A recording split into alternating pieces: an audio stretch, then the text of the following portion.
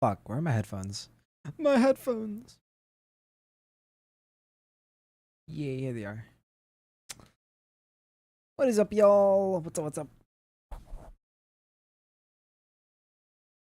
Where's my music? My ears. Oh God.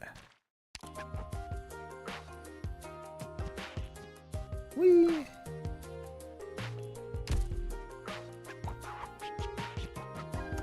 Yeah, hopefully everything gets better, Genji. Don't crash out more. Mental health and all that. If anything, just punch them to make you feel better. I don't know. But seriously, yeah. Hopefully everything gets better. All that. But yeah, what's up, y'all? We're reading today. It's reading day. I gotta get through the story. So yeah. Do I have anything I can sell? Should I buy these new ops? I think I know. I think I bought one of each already. I lied. No, I didn't. I don't have enough. Oh. Mercenary. Common alteration. Oh. Sword and staff. What? Oh shit.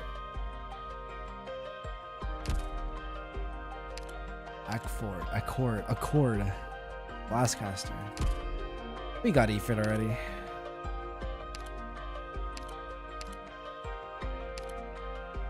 Anyways. We're gonna be continuing retracing our steps. This is gonna take a while. Cause last stream it took a while. If you play music, hope you try this. What do we got here? Let's see. Let's see. I probably won't be playing music today, but we'll see. Maybe after I read story or something. We shall see. Where the fuck? Oh, Spotify. Where are you?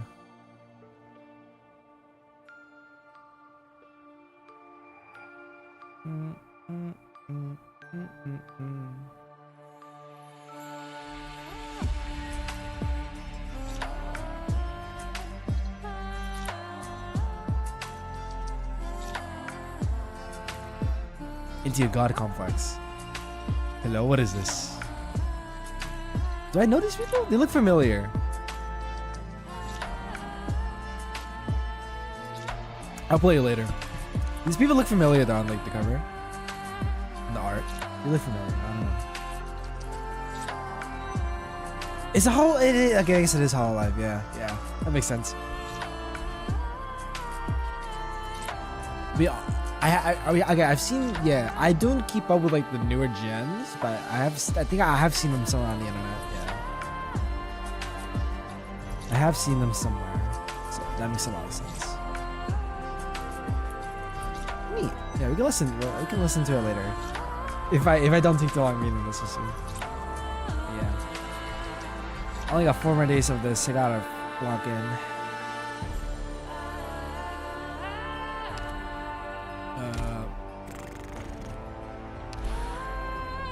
Oh, it's 5. I think someone died. Yeah, feel free to try someone else. Yeah, gotcha. I need to refresh on this story. Lock in. I know. Oh, what happens? I think they're. Yeah, someone died. Duke cast to put pressure on NCOtis. And it can disappear and search for choose by a year again. Just disappearance. Okay. Be kids. I know we're gonna be kids today. Trust. It's gonna happen.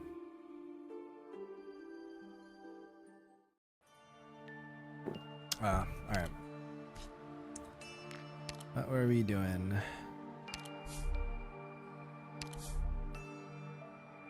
I was doing something. Yeah.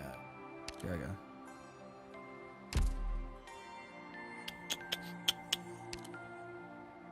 I'm going to. That's where we can use a. I probably shouldn't. Lock in time. Let's get the reading voice ready. Alright.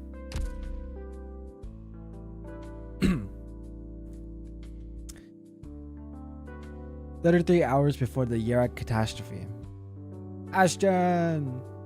Instrument check. I should probably make myself smaller, huh?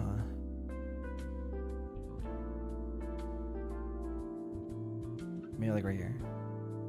Yeah, I go right here. I'm very small. Ha.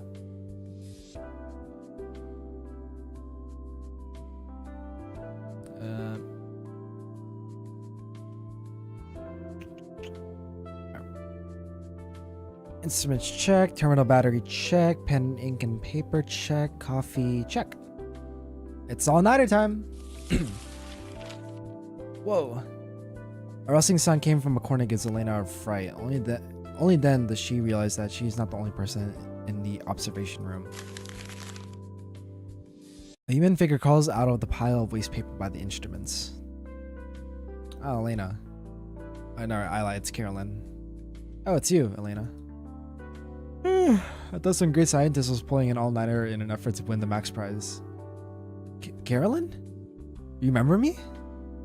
Of course I remember the rising star of the energy section, the youngest researcher to ever to join our ranks. I'm flattered.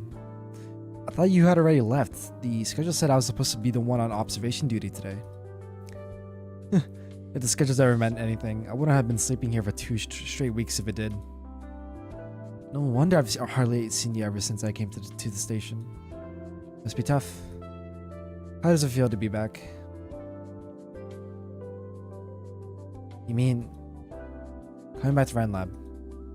You were the first person I thought of when they started recruiting for the observation station project, but I thought you would turn it down. I can move myself a bit.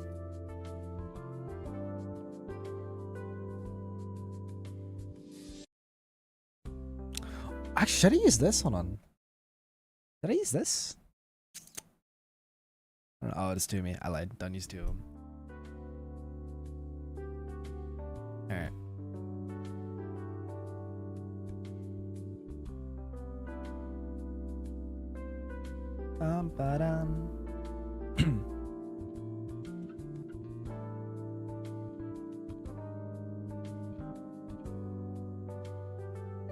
Give me 1 second, guys. Actually, let me do.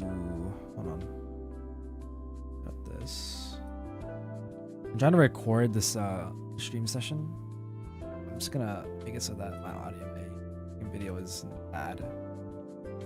I'll put the recording 6,000, so audio to medium quality. Do 1 single pass. Okay. Okay. Honestly, it wasn't an easy decision. At the end of the day, though, the company gave me a valuable opportunity. Besides, the achievements of Ryan Lab itself had never been in question. I still think my time at Ryan Lab was the closest I've ever been to achieving my dreams. And I have to admit, even Ferdinand was a great researcher, if nothing else. Indeed, he has a mind for physics, so let him do what he does best. You know, he stopped messing with other researchers since he got out of prison, and has been spending all his time on research. I think there's gonna be a new director of energy before long. Maybe she's standing in front of me now. No, you gotta be kidding me. I just wanted to get a closer look. Right. Ooh. Elena looks up and sees the sky obscured by snow due to observation's clear dome. She hates this feeling, just like she hates her family's backwards traditions and beliefs, all the things in our way that have nothing to do with science itself. She believes that science should be pure, ever advancing, solving questions about Terra one at a time. This observation station is an invaluable opportunity. I only want to focus on my research, maybe push a little further than the boundaries of existing knowledge if I can. Boundaries, huh? This is the closest place there is. Say, have you heard the legend of Yerag? Legend? What legend? This land has not suffered a catastrophe for 1,000 years, thanks to the protection of their god. Well, every country once attributed unusual phenomena to the gods. Yerag just held on to this tradition longer because of its isolation. Yet it is indeed true that Yerag has not suffered a catastrophe for 1,000 years. It's certainly unusual, but there must be a reason. Maybe the high elevation makes it difficult for originium particles to converge, or a Fahrenheit? Huh?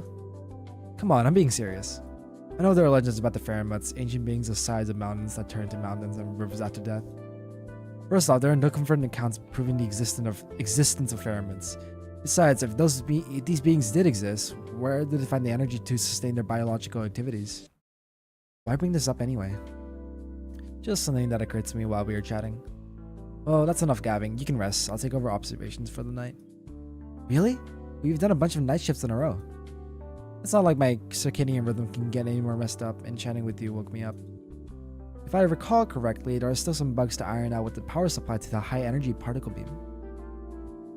Well, you know about that? Get some rest and put that brain of yours to better use.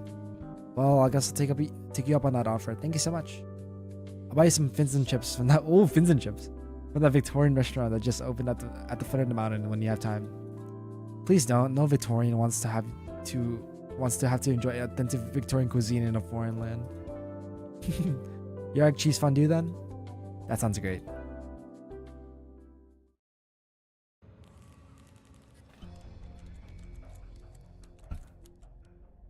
It is another deep and quiet night in Yerag. The ancient land slumbers and lamps give way to stars.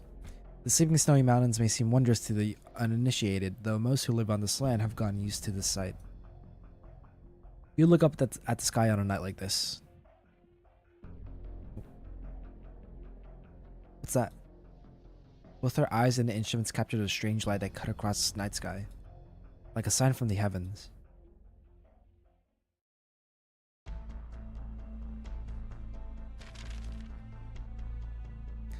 It appears that Carolyn was an accomplished, intelligent young researcher with a bright future. This project is very important to both Rhineland and Columbia. The recruiting process was extremely selective. When did Silence get here? I probably forgot about her.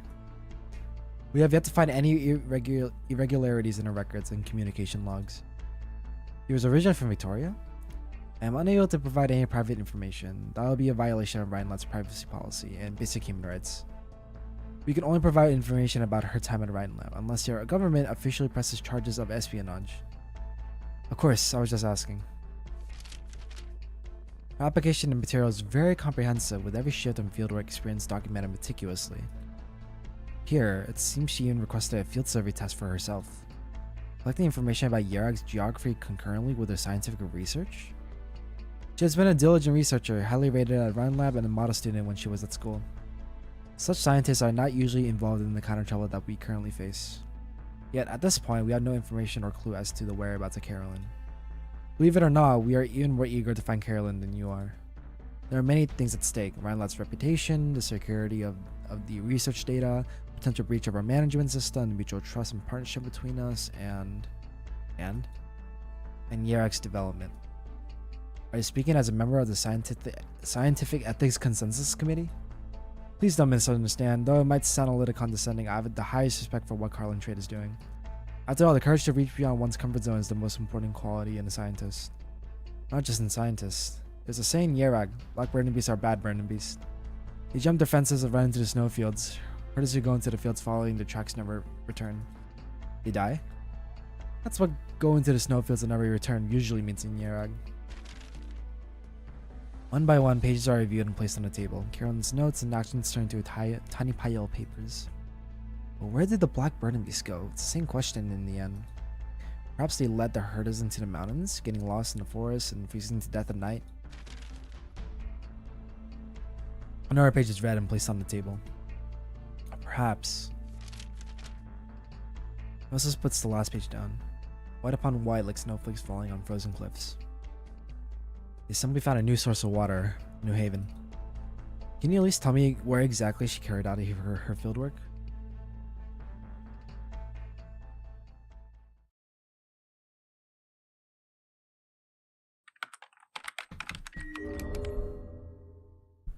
I can't. The observation data are badly corrupted. I can't recover the original data from the port. Stacks of documents and mugs with dried coffee stains quietly on the table. An error tone signifies failure of the data restoration, causing their hearts to sing once more. There are ID records of all entries and exits. No message left behind in the dorms or labs. The main security camera malfunctioned while the two to the sides of the lab didn't capture anything. Seems like too much of a coincidence. Could Carolyn really have... No. Everyone else might assume she's a spy, but I can't let bias cloud my judgment. I already requested access permissions from Director Mulesies to get to the bottom of things. Momo! Yeah! Wife! Knock knock, who's been up all night? Director Mulesies? Surprised to see me? I hear you haven't been back to the dorms for 2 straight nights. Are you still searching for the data that disappeared? Yes. There's little doubt that the observation logs were altered, although we're not sure who did it or why. There is reason to believe that the overridden data hold a crucial clue. But... Never mind, I brought you a little snacky. Can't work on an empty stomach after all. Thank you. What's this? You never had it? Yerrak cheese pastries with sugar frosting and berry jam. It was all the rage at the station a while back. I heard people talking about it and had planned on trying them out the next time I went down the mountain for fondue, but I've been too busy investigating special energy sources unique to Yerrak. Elena picks up a pastry. It's dried up on the outside, but the cheese and jam inside remain moist after being heated. The sound of running water ceases, and Milsey sits down by her side with 2 clean mugs in hand. Mind if I sip a cup of joe with you? Not at all. Fresh coffee fills the mug, stretching the air in its aroma. The sound of machines operating is clearly audible at this late hour. A massive window on the wall displays the stars in Yerrak's night sky, deep and balanced as always. The atmosphere in the room relaxes. Elena lifts her mug after a moment of hesitation. Midnight coffee in the lab brings back memories. You used to stay up late too? Who doesn't in our line of work? Even when I was a student, it felt like I had more coffee than blood and veins for finals. Looks like everyone's been there before. Working at night's more efficient after all. Yes, night is quiet, makes it easier to focus. I used to write one paper while dictating the summary of another using an audio recording when I was really busy. That way I get to make progress on both at the same time. Crazy when I think back to it. Oh yeah, audio recorder. Huh? Audio, where are you going? Surveillance audio recordings.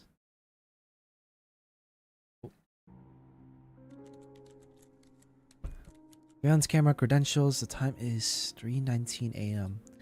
There. Didn't you see the cameras didn't capture what was happening at the lab table? Yes, but it might have captured sound from the equipment. Listen to this. A lot of instruments operating. This ticking sound should be the audio sensor. The frequency that it plays back is directly connected to graphing. We can use this frequency to recreate. Excuse me. Need a pen and paper? Here you go. Oh, thanks. Pen tips rubs against paper. The time they spent around the instruments have made researchers intimately familiar with data. She enters the numbers that she copied down into the computer and then...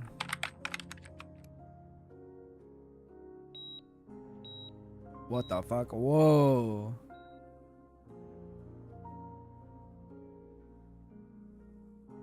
There. This is the hidden data. Let me take a look-see. It's like a small earthquake occurred on Mount Carlin the morning of the day before the catastrophe.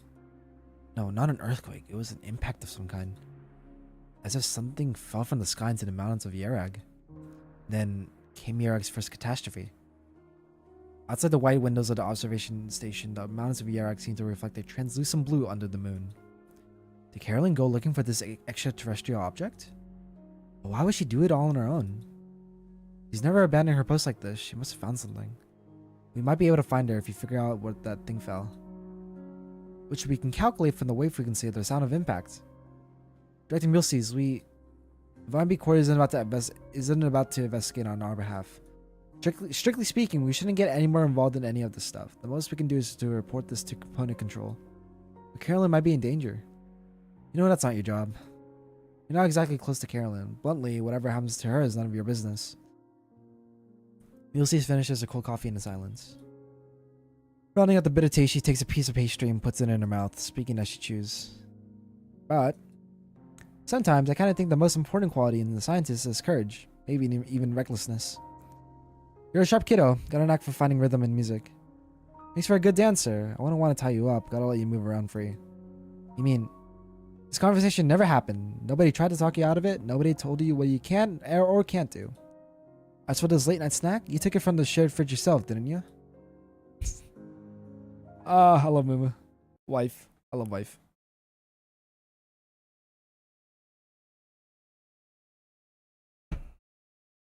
Alright. I can only hope this mission won't prove to be a waste of Then time. the Avenger put up enemies for entering. Show me what you're made of. Amuse me, if you even can. Damn. Shit. It's a freaking burb. Cave Snow Sprite. Hey, yo. I don't have to put it on high tiles. Oh. Oh. Hiya! Let animosity be gone with the flow.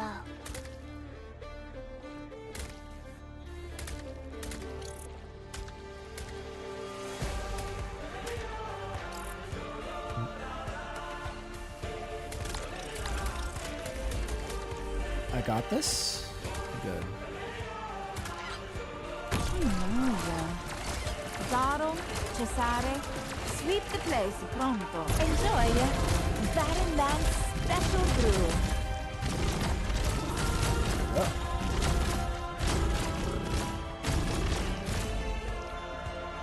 Want a candy? Let animosity be gone with the flow. Bum, bum.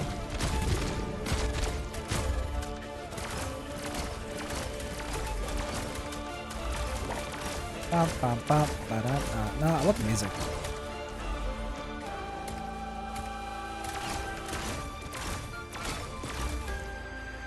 For them, the bell tolls.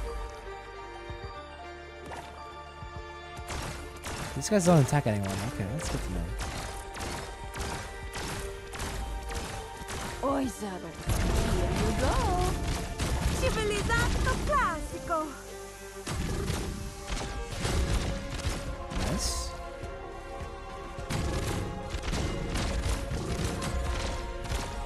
Alright, 6 more.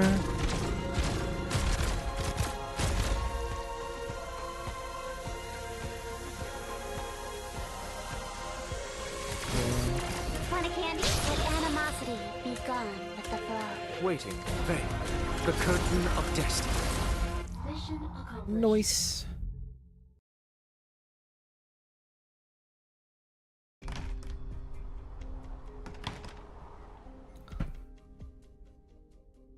You've been tampering with the locks again. You just won't give up, will you?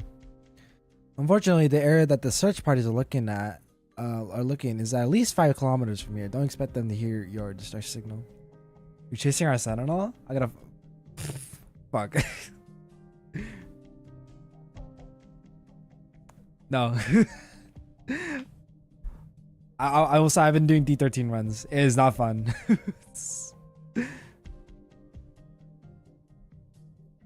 What the? Oh yeah, Munch captured Carolyn. No, actually I lied. No, they're caught in this avalanche, I think. No. Yeah. That's what I remember. We need a Sentinel event, just a Sentinel event where you have to fight the boss. We need that. All Sentinel related. Oh fuck. Oh, pencil. At least eat something. Malnutrition during the recovery process will increase the time needed for bones to mend by 20% and the chance of complications by 35%. It's not my intention to hurt you or leave an outstanding warrior with a permanent disability. Cut the crap. I warn you, you better kill me now. I suppose that's an option. As I said, however, I have no intention of bringing harm to Yarag, and I certainly feel no need to take innocent Yarag lives. Besides, it was a miracle that we survived that avalanche at all. It was, in your people's words, Yaraganda's protection, right? Couldn't that be assigned to a faithful follower of Yaraganda to value her own life? No intention of bringing harm to Yarag? You've been spying for the Victorians and stealing Yarag's military secrets. Such an unfair accusation. Do you really think a few battleships constitute Yarag's most important secret? You speak of your god's blessings all the time, but have you really thought about what your god is? What are you talking about? Yaraganda is not to be questioned or doubted. That didn't resonate? Well, I guess the only reason I'm talking to you about this is because there's nothing to do here to pass the time. Oh well, it doesn't matter anyway. If you want to pass the time, I got something to ask you. How did a Victorian spy work for Ryan Lab for so long? Why are you so sure that I'm a Victorian spy when I've been working at Ryan Lab for so long? Well, if you really want to hear it, I could tell you a little story. Give me 1 second, guys. Someone's calling me. I gotta take this call real quick.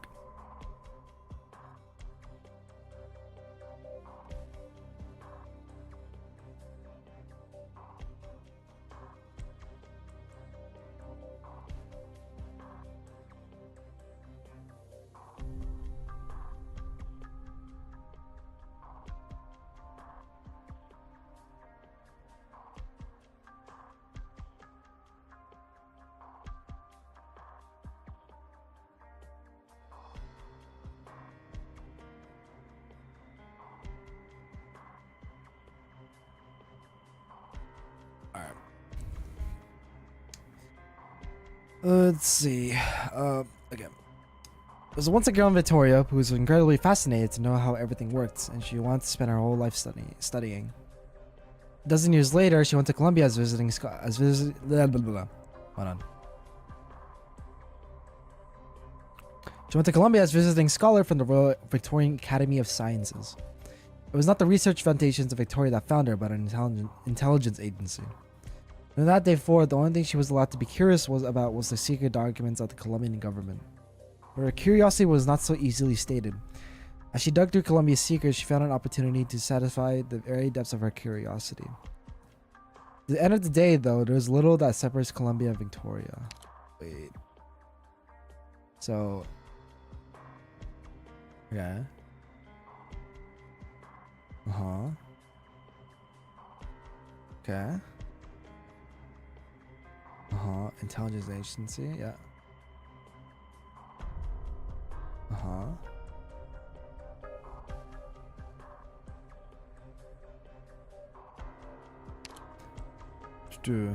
People fight over those slides more so as a profit. The order that took so much hard work to build is now teetering on the brink of a ruinous war. Who has the time to gaze up at the heavens or even down at the ground we stand on, of which we know so little about? I find it all a tedious bore. Damn, alright.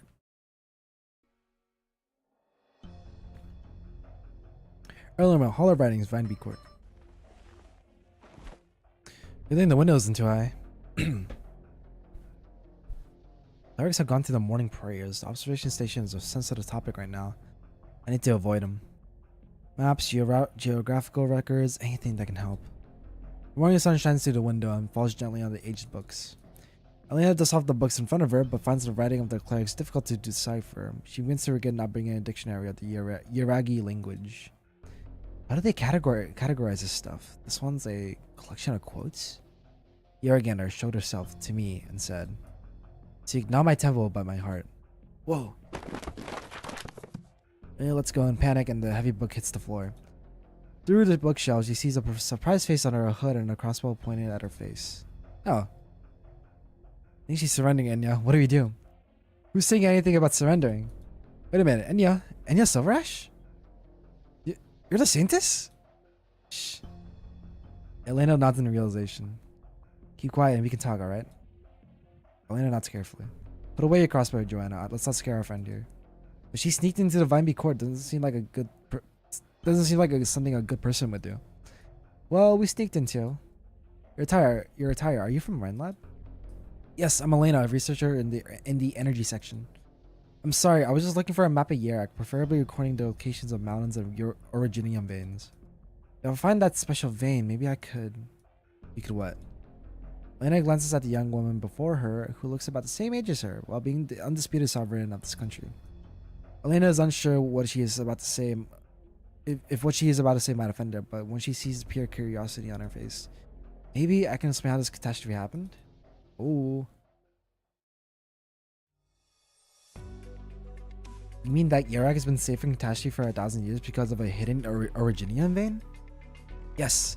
There's an undiscovered originium vein in the mountains surrounding Yerak, which created an energy field that prevented catastrophes from forming. Impossible. It's Yeragander that protects Yerag. Has anyone ever seen Yeragander with their own eyes? Many people have witnessed the miracles of Yeragander with their own eyes.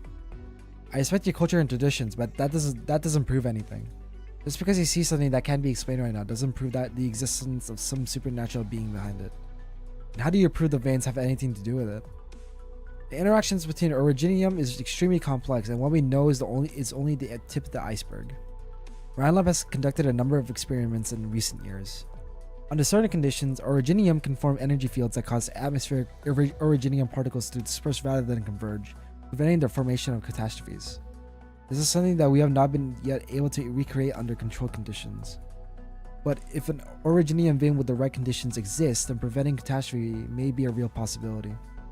I made detailed calculations. Excuse me, can I borrow this map?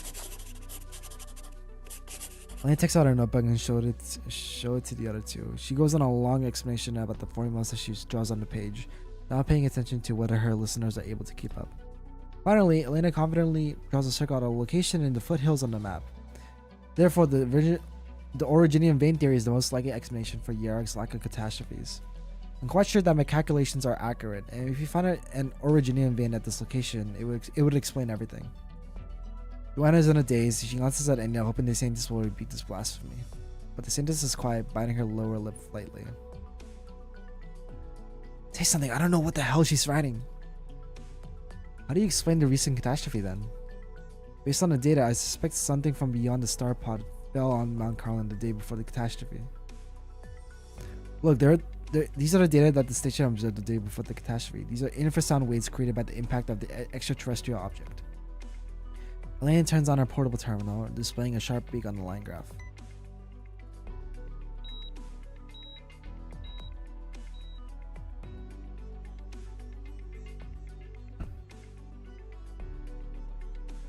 This object must be massive in size and scale. I think the catastrophe was caused by falling onto the central area of the vein, causing a shift in the energy field. There are reasons for all these things. It's not magic or the work of a god. Damn, bro. Heresy. Heresy, I say. And they cannot comprehend what she is hearing. Her memory begins to blur, and she feels a sort of link being torn apart. Yar. Familiar voice belonging to her friend. A miracle? Or a hallucination? She can't believe it. She must not. Fear and loneliness comes over her, and it is all she could do to keep her arms from trembling. Say something, Enya. I can understand Elena's position. However, I recall a section of the Yaragander. Her heart is the heart of Carlin, deep within the mountains. From the beating of her heart grew the flesh and bones of Yarag. This is the description of the origins of Yarag, as the scriptures record. We used to assume that the heart of Carlin was Lake Silbernhurst, which is why we built Yaragander's statue there. In my studies these past several days, however, I found that the ancient tomes considered the freezing of the heart of Carlin to be an unusual phenomenon, but Lake Silbernhurst freezes every year. Sounds like a figure of speech. Don't interrupt the Saints while she's thinking. Maybe the heart of Carlin actually refers to something else. The Great Elder guiding me to the Ratsorn but it is in fact the heart of Carlin that holds the answer. You mentioned the central area of the special vein? Yes, I built a model based on the shape of Yarok's mountains, and I calculated that the extraterrestrial object likely fell on this location. Isn't this the Yarok Kashmir's mines? Mines? Yes, now it all makes sense. There's no time to waste, we need to go. One moment, foreigner. We didn't say anything about letting you around Yarok on your own, not to mention all the disrespect you've shown to Yaragander. It's alright, Joanna. We don't force our faith onto others. Besides, we need to find the truth behind this catastrophe. We'll let her travel with us. Elena. When Anya and Joanna were talking, Elena put the books back on the shelf and now sits on the windowsill, waving at the other two. Actually, there's usually no one at the main entrance to the Hall of Writings. Oh.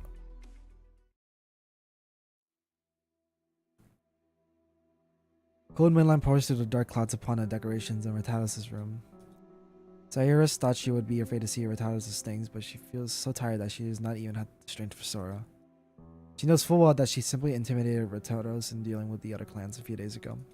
But the more she tries, the more Retalis' shadow lingers. Cyrus looks outside, and it seems snow is once again falling on Bronto land. Look, Cyrus, do this to the snowball and it'll go even further when you throw it. Try it. I don't need you to teach me. I don't want to become you. I hate you. I hate everything you make me do. There goes a memory like the deafening roar of a mountain collapsing. She feels a lump in her chest. The dust-covered account tracks and letters in the box bear witness to the development of Clan Browntail over the years. Cyrus examines the marks left by her titles on the family's business documents and finds at the bottom of each page where the name of the Browntail matriarch should be. Cyrus. You remember, Cyrus. I'm your older sister and I'll become the leader of Clan Browntail, so you need to listen to me. Prove that you can do better if you're not happy about that. When that time comes, I hope you carry the future of Clan Browntail on your shoulders. Damn. Cyrus anxiously flips through the pages, but each and every document has her name on it. Until she reaches the bottom of the pile, that little box from her memory. The secret that belongs to the two of them. This holds all the things that I want to give to you, but don't want the adults to see. Don't tell anyone. It's a secret. A secret between the two of us, you and me.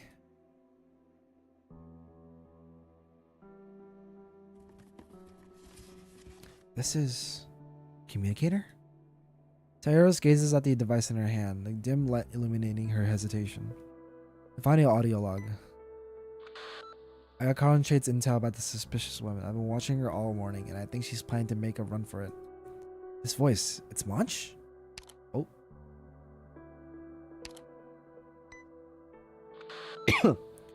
Good, keep a close eye on her. Don't let her get away or pass the documents to anyone else. Yes, ma'am. Colin Trade says we need to be careful and not draw attention.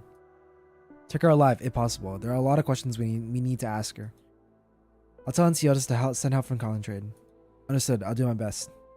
Be careful and don't leave loose ends. Finally, there's an unanswered call from Colin Trade. Call time yesterday? Colin Trade? There's nothing to clean up. Let's go. Wild. Only winter's night.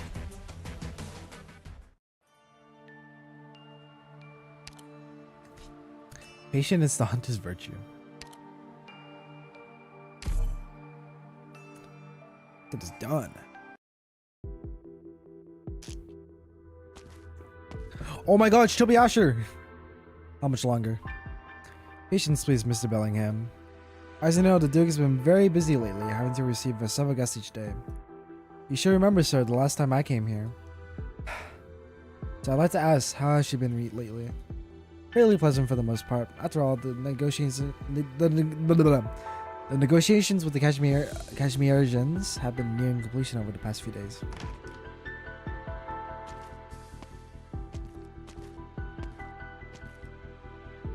Essentially, as he finishes speaking, a dejected gentleman strides past the Chubby Usher.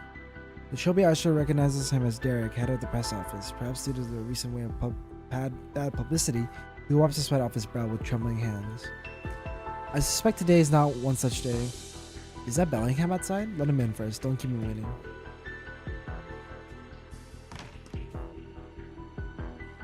The butler nods and the Chubby Usher hesitates for a moment before heading into the room.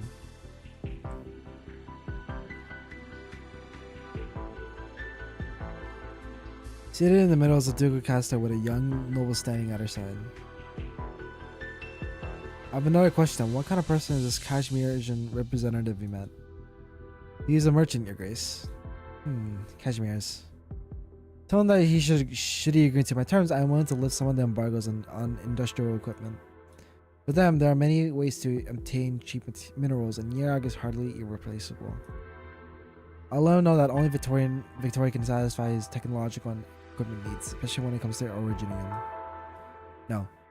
You are a mere member of House Castor. These minutiae are best left for servants to convey, whereas we should always leave ourselves room to maneuver. The Kashmirians know little about the resources we command, so why not let them exercise their imagination? Do you understand? No worries, I guarantee that he will side with us.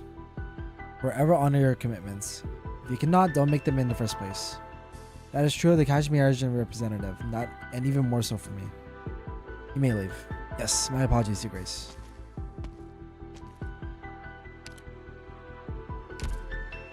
Once again, you have to see me disciplining these good-for-nothing whelps. Ellie? I thank Your Grace for the trust you have placed in me. Let's not waste time on small talk. I trust you saw the gentleman who left earlier, yes? If I'm not mistaken, that was a certain Derek, the man in charge of news and the public opinion. He should have reported to me that the negative press, be it about Yerag or Victoria, was under control. He was instead quite profuse with his complaints, going on and on about how he couldn't do it, that it would take too long to communicate with the film crew, that he wanted to trouble me to watch the footage they sent back. If he feels like he hasn't been given enough time, he should have known that my patience has its limits too. So, do you have any good news for me, Belly? Yes, Your Grace. Our informant at the Rhine Observatory provided very accurate intel. Indeed, there is something highly suspicious about the mining site in which Yerag is working with Kashmirs. Following the clues she provided, my men successfully infiltrated the site and obtained these data tables. Let's point out the highlights. Please look at this section and the subsequent section on the next page. The former represents the mine's daily output, whereas the latter represents the purchase volume or export volume. Finally, the last page is the mine's financial report. Pay particular attention to the net profitability figure. For example, in the last 2 months, the difference is massive. This mining site has been operating at a loss, and the greater the extraction, the greater the losses. Exactly. We've even found this mine import record. Please take a look. A large mining site needs to separately import the various minerals? Therefore, I believe this confirms the earlier theory. This so-called joint monument project is actually Colin Trade's arsenal in disguise. This is the trump card that has been flipped over, sitting right there in a mining site shared jointly with a foreign company. Which is why our agents, including myself, initially overlooked this area. It is hard to imagine that anyone can stomach such a risk. Huh. Placing a piece in what normally would be a blind spot. It's very much his style. However, you're still one move behind Belly. As difficult as it is to admit, when Wellington made his move, it became imperative for us to strengthen ourselves. Given these circumstances, Yarg is a valuable asset. I will not accept a lose-lose scenario. We must ensure that Ensiotis' military preparations do not catch us flat-footed. Only by knowing what his trump card exactly is can we properly plan against Yarg in advance. Your Grace, if you wish to confront the Duke of Wellington, bringing Yarg under the control of House Castor, as well as seizing the manpower and resources, is of utmost priority. I personally believe that we should conduct a comprehensive survey of this mining site. I believe the Kashmirians will accept your term, and it's only a matter of time until they withdraw from Yarag. As soon as we can take control of this mining area, I will send our envoys there immediately. Why not act before the paperwork is officially signed? We cannot give Carlin Trade the time to cover the tracks. So, under the buyer's name, look for another excuse through the Vanby court. Even if they suspect that something is amiss with the Kashmirians, a hasty retreat would inevitably leave traces behind. Give me 1 second, guys. Hold on.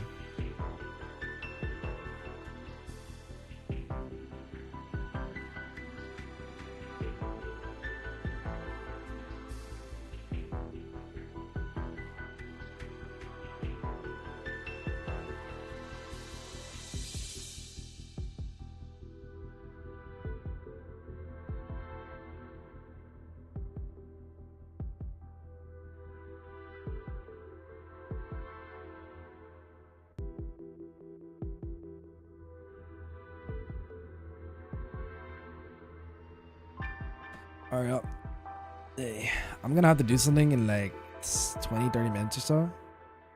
So we'll take our break, I guess. Then when that happens. Let's see. The Vinebeak Court is ultimately an expendable asset. Due to your previous botched job, there's no way Ensiotis would not have his eye on them. Then we'll squeeze every last drop of value from the Vinebeak Court before Ensiotis makes his move. Is that truly the missing step, Belly? Be more economical and think it through some more. The current Great Elder has consistently turned down my goodwill, and given the inability to mobilize the full strength of the Vinebeak Court, we must be made more careful when accessing the feasibility of this plan. Yet, Your Grace, he did not stop us from infiltrating the lower and middle ranks either. Perhaps this is the Vinebeak Court's persistent arrogance rough for us to take advantage. Perhaps the allure of overthrowing Ensiotis will prove to be a gift too irresistible for Yarag's religious figures. So do you intend to? You're free to move the pawns inside the Vinebeak Court as you please, but you must find out exactly what is going on within the mining site. Let us wait to see how Ensiotis reacts. He might just give us another reason to get involved in Yarag. Yes, Your Grace. Right, I'd like you to do me a favor. Derek left some odds and ends behind. Go ahead and take them with you. When it comes to our dealings with foreign nations, we always have some journalist friends who make too much noise.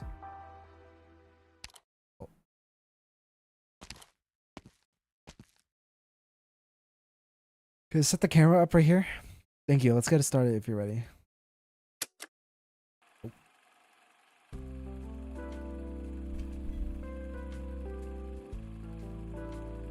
Let's see.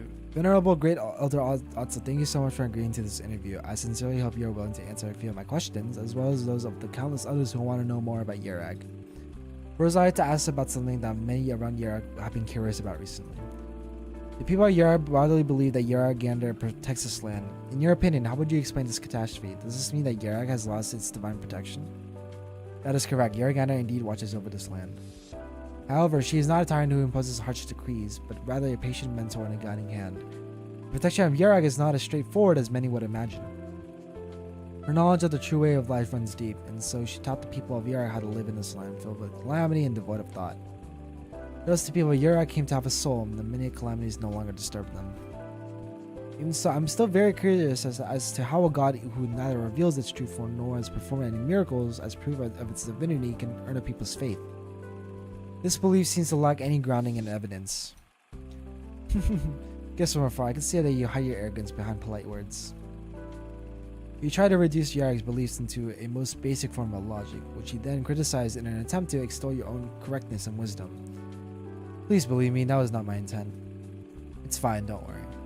Then may I ask you a question first? In your opinion, what kind of principles do the Victorians who observe no religion follow in their lives? That's a simple answer. Victoria has her own laws. Who drafted these laws and who granted them the authority to do so? If you're asking about the legitimacy of the Victorian regime, you need only look back at the history to answer that question. The land was originally occupied by Dracos until about 300 years ago, when Aslan's von Sargon launched a rebellion in Victoria, ultimately seizing control of the country. And I take it that in your view, might makes right. Aslans are strong and therefore righteous. Dracos are weak and therefore unjust. The so-called justice shifts just as easily as the balance of power in war. By the same logic, the devils of Kazdel should feel no shame or remorse about invading the lands of other nations, their only sin being that they fell one step short of ultimate victory. That is a painfully absurd conclusion. Of course, I doubt that any regime would hinge its legitimacy upon violence, because they all too well that violence will inevitably be undone by greater violence. Nothing can remain young and mighty forever, and that the people nor governments. Therefore, they must become compassionate and hope that the same compassion will be afforded to them when they are weak. So let us return to that question. Why do the legal principles we take for granted, or rather, the virtues prevalent across the different civilizations sharing this land, exist in the first place? Where should we direct our questions? Do we possess a sublimity inherent to being human? Are our lives innately meaningful? Apologies, I am not well versed in these subjects of philosophical speculation. May I ask, what is the point of these questions that seem so far removed from our daily lives? You mentioned life. In fact, as long as you seriously reflect upon your own life, you will very easily find that there is nobody on this great land who is entirely devoid of faith. People always choose to place their faith in something, be it money, violence, knowledge, fame, philanthropy, or pleasure. If a person generally believes that nothing is inherently true, then he will quickly find himself akin to a puppet with its strings cut, unable to move at all. Followers of Yarak seek the eternal solace of the mind by questioning ourselves and seeking out the traces of her existence. An interesting thought indeed. This seems quite different from the common perceptions floating around Yarak. Please tell me, what was your perception of Yarak before you witnessed the human tragedy caused by the catastrophe? The last pure land on Terra, a sanctuary protected by the gods, a land of simple and kind, poor but happy people? You're quite well versed in these touristy catchphrases. It was your people who discovered and abused the power of Originium, which ruined everything. You know that countless people drowned beneath the waves you stirred.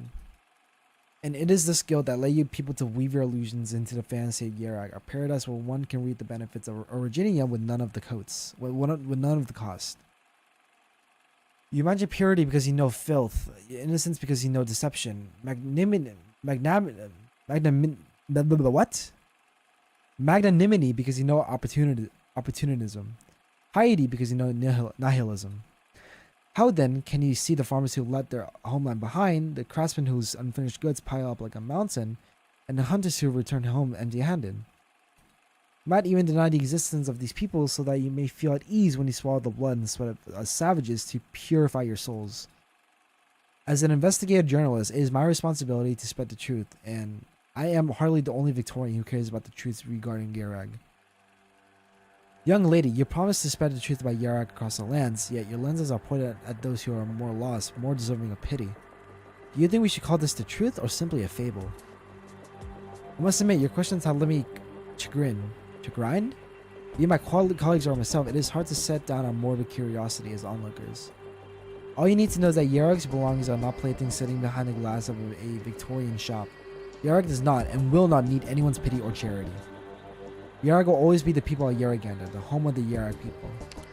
Damn, bro, holy philosophical discussion right here.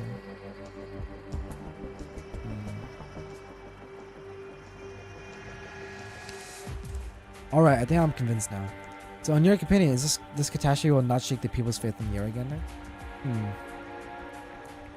Give me 1 second, y'all.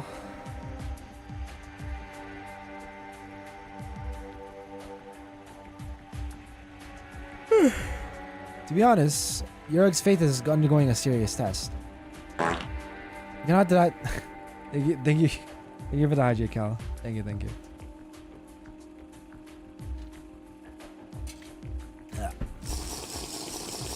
I cannot deny that this catastrophe has sown the seeds of darkness in the hearts. Thoughts of the people, causing them to gradually turn to violence and selfishness, abandoning many of the former virtues. Does sound not work? I think the sound worked, or not. I'm pretty sure it worked. Is that working? Oh no.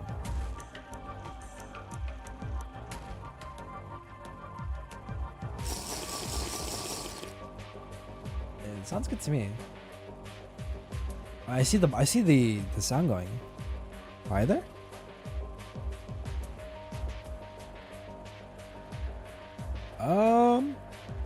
You sure?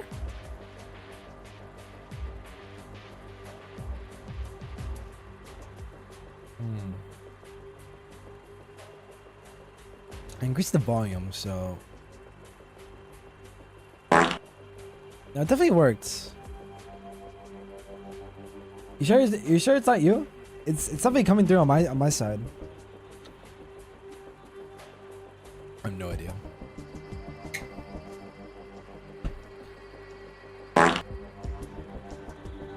Yeah, I definitely heard that. Yeah.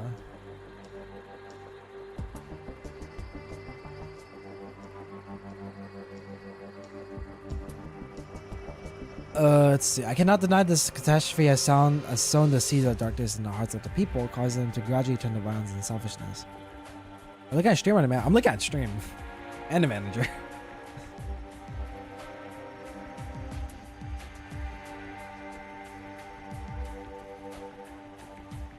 Oh, let me see. Let me check on YT real quick.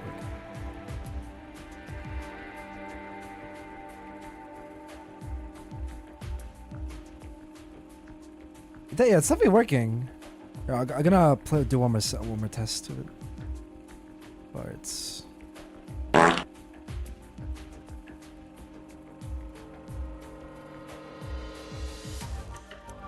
definitely works. It definitely works. Because it might be coming through your side of things in Lord Express stream sound. I just heard it on YouTube, so it's definitely working. Unless it's on Twitch.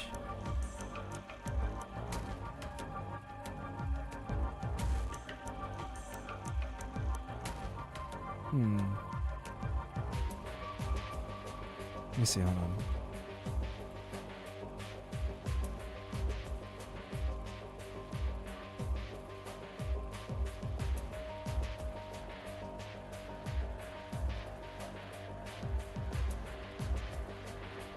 Oh, I see, hold on. I know what I did. Fuck, wait, hold on. Okay. Okay, I was messing with some settings before stream, and I think I don't have anything on my stream track. Shit! Hold on, wait, I can fix this. Hold on. My mic audio. I heard it on YouTube, so I guess it's not working on Twitch then. That's weird. Fuck. Okay. Where's? Try now. This should work. Damn, there wasn't any audio on Twitch. That's crazy. It should work now.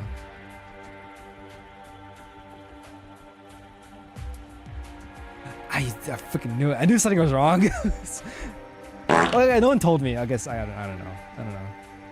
No one fucking told me, I guess. Damn. Yeah, I was muted for like I was pretty much talking to myself the first hour of the stream. God damn it. Okay, it should work now. I gotta change that back to 1. God. Fuck. Well, I guess I have to leave it like that for now. Yeah, just not anything else. I'm just talking to the void. Fuck. Man. That's sad. I got 3 as well. Okay. Bruh. Yeah, it was right. Okay, yeah. Twitch is a bit different from YouTube. Maybe I should check Twitch then. That's fine. Okay, we're good. Bruh. Okay, we're good. I should have checked. Oh my fucking god. Oh, thank you for letting me know, Cal.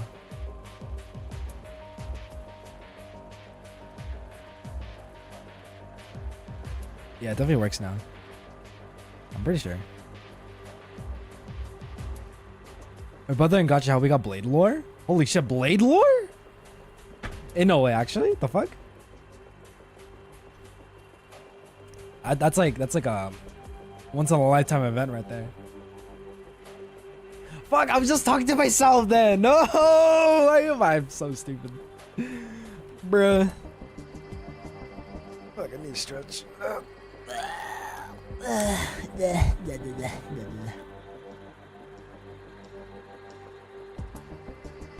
Well, I was literally just talking to myself the whole time. Oh, I'm so mad. I'm so mad. I'm actually so fucking mad. No! Bruh.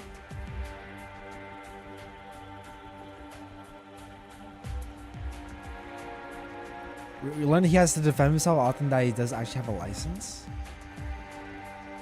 Wait, so he actually has a driver's license? No way. No fucking way. Actually? That's crazy. Was all this due to a catastrophe? Is he cannot germinate without proper soil? Ugh. Oh god. The current turmoil in Iraq only proves that people's beliefs had already changed long before the catastrophe itself, and the cause of all this is Enceotis. Bruh.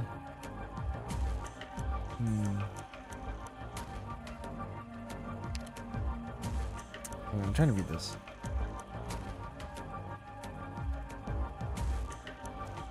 But with all this is good, checking out without proper soil, no?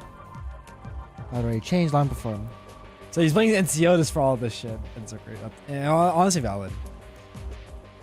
New event confirmed it. I got pictures of the convo I sent into HSR chat. Ooh, I gotta see that. Damn, they're blaming Silver Ash for all this. Understandable though. Are you referring to Mr. Enceotis Silver Ash, the chairman of Carlin Trade? For thousands of years, Yarok has been spared from catastrophe by adherence to the order laid down by our god. However, the Bindby Court is not the rigidly conservative institution that outsiders think. Even in the era before power was restored to the three clans, records in the Bindby Court's Hall Wrens confirm that the court was involved in, and sometimes even instrumental to, the vast majority of changes across Yarok's history. Also, I think my connection is dying? What do you mean dying? Is my stream dying? Or your Wi-Fi? However, we must simply remind ourselves constantly of the wisdom and virtues she taught to us, ensuring that each step we take does not become counterproductive. And this order formed through the Bindby Court has proved its reliability and stability over the long years. Yet when you don your skis and snowboards and zoom down our snowcat's peaks, how often do you turn back to look at those who lack the condition and ability to keep up? No matter how much you might want to turn back and wait, the falling snow will obstruct your view until the exhilaration carried upon the wind engulfs your every thought. You believe that Yarok's current reforms are too radical. Therefore, if anyone can be held responsible for the current state of Yarok, it can only be Enceotis. So, as an elder of the Bindby Court, are you planning to make any changes in response to this situation? No, I won't lightly say that I'll be making any changes myself. I simply believe that, for thousands of years, the enemies of Yarragan have all vanished into the snowdrifts of history. Ooh. Oh shit. Something's gonna happen to you, Silver Ash, man. Surely. The registration documents are all here. Please make sure this envelope makes its way to Mr. Edelweiss of Carlin Trade. Don't worry, we were established by Carlin Trade and know Mr. Edelweiss very well. There won't be any mistakes. Glad to hear it.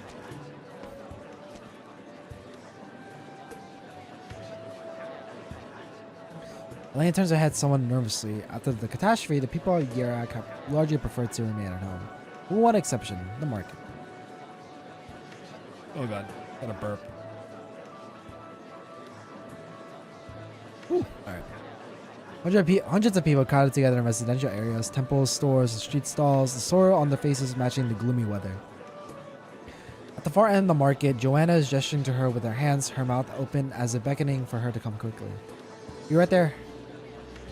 Gotta keep it a low profile. Lena lowers her head and turns her face away, hurrying away against the flow of pedestrians. Countless Yarak people brush past her while another Ryan Lab employee squeezes into the crowd and follows the currents. Oh, Carolyn. Why should we choose that? Why should we choose the most crowded place? There you go. I cannot read.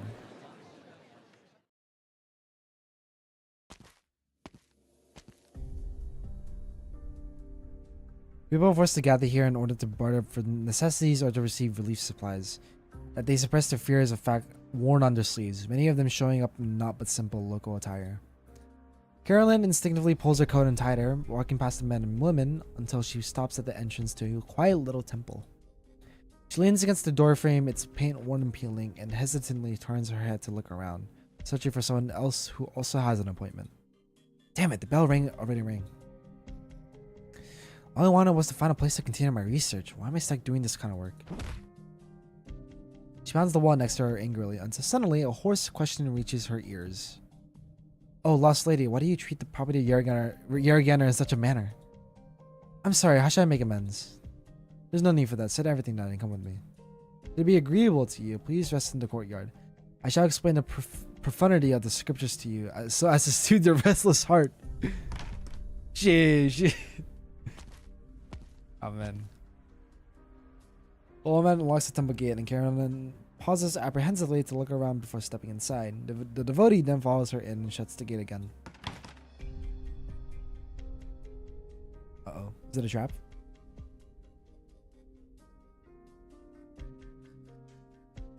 You're the one they mentioned, the one who can bring me out? Choosing to meet up here is incredibly risky, is it not? People are undoubtedly going to be anxious in the aftermath of a catastrophe. Wandering around in sparsely populated open areas is only going to invite more suspicion. Let's get down to business. We don't have time to waste. Have you acquired all the intel? I have, but it's not meant for you.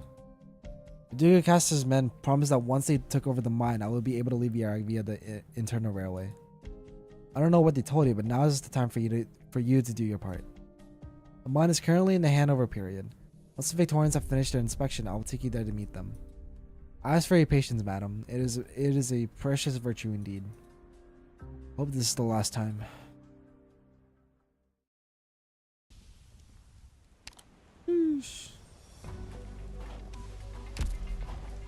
Did you hear that? Hear what? It sounded a bit like thunder. Strange, seemed to come from the mountains. And also, Chew! What's this? The tip of my nose feels all chilly. Huh? That's weird. Why is it snowing again? We're in the middle of the snowy season. What's so strange about that? No, there can't be. Even at this time of year, there are always signs before it starts snowing.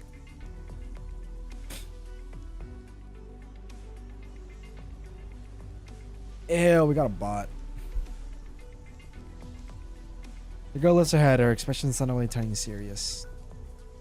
It's snowing, but it doesn't smell like snow. It's very strange. An old man once said that the snow only loses its scent when something truly terrible is about to happen. Is Yaragander warning us again? Divine will is less important than how heavy the snowfall is going to be and how it will threaten our safety. And so the sun of snow you mentioned, the air temperature and humidity change before it snows, which may give out the illusion of a peculiar scent.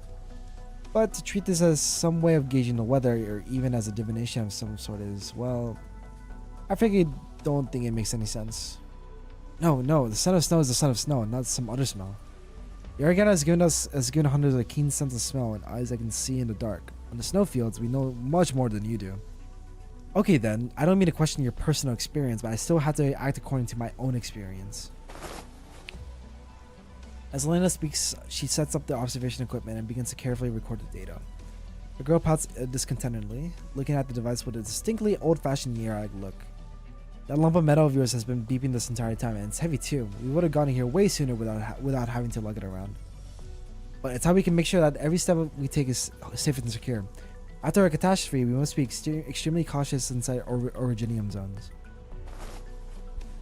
A sudden gust of wind rises, causing Elena to stumble, but Joanna catches her from behind just in the nick of time.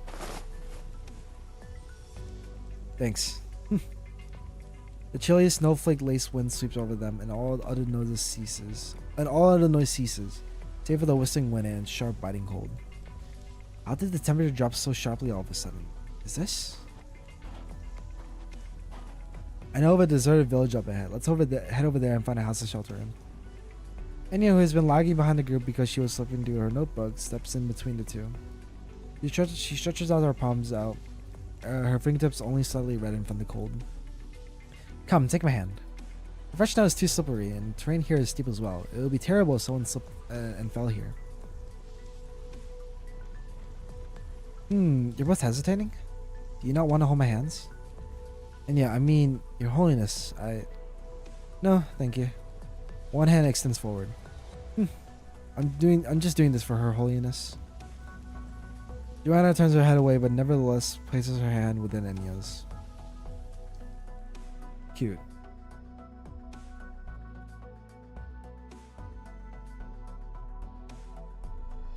Thankfully, the temple is in a much better state than the other buildings because there are still people who come by occasionally to do repairs. The three shake off the thick snow from the cloaks. They arrive at the village only briefly before the snow starts to come down heavily, fluttering down like feathers. You two, go ahead and rest. I'll see if the fireplace here can still be lit. You can usually find a small wood shed behind the village temple. I'll go take a look. Need my help? I'm good. You... Didn't you say you were going to do the weather forecast? Just go do your thing. I've already set it up. The measuring device will automatically gather data from our surrounding area, so I can help you carry... I told you I'm good. Don't follow me. Oh. Before Elena can even stand out, Joanna already manages to feel out the small door behind the temple statue with practice ease.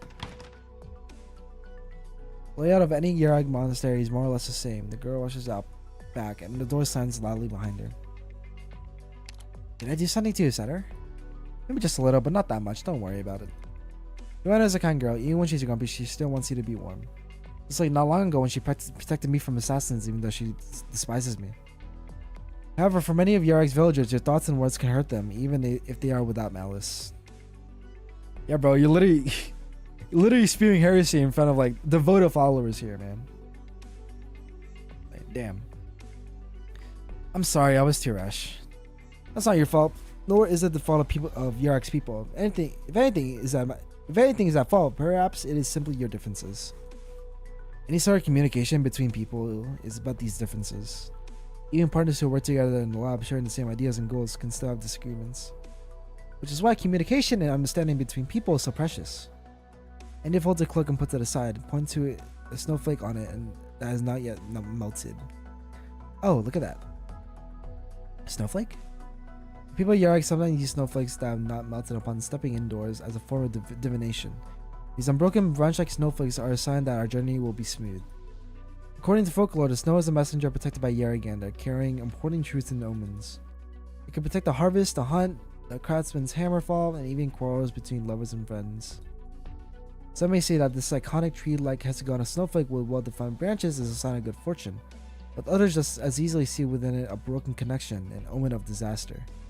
And so regardless of what happens in the end, the fortune teller always has something to say. Worst case scenario, they always say the diviner you met was just bad. The movement of the stars had already revealed the truth long ago and used that to defend their authority.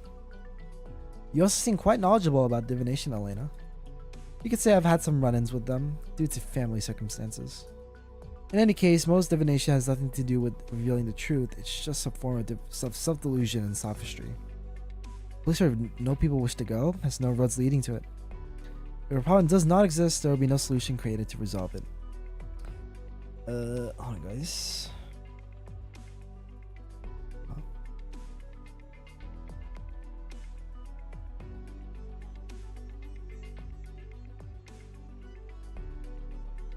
Fate is a fickle thing, just as your science should acknowledge that there are many things on this land that cannot be controlled or predicted. On this great land, we are but tiny people trying to grasp a glimmer of the prophetic and the true. Is this so different from the origins of scientific discovery? Knowledge is what makes people feel safe and allows them to face an unreasonably uncertain future.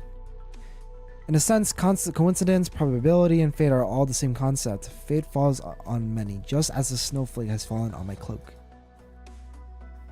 I get it, even placebos can be an efficacious type of medicine.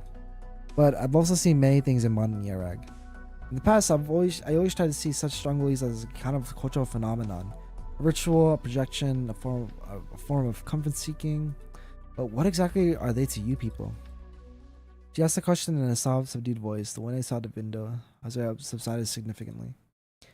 Yarok Saintus looks up at the statue of Yargan on the altar. Beneath the slab of stone engraved with messy markings, several brightly colored figurines sit side by side. Give me 1 second, guys.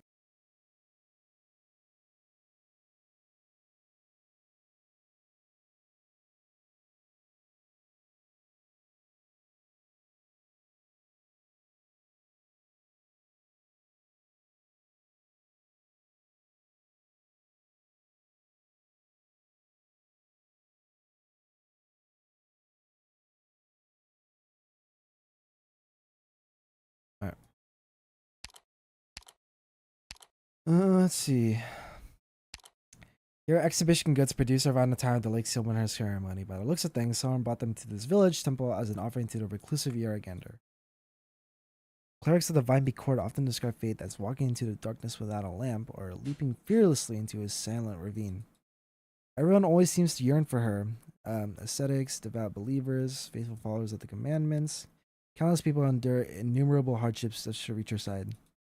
But for me, she tries hard to recall, but the memories in her mind are not but struggling fragments, jumping around like frames from a movie, shrouded in a dark haze. A strong emotion surges once more within Enya's heart. Trouble. Joanna suddenly rushes in with a gasp, firewood in her arms, her cheeks flushed from running. I just saw it coming down the mountain, lots of Victorian cars heading for the mine. I know, Enya! Welcome, get to me. How you doing? Victorians, that mine is a joint operation with Kashmir's. What are they trying to do there? Have they already picked up a trail? Don't panic just yet. Regardless of what business they have with the mine, we have to hurry. Let's pack up our things and set out immediately. We need to be even more careful and discreet on the road ahead. Just a second, please. I need to pack up my instrument first. And it... Wait, how could this... What are you dawdling around for? Hurry up, hurry and pack it up. Here, I'll help you. What is this? This moderate catastrophe risk written here. Does that mean what I think it means? Then just fine, just chilling on a quiet night. Oh, nice, nice. As you do, as you do. Hell yeah. Yeah. Catastrophe. Could there be another catastrophe brewing? Uh-oh, uh-oh. Uh-oh, SpaghettiOs. Disaster.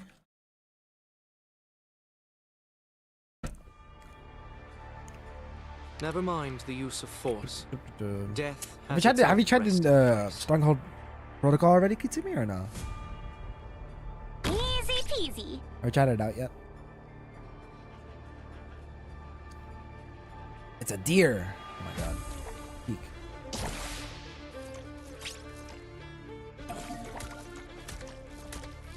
Base bear, right? There are certain things I must handle personally.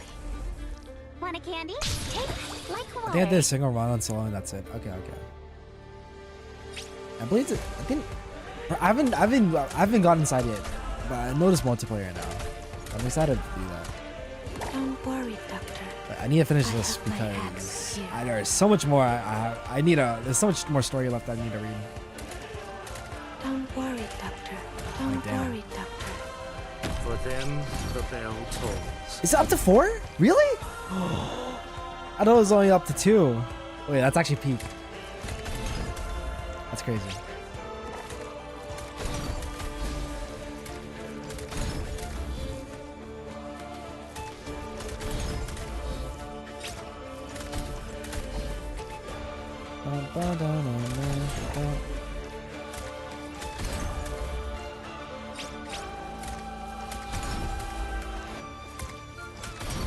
Damn, 4 people must be chaotic though. Thus, I speak.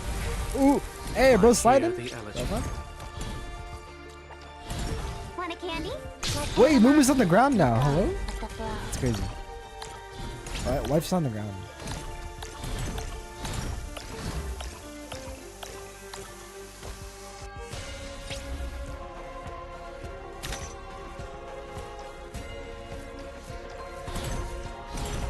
Don't worry. So, the fairy of the I gotta be other careful. side. The ranged units can go on melee on ground tiles. No, they get pushed.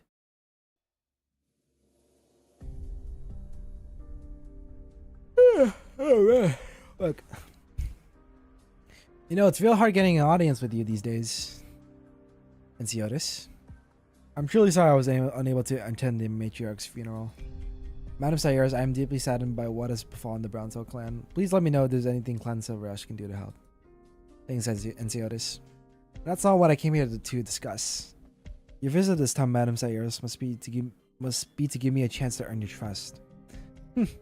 My sister once told me that you're at least trustworthy when you lower your head like this. I wonder about your opinion on me then. You don't have to beat around the bush. I don't like it. My sister used to scold me for being impulsive and for not always thinking things through before I speak or act. I wanted to prove to her that I don't need to hide under her wing, that I could do something for Clan Browntail. But for now, as new matriarch of the clan, there's no one left for me to prove anything to. I understand how you feel. I also have 2 younger sisters. And you think they're both smarter than me, huh? Both Encia and the Saintess. Think too little of yourself, Madam Sayers. However, I do think they share your persistence and determination. Is Encia okay? I heard she was in an accident. Thank you for your concern. She is safe and sound and has already returned home. You always keep that calm and composed demeanor. What I want to know is, these attacks in Yerag, including what happened to my sister, did you know about them ahead of time? So this is the real reason you decided to visit me today. Enciotis, my sister had been helping you this entire time, isn't that right? I wasn't totally in the dark about it, but it wasn't until her passing that I learned. Your plans for Victoria, Rhine Lab, and what Munch has been investigating. There's too much I don't know anything about. Don't try to deny it. Don't lie to me, Enciotis. You have to know the truth behind her murder. If you truly believe I had a hand in the matriarch's death. No, that's not what I mean. I don't know what Ratados was plotting with you, but I know for sure that whatever it was to protect Yerag. So, I will follow in her footsteps. Whatever Clan Browntail's affairs may be, I will take responsibility for them. Which is why I need you to tell me exactly what happened to her. Oh. My apologies, Sir Enciotis, but they were determined to break in no matter what. What do I owe the honor for you all to barge into my home like this? Oh. Sir Enciotis, why did Carlin Trade transfer all its shares in the Yard Kashmir's joint mining operation to Victoria without authorization? Where did this news come from? It is an observable fact. The mines have completely been taken over by the Victorians. Great Elder Atso believes that such actions by Carlin Trade constitute illegal collusion with a foreign power, and as such, the Vine Court has no choice but to exercise its authority to intervene. We require that you report to the Vine Court immediately to explain yourself. If I understand this correctly, the Vine Court means to formally interrogate Clan Silverash. The people of Girag are uneasy enough as it is. The last thing we want is to see this conflict escalate further. However, Sir Enciotis, as the head of the clan, you still believe you bear responsibility for Yerag. Please, if you still believe you bear responsibility for Yerag, please go to the Vine Court with us to discuss the next steps. Very well, I have no reason to refuse. However, if I am to explain the situation, I will need some time to prepare the relevant documents. Please allow me that. Furthermore, I still have some things to discuss with Madam Sayers. I would like to ask for your patience. Of course, Sir Enciotis. Madam Sayers, thank you for taking the time to look after Encia. I would like to formally invite you to be a guest of Clan Silverash. I would also like to thank you for your concern in person while Encia is present as well. What? It would have been more courteous to have sent the invitation to you in a formal capacity. But given the hasty nature of this matter, the best I can do is to throw something together by hand. I do hope you'll forgive me. We look forward to you gracing us with your presence. Before his invitee can respond, Enciotis picks up a pen and paper from the table. He scribbles down a few lines, then hands the invitation over. Cyrus takes it. There's only an address on the piece of paper, hardly an invitation at all. Thank you for the invitation. I'll be there on time. Ooh. Ooh. Mr. Edelweiss or Carlin trade. I hope this letter finds you well. At the time you are reading this, I am yet to receive sit-rep authorization from Rhinelab, so please take note. This letter does not in any capacity serve as an agreement or treaty between Rhinelab and Carlin Trade. Rather, it only represents my personal analysis of the recent phenomena in Yerag. My specimen comes from the sound waves collected by the observation station at 3:19 a.m. on December 7, 1101. I can say for certain that at the time, an unidentified object fell from the sky onto Mount Carlin. Though the chain of evidence definitively linking the phenomena is still missing, a catastrophe did in fact occur 32 hours later. I do not intend to establish a causal link between these two things. If this crash is a singular event in history, then so too is the catastrophe. What I am preparing to do is to confirm whether or not there is an empirical connection between these two events. Additionally, do forgive my frankness, but if the hypothesis that these two events are linked does bear out, the outcome for Yerag is not optimistic. Whatever factor that has protected Yerag from catastrophes over the millennia may no longer be effective, or at least be in an unusable state. I would of course love to write this off as a mere conjecture, but nevertheless, I also hope that Carlin Trail will be adequately mindful of the potential risk moving forward. Carolyn, an insider with more detailed information, has likely made similar inferences, but I am in the dark as to what her objectives are at this moment. I will strive to complete this research while maintaining an objective and rational perspective, and would greatly appreciate Carlin Trade's support in my efforts. Respectfully, Elena Urbica.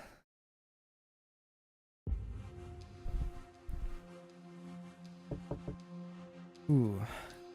Come in. I was just looking for you, Director. Get this letter over to NCOTIS. Classify it top secret. Yes, sir, right away. Any other news?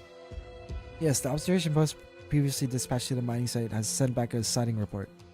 The convoy bearing Victorian markings is approaching the outskirts of the mine, but the specific origins are unknown. Matterhorn led his clansmen there ahead of time. He said that he would try to stall for as much time as possible and await your judgment. The Victorians would have come sooner or later. Looks like we won't have to wait any longer. Prepare vehicles as soon as possible. Matterhorn may not be able to hold them off for long. Tell him to let the other party make the first move and prioritize observation. I will arrive shortly.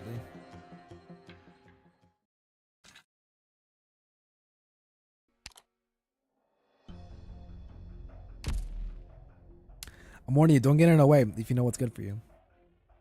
I'm simply following orders. The area ahead is a restricted warehouse and nobody is allowed to enter without Carlin Trade's permission. Has no one informed me that House Caster has acquired all Kashmir's rights to the site? To the best of my knowledge, the handover process is still underway. We were only notified by Kashmir's yesterday. Which is why we have to inspect all the assets in advance. If you have any complaints, you can take them up with Her Grace the Duke. Now, listen to your betters and open the warehouse door post haste. Finally, someone worth talking to. Mr. Notice Edelweiss a Carlin Trade. Sorry guys, I'm gonna move my mic a bit. It seems the introduction I prepared will be going to waste, good sir. Of course, naturally, you also understand who I am representing here. Due to her mismanagement and the resultant substantial financial losses, Her Grace the Duke has decided to dismiss some key employees of Carlin Trade employed at the site, including the former executive manager. To this, I have no objection. I will cooperate fully during this handover process. Excellent. Now then, Mr. Edelweiss, please open the warehouse door. However, on this point alone, I cannot comply. What Matterhorn said is true. There indeed are regulations pertaining to this confidential warehouse. I humbly ask for yours and Her Grace's understanding. Based on the information I have, the security clearance level on this warehouse was raised just recently. What do you say to this, Mr. Edelweiss? Allow me to explain. This warehouse is mainly used to store various kinds of industrial waste, but recently the purification system and negative pressure ventilation system both malfunctioned. We temporarily raised the security clearance level and strictly restricted access in the interim before professionals can handle the situation. I fully understand Her Grace's concern about the assets acquired, but for your safety, could I ask that this inspection be postponed? I accept the risk at hand. Just open the door. All else aside, this is Yarag's mine. Should a pollutants leak or any other dangerous situation arises, Eric does not rule out the right to intervene through administrative measures. Before you offer to take responsibility, I suggest you contact Her Grace the Duke once more. Yor. Good to see you again, Mr. Matterhorn. Pardon me, Father. I'm afraid I'll have to ask you to wait at reception for now. I currently have business with our diplomatic guest. Mr. Edelweiss, I was expressly invited here by the Victorians. Since when has the Vineby Court is so concerned with temporal affairs? Today, both the clan leadership and the general public are dissatisfied with the way Carlin has been engaging with Victoria. The Great Elder has summoned Sir Enciotis to an inquiry into the matter. Perhaps you'll also need to report to the Vineby Court soon. Why, then, would a cleric feel a need to accept an invitation to come here before that? Ocean sort of smooth handover process and hope that Carlin is willing to cooperate to the fullest extent. Please open the warehouse door, Mr. Edelweiss. Given that power has been restored by the three clans, perhaps the Vineby Court would be more representative of Yurik's administrative measures? Madhorn, open the door.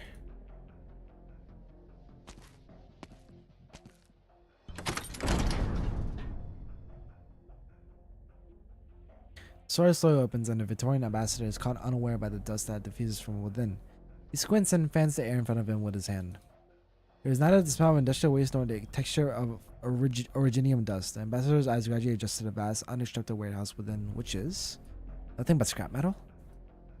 As I stated, there's nothing here about industrial waste. Please leave as soon as you finish your inspection. Staying here for an extended period of time would be detrimental to your health. Everyone stay put. I'm conducting the inspection myself. He's gonna find the battleships, bro. He's gonna find them. As soon as he enters the warehouse, he feels the vast space around him dilating in all directions. The steel frames stretching straight to the ceiling, surrounded by scrap metal of all shapes and sizes. There's no way such a large warehouse was set up just to store these things. It's far too pretentious. He approaches the bottom of one of the shelves and reaches out to rummage through it with no particular aim in mind. The clanging of metal echoes through the warehouse. Wait, this still half intact, and I can still make out the insignia of Silver Ash's private army, the Shagata? Were these rigid weapons and gear not improperly disposed of after being thrown in the shredder? An idea bubbles up, and he keeps looking elsewhere. Though Garland Trade has been quite meticulous, a few clues are bound to leak through. Of this, he is certain. Replicas of Victoria's newest equipment, as well as large caliber naval gun parts. All failures unable to break through the technical barrier. The army designations, the insignias, many other terms in the Yuragi language, he quietly memorizes them all. So, are you done yet? Yes, I am.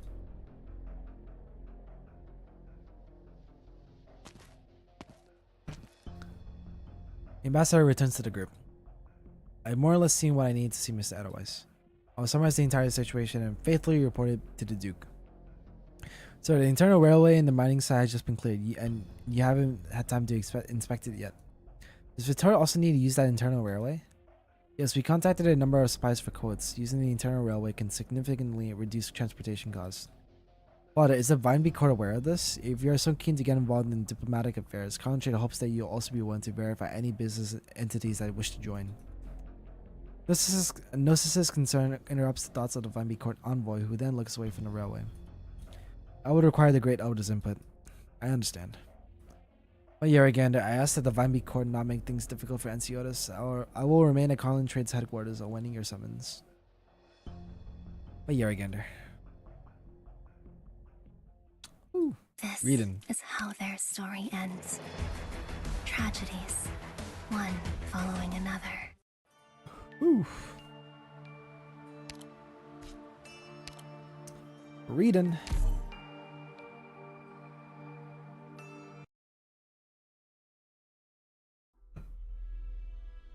You finally come. Enciotis.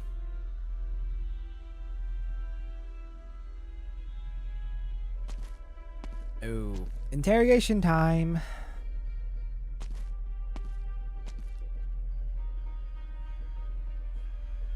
Naturally, I would not dare refuse an invitation from the Vineby Court, Great Elder Otto.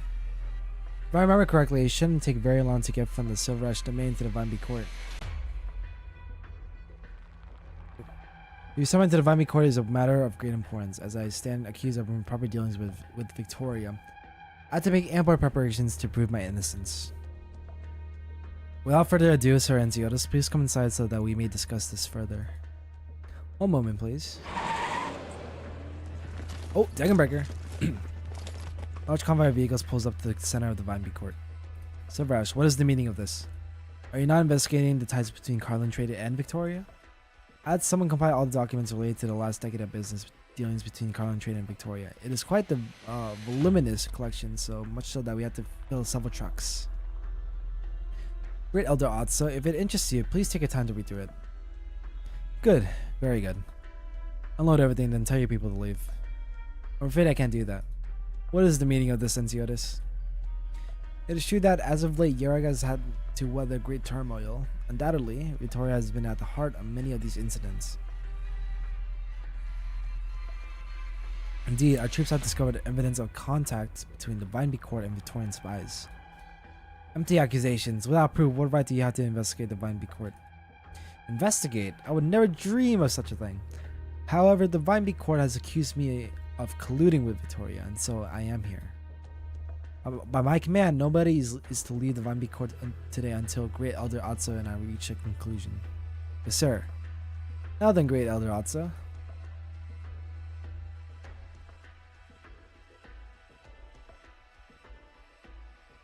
We never talked like this before.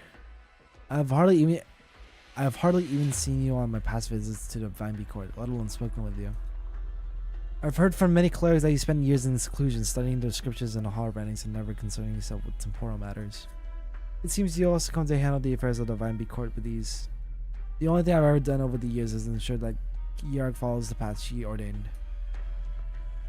Moreover, we stand at a critical juncture concerning our survival. Should the Vimy Court stand by and watch you drag Yarg into the abyss, allowing Kashmir's, Victoria, or any other foreign power to devour us? You are not the king of Yarg, Sir Enciotis. Thank you for the admonition, Great Elder. If Yarg were to have a king, it could only be her. There are diplomatic errors the Vimy Court wishes to correct, and Carlin Trade will do our best to cooperate. However, there is one question that puzzles me, for which I seek your guidance. How exactly is the Vimy Court negotiating with Victoria? Is he using all of Yarag as a bargaining chip? Elder! We just took a look around. Silverash's troops already blocked the way down the mountain. We'll go check the back door. Secret passage?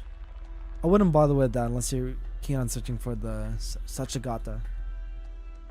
Don't be alarmed, but here again, I have no intention of attacking the Vimy Court. Tell everyone outside to rest where they are. No one is to move without my order.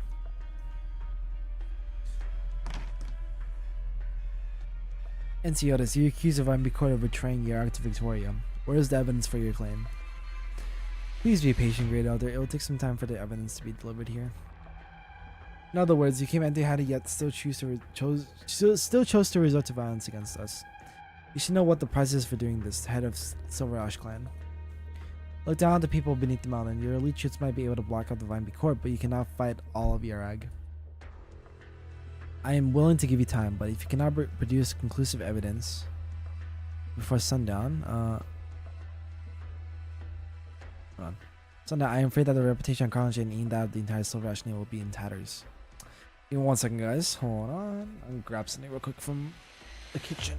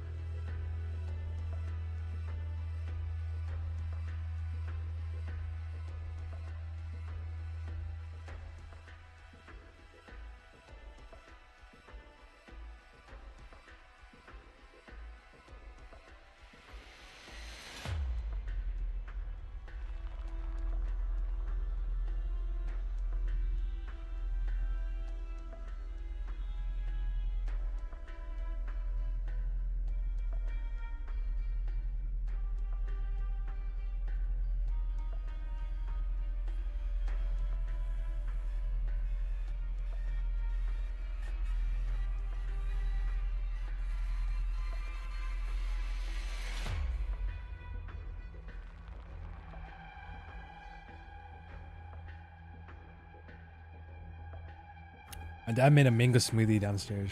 It was pretty freaking good. That's pretty fucking good. Whew. That's gas. What the fuck? That's so good.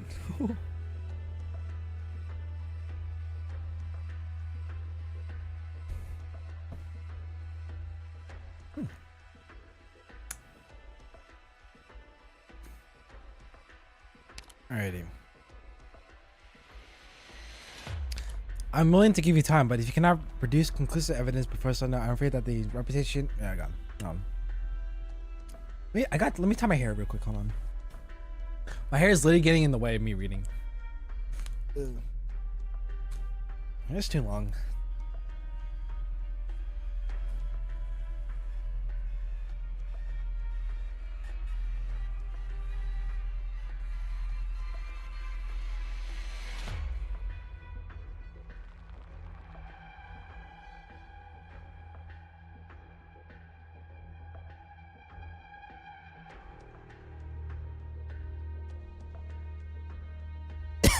Kill me.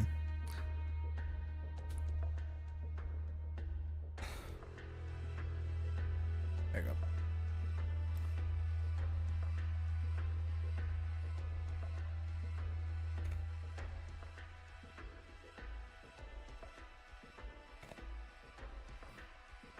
Ah. Dude, that's so bussin'. Alright. But if you cannot produce conclusive evidence before sundown, I'm afraid that the reputation of Colin Trade and even that the entire Silver will be in tatters. You'll become untouchables throughout the land of Yarag. Indeed, I am of course well aware of the consequences of my actions. What I do not know, however, is what would it mean for Yarag if the Vimeby court is found to be colluding with an enemy that assassinated leaders from the 3 clans and was caught in the act of espionage. I'll be with you to witness that. I'll be with you to witness that moment, Elder. I know exactly what you're waiting for. The time is not on your side, Sir Enciotis.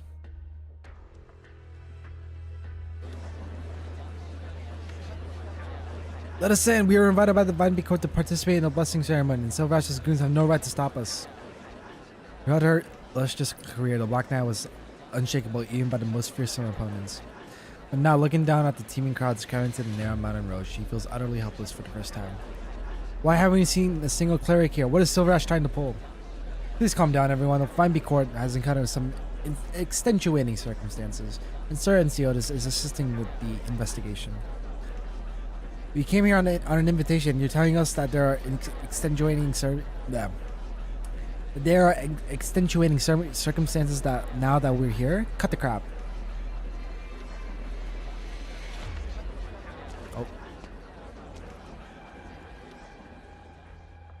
A man squeezes through the crowd, but as soon as he takes a step forward, he is met with Deckenberg's cold glare and has no choice but to retreat, muttering under his breath. Sir Enciotis will issue an explanation. Sir Enciotis will issue an explanation to the public after things have settled down. Please, I ask you all that you all return home for now. Ma'am, be careful. I'm fine, Deckenberger. I can stand on my own. We all trust you. We know that you're a daughter of Yarag and will never bring harm to us. So can you tell this old woman exactly what is happening with the Vimeby court? What do you know about this whole thing?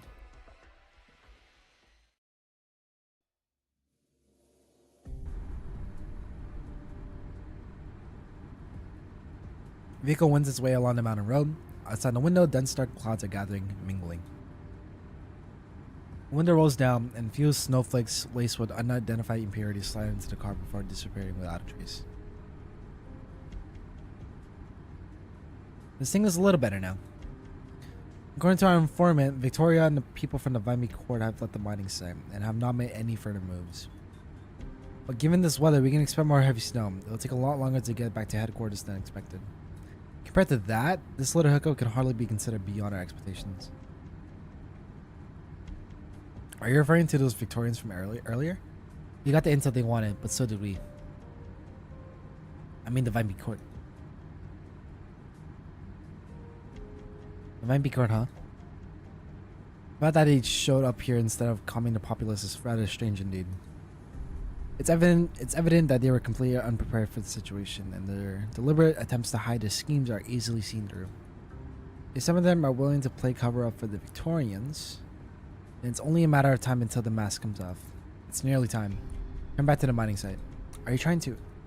The exit ways there are now open, making it a good place to leave the country. As you just heard, Ensiotis has already surrounded the Vimeby court with his men. He has deliberately made a big show of things to alert the enemy. Those hunting near and Nirag will definitely be itching to seize the moment. Our undercover agent friend we've been tracking seems to have a particular fondness for this kind of stuff and should be arriving in the vicinity soon. Moreover, I suspect she's not the only one either. Instead of looking for her, we should just let her come to us. Gather everyone together and keep a close eye on the entrance on the entrance to the mining site. Pay extra attention to the people who helped her escape. Oh. Let me read this. Hold on.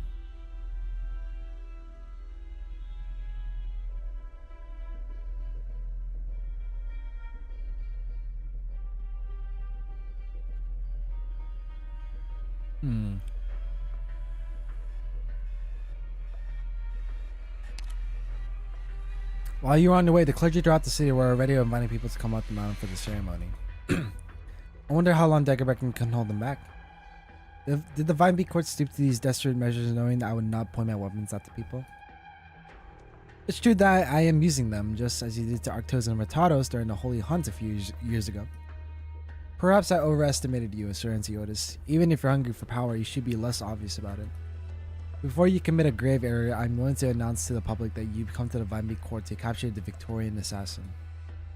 If you truly thought highly of me in any capacity, you would not think that I am only seeking power. All I care about is the future of the land of Yarag. So a violent coup is the best path forward? Yes, because our Victorian friend sits in a position that cannot be reached except through violence. What you say is true, Sir Ensiotis. The unarmed Vimeby court, driven to despair by the descendants of Victorians and their acolytes, help us to defend themselves even when thieves cry thief in front of them. Behavior determines identity better than blood. It is a fact that since the attack on NCA, people from the Vimeby court have been falling over themselves to back Victoria. If you are so confident that you know what I'm waiting for, the cleric and the Victorian spy caught red-handed together, be it for the general public of the three clans, the rest speaks for itself. I know no more about the conduct of these clerics than you do. Even if the Duke of Castle were to come here herself, she would only tell you that I firmly rejected her offer. That is nothing more than an excuse. A failure to control your subordinates means you're equally responsible for them, and the same applies to Carlin trade. What you suggest is that the clergy of the Vimeby court indulge in pleasure and collude with foreigners, while I remain oblivious and allow them to sell at Yarag? You and Victoria share many of the same delusions. In reality, the Vimeby court has only ever wanted to use this as a pretext to expel Victoria.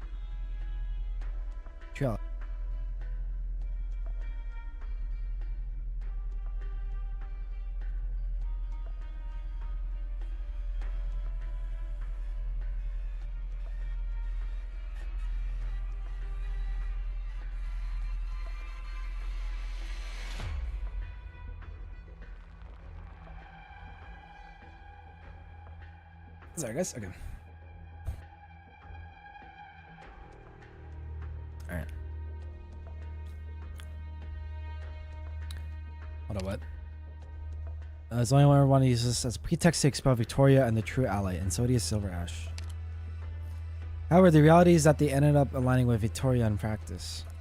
All the clergy who have associated with the Victoria has sworn an oath of death after you are expelled. Their bones will nourish Yarag's future, and they will leave no regrets behind.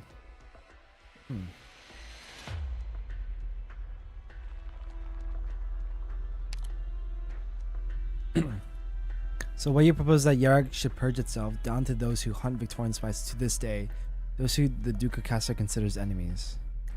Purge itself? Huh. The fuck? Wait. Down to those who hunt Victorian spies today, those who the doing. Okay. That is the only way to defeat Victoria. Damn. Purge Yarag, bro.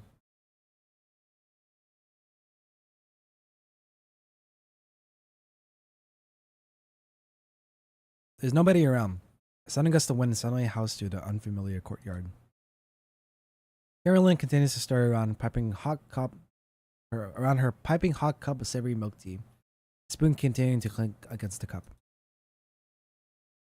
She stutters in anticipation, either due to the drink or her impending evacuation. She stares at the swirling tea and strokes the cup, completely ignorant to the fact that the cup is engraved with Yerag's mountain ridges. Thoughts are interrupted by a knock on the door. Who is it? Stay back! Try to keep you waiting, young lady of Victoria.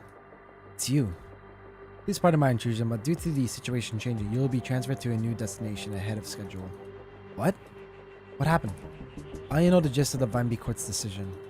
The gist isn't good enough. We need to have a concrete plan of action, or else I'll take full responsibility for the operation until you have safely left Yerag's borders.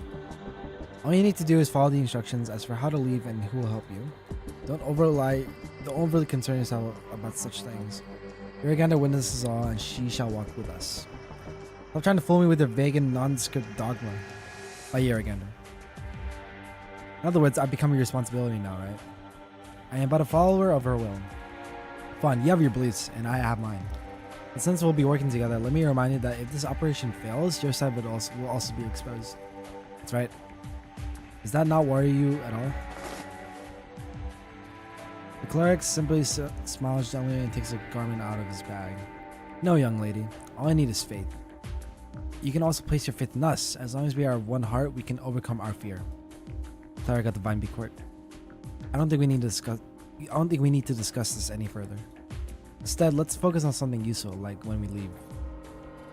My apologies, young lady. This is a cleric's robe that I sewed myself. Please put it on for now. This journey will take you past many people and countless eyes. If you encounter someone who comes up to you seeking prayer or answers, do not try to please them. Stay silent and avoid them. I will walk with you no matter what dangers we may face. Don't let me curious. What if people pray to your god for protection even after a catastrophe? Just in case. Believe me, young lady, you know too little about Yerag. Now please pack your belongings. I will wait for you outside. The door opens and a dry cold wind rushes in, lashing at the cleric's neck and face. An old dagger slips from his bag and he nonchalantly bends down to pick it up. He knows exactly what this amulet, forged for him by his father, who has returned to Yeragander, will ultimately be used for. But Yeragander, may this devout body be blessed and may it spread your holy will. Damn.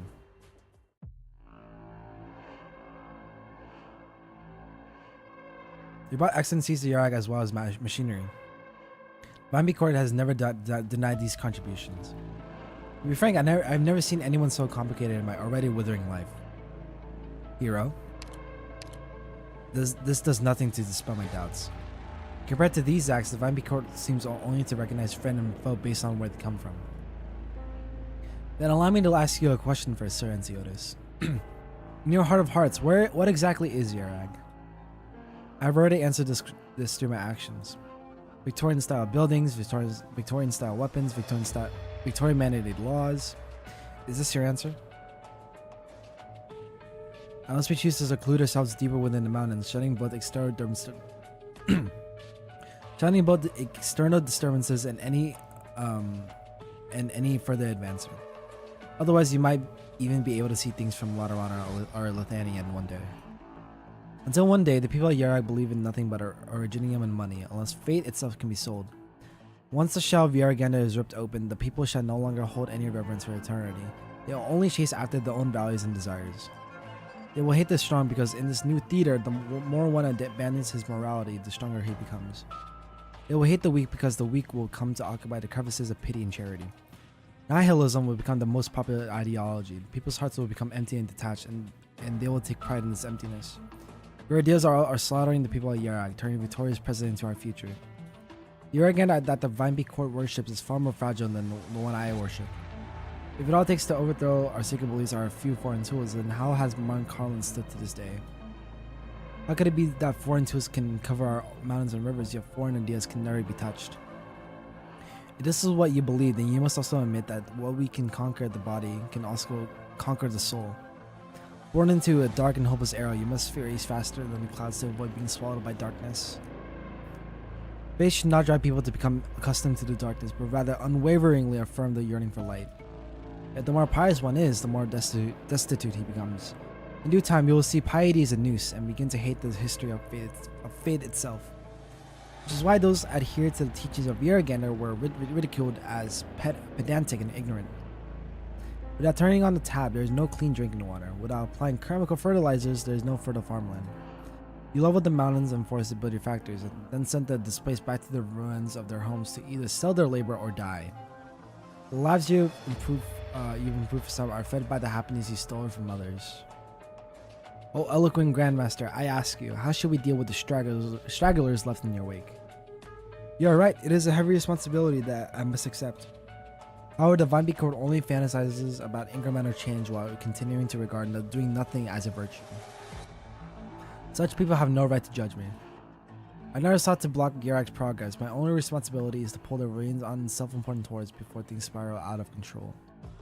You're moving too quickly, Sir Enceotis. The way to format the Yaragander, the way to punctuate prayer passages which hand to race during rituals are debates that can last for centuries. Elder Clan Browntail, you have both the talent and the platform, and yet you only yearn for the solace of the other shore. Yet when you hide away in the hall of writings and philosophize your armchair, you know nothing about where Yarag has actually had him. What I know is that Yarag would never let an apostate take the helm, and I never have been one to philosophize from my armchair. You're not the first apostate I've dealt with. What memories come to mind when you hear the names Oliver and Elizabeth Silverash? What? Oh, PTSD time? Oh.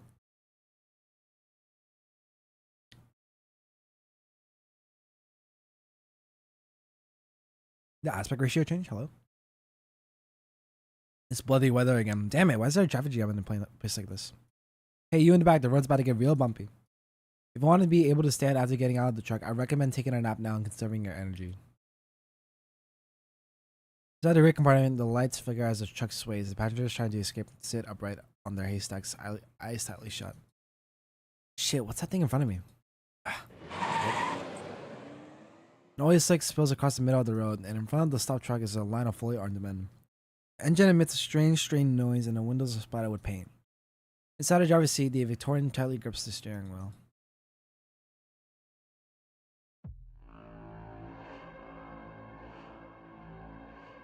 Professor never tried to hide where I come from.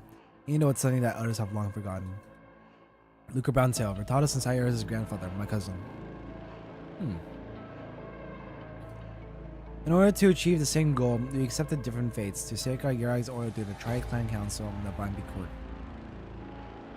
Though known for his ruthlessness, he still harbored fantasies about the Silver Ashes until the very end.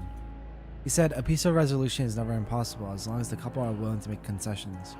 But I never lived in a fantasy. That train accident. Is that what you believe, or did Vertados make you believe it? How many clergyman devotees do you think are out there among the commoners? The masses wish for Yaragander to punish the apostates, and I, serving the Vine Beat Code, shall deliver on those wishes. Sir Enceotis, the man who killed your parents is right in front of you. Oh shit! Bro killed his parents? Oh my god. That's crazy. Damn. Oh my god.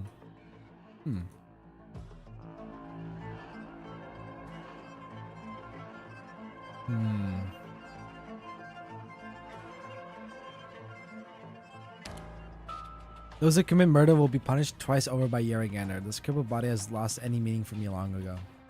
I grant you permission to dispose of me as you wish for reasons, private and public, not for treason, but for murder. Arrest me here and put me on trial. Let the people of Yarag see just how simple it is to kill an apostate. The old man wobbles to his feet, his withered fingers clenching into fists as if using all his strength.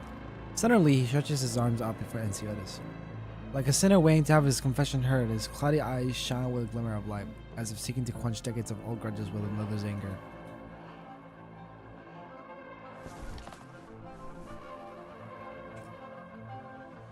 Enceotis slowly closes his eyes, his fingertips wrapping tightly around his cane. If you're trying to provoke me into acting out of line, I'm afraid your efforts are in vain. I won't lay a finger on you here. All I can do is ensure that you receive a fair trial.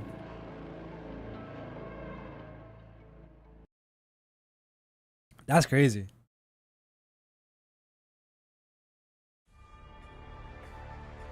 Reap not what's sown by malice. Oh, here we go.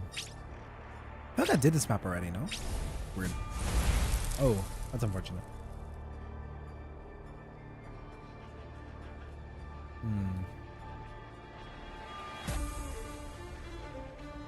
迷っている暇がありませんわよ。ドクター、すぐの黄昏の楽園に私は君臨し続ける。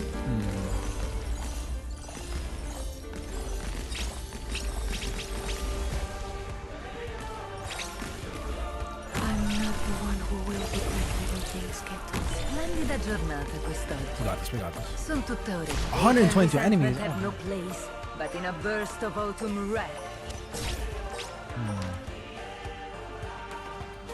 Reduce damage taken and press all items behind it from enemies. What? That's stupid. Acknowledged.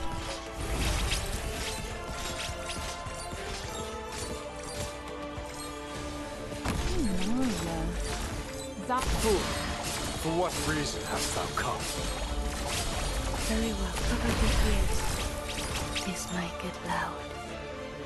Come to me if you get. It's happy hour!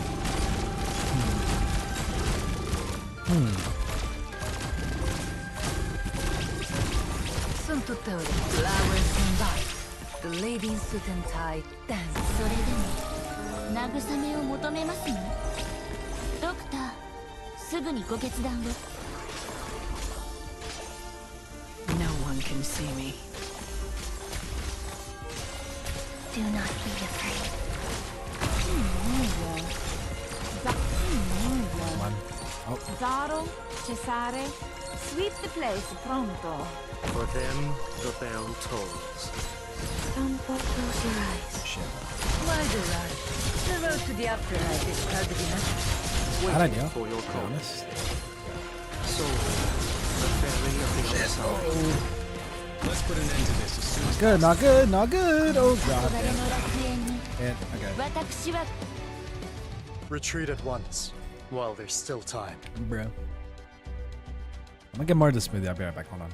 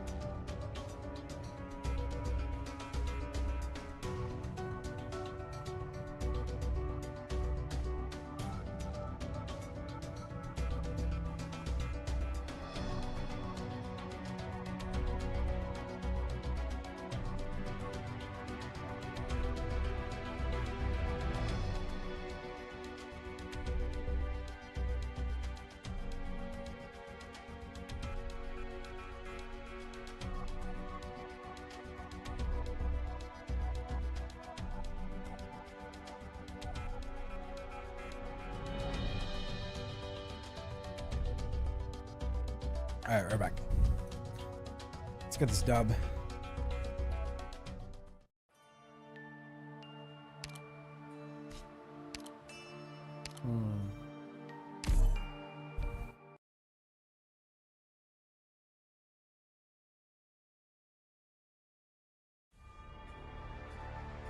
Keep track of my position. I'm ready to strike.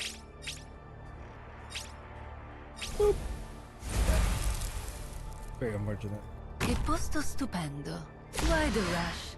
The road to the afterlife is crowded enough. Acknowledged.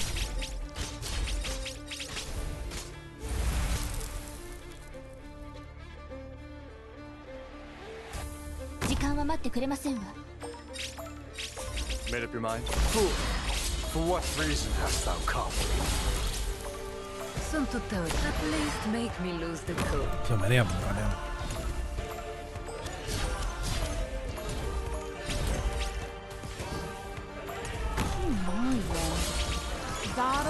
Much as I... 月はあなたをどこまでも追い詰める。 Kill. ドクター、すぐにご決断を。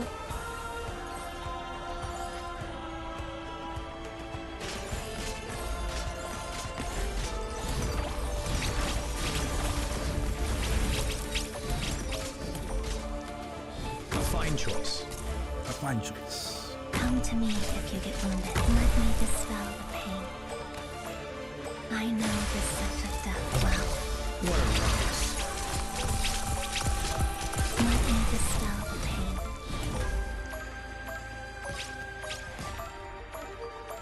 Nobody's happy though, honestly. ドクターとはこの黄昏の楽園に。私、Hate and resentment had no place, but in a burst of awesome wrath. my treatment will not hurt. We got it. I got this. Focus elsewhere. I hear the elegy. Who's these guys right here? Dags att välja vårt byte.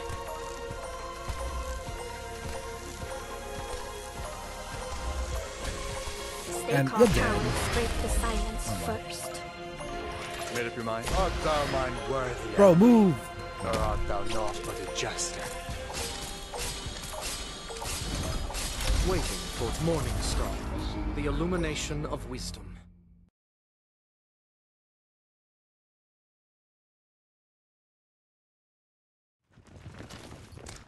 All right. Right up. You in the back. Keep up. Our intel indicates that the target should be around here. Search carefully and leave no stone unturned.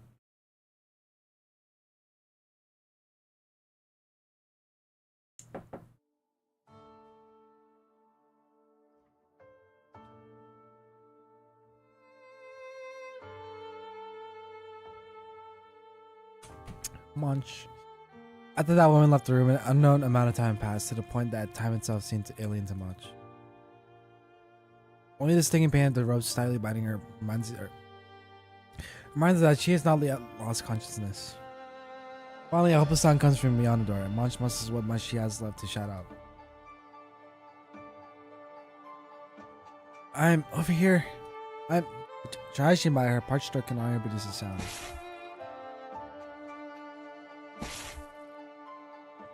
Oh no, Munch.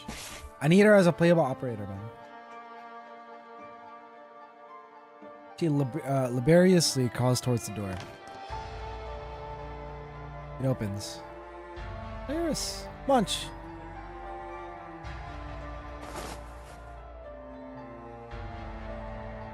Adam, why are you here? We've been searching for you ever since the catastrophe hit. That damn Silver Ash pretentious bastard. Thought they actually had some use for intel, but in the end, I still ended up having to do all the legwork myself to find you. How are you doing? Are you hurt anywhere? Wait, your leg. I'm fine. Madam, listen to me. The researcher I'm tracking, she's from Victoria, but more important, she's got ties to Colombia. What they're really after is... Damn it! Why'd she fall? Munch! Munch! Munch, no.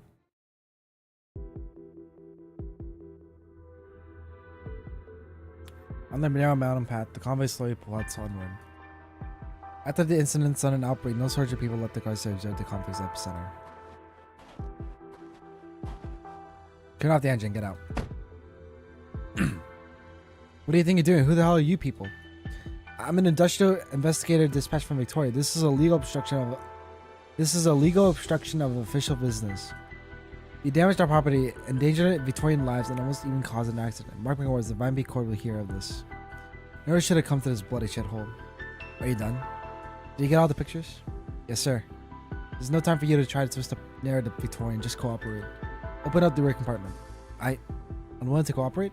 Fine by me. You're more than welcome to conserve your energy to fend for yourselves before the court. If you're cold, I can offer you a blanket. Matterhorn waves his hand, and the guard replies open the rear compartment without a word. Seated upright upon a haystack, there's an old cleric. Oh.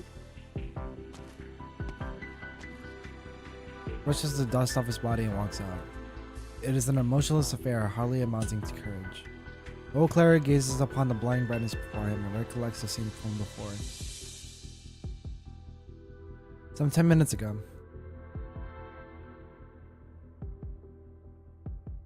Why'd the truck stop? Have you arrived? Karen lowers her voice. Did something happen? Stay calm, young lady. Did they find us?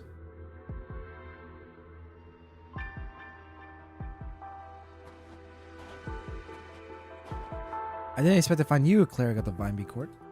Let's continue this conversation elsewhere. This place is less than ideal. You are as hasty as always, young master of Clan Edelweiss.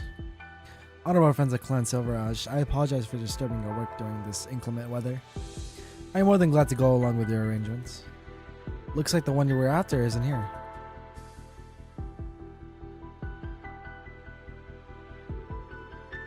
I do believe this is where we part ways, young lady from Victoria. Are you getting off? No, I'll just stay here. Just keep walking forward and don't look back. The entrance isn't far off. Silverage's people will surely notice the truck. Get out of here before they find you. Right here again, trust me. Old cleric helps Carolyn up. I'll do as he said. But you'll be exposed. That too is Jurgen as well. What I cannot change, I shall therefore accept. I ask only for her forgiveness. I can't say I understand what your beliefs truly are, but maybe someday I will. I respect your beliefs, so I will also try to find a way to live in peace. Best of luck to you, sir.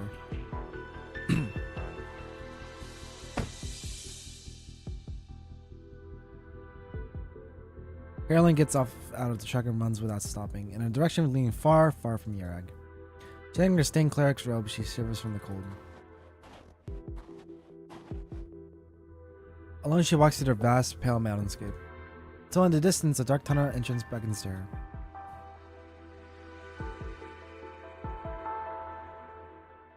Through the telescope's lenses, Nosa sees the mysterious scientist step into the shadows.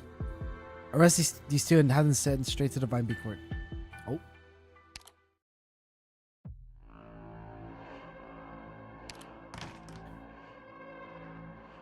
I brought one. I'm afraid I cannot grant your wish, great elder. On hearing that long-awaited voice, Enceus stands up and walks past the old man who remains frozen like a wooden sculpture. Gnosis executed the plan. The Sachagata deployed immediately on the signal. Before the presence of these wraiths, the clerics could do nothing but stumble back into their abodes, their tender faces affixed in fear. I'm one of the Vineby Court's clerics. You can't treat me like this. Shut up and stop resisting. Master Frey is here too. Please help me. The one just brought in was the once arrogant envoy of the Vineby Court. His gaze sweeps over the shouting cleric, and he shakes his head.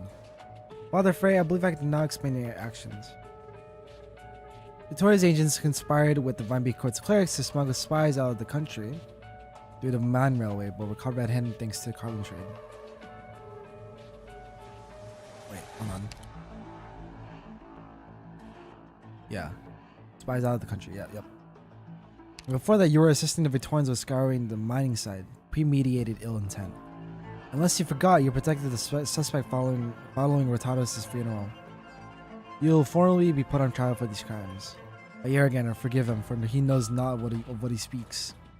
It is a fact that spies have infiltrated the Vineby Court. I urge you not to resist. Cooperation with our investigation is the only path to leniency. Take Elder Grade Odds, Father Frey, and the other elders of the Vineby Court away for questioning. The other clerics are here to remain there, awaiting their summons. Yes, sir. Now then, Great Elder Odsa. Aura. Silverage, do you think you won? Those who live by the blade will find their arrogance short-lived. I wonder just how long will your arbitrary reign of terror last. Without making any unnecessary movements, Otso gives a slight nod to the crowd and slowly walks to the door. Great Elder, what should we do? Survive. The rest is already written in the scriptures. I have nothing else to say. You are her servants, and whatever happens, you must act according to your conscience. Take him away. But Jurgen, and may the guilty receive their fair trial. Damn. Cold. Alright guys, give me 1 second. Sorry, I have to keep breaking breaks. Something's happening right now. I'll be back in like 2 minutes.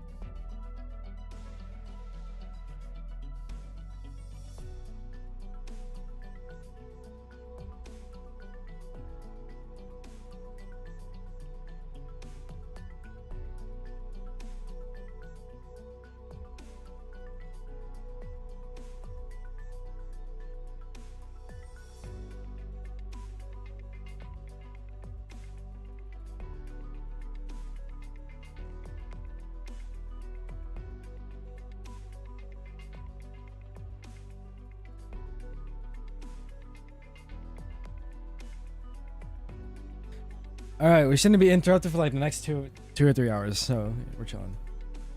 All right. This is an abandoned mining shaft. The torches and tunnel lights don't work anymore. Bend down carefully and watch your head. If you wrap around from this side, we should just be able to make it. Watch out. Come over first. Watch your step. Joanna shifts her feet and several rocks tumble down the cave. The sounds of dislodged pebbles echoing through the crack crevices as they fall. She shudders. So deep, you probably turn to staying on the ground if you fell from this height. Damn, those Victorians were causing trouble in the mines, else you wouldn't have to come this way. Huh? Saintis, what are you looking at? There's a light ahead. It must be the path leading to the main ore vein. Come, let's hold hands, just like before. Yo, show with the raid. Yo, what's up? Welcome in. Yo, welcome in, Raiders. Sheesh. What's up? What's up? Were you all playing Arknights show? How's it going? I appreciate the raid. I'm Actor Ethereon, your astrologer VTuber. We're playing some Arknights. We're reading the story before it goes away in like 4 days. I was playing this morning. Hell yeah. Was the stream fun? Were you productive? What am I saying? No, we're never productive on stream. This is a true statement. Yeah. Yeah. I haven't played the team mode yet. I haven't played it either. If I have time after reading the entire story, then I'll get into Stronghold Protocol. For right now, I need to finish this. But the solo was fun. Is it? Ooh. Is it the one where you can like, it has like the Roman numerals like to upgrade and all that? It's that game mode, right? With like the the Roman numerals, and then like you can upgrade the operators and all that, right?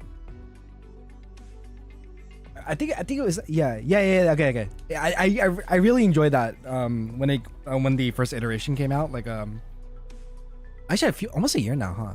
It's been a while. But yeah, we're just reading some story. It's way longer than I expected. It's been like 2.5 hours, and like I've only gotten to like 2 more stages from where I last ended off. So yeah, it's taken a while. It's a great game mode for Doctors of all levels. Yeah, when I played it, when the first iteration came out, it seemed pretty friendly for a lot of people. Yeah, it's one of my favorite game modes. I think it's not up there with like IS, but it's definitely a great game mode just overall. Bro, you realize the average story for event story is 5 hours long. It'll be fine. I think we're on like stage 6. No, after this we'll be on stage 8. So we'll definitely finish it this stream. Just gonna take a bit. I don't know. I like to I guess I'm streaming on YouTube as well. I like to document these, just my readings. I don't know. That's what I'm trying to do, and then eventually I'm gonna do Lone Trail. That's gonna be fun. That's gonna be like 10 streams, I swear to God. It's gonna take so fucking long to read. But man, that's gonna be a great read though. Woo. Yeah, sure. If you gotta raid and run or do some post-stream care, you go do that. Get some water, get a snack, get some rest, all that good stuff. And I'll take care of your little guys. Unless they want to leave too, that's okay. Yeah, we're just kind of chilling. I'm gonna go get birthday cake. Ooh, wait, is it your birthday? No way. Or is it someone else's birthday? I'm assuming it's someone else's birthday. The way you said that, the way you typed that. Oh, it is you? Wait, your birthday? Happy birthday? Hold up. Wait. That's crazy. No way. You are officially Unk status. No, I'm just kidding. Bruh. Happy one more revolution around the sun. Congratulations. You survived another year on this painstaking place we call Earth. I'm 26 now. Sheesh. Like I'm a few years younger than you. Yeah. I don't know if you drink, but are you gonna go out drinking and all that? That's what I do when it's my birthday. I just drink with friends and all that probably. You don't drink, you know what? Fair enough. Fair enough. I mean, I drink on occasion. I don't drink like every day. If it's like a rare occasion, like a birthday or like something just like something great happened that day, I just start drinking. Yeah. Only apple juice, please. You know what? Fair enough. Then I will say I'm allergic to apples, so I can't have any like apple juice or anything like that. It's so sad. I wish I could. Fuck. Yeah, it sucks. I can't. So I a couple years ago I found out I have a allergy related to like pollen related fruits. So apples, pears, what else was it? Cherries. What else? I think there's only a few more. I think blackberries, raspberries are fine for some reason. I don't know. Blackberries. What else? I think grapefruit as well. Grapefruits. And I think that's the list. There's probably more that I'm forgetting, but that's like those are the ones I can remember off the top of my head. How about lemonade then? No, lemonade's fine. Yeah, I love lemonade. Fuck. I want lemonade now. Shit. Should I make some lemonade after stream? Ooh. I do have some lemons in the cabinet, in the compartment, so I can make some lemonade real quick. After stream though. Yeah. Did you finish reading? Did you? Do you read story, Shul? Did you finish reading this whole story or not? Or did you just do the stages? Crap! I need more water. I've been sucking on my bottle the whole time. I read parts and bits. Okay, that's fair enough. I see. So no, okay, fair enough. Are you the type to just look up like story like summaries on like YouTube and all that or not? How invested in lore are you in AK? Did we have this conversation like some other time? I forgot. I don't know. Because usually what I do, I read the whole thing and then I go look up a summary to like further reinforce what I was missing. Yeah, kind of. I do read the collab stories. Oh, no, fair enough. Yeah. Funny enough, I didn't read the collab story for the Ave Magica events. I kind of forgot to read that. I was very much procrastinating during that that period of time. So I do also have the lore Bible. The lore Bible. Wait, is that the physical book? Is that the physical book? What's it called? What's the official thing called? I recorded a YT video for the Ave Magica if you want to read it. Oh, okay. I might check that out actually then.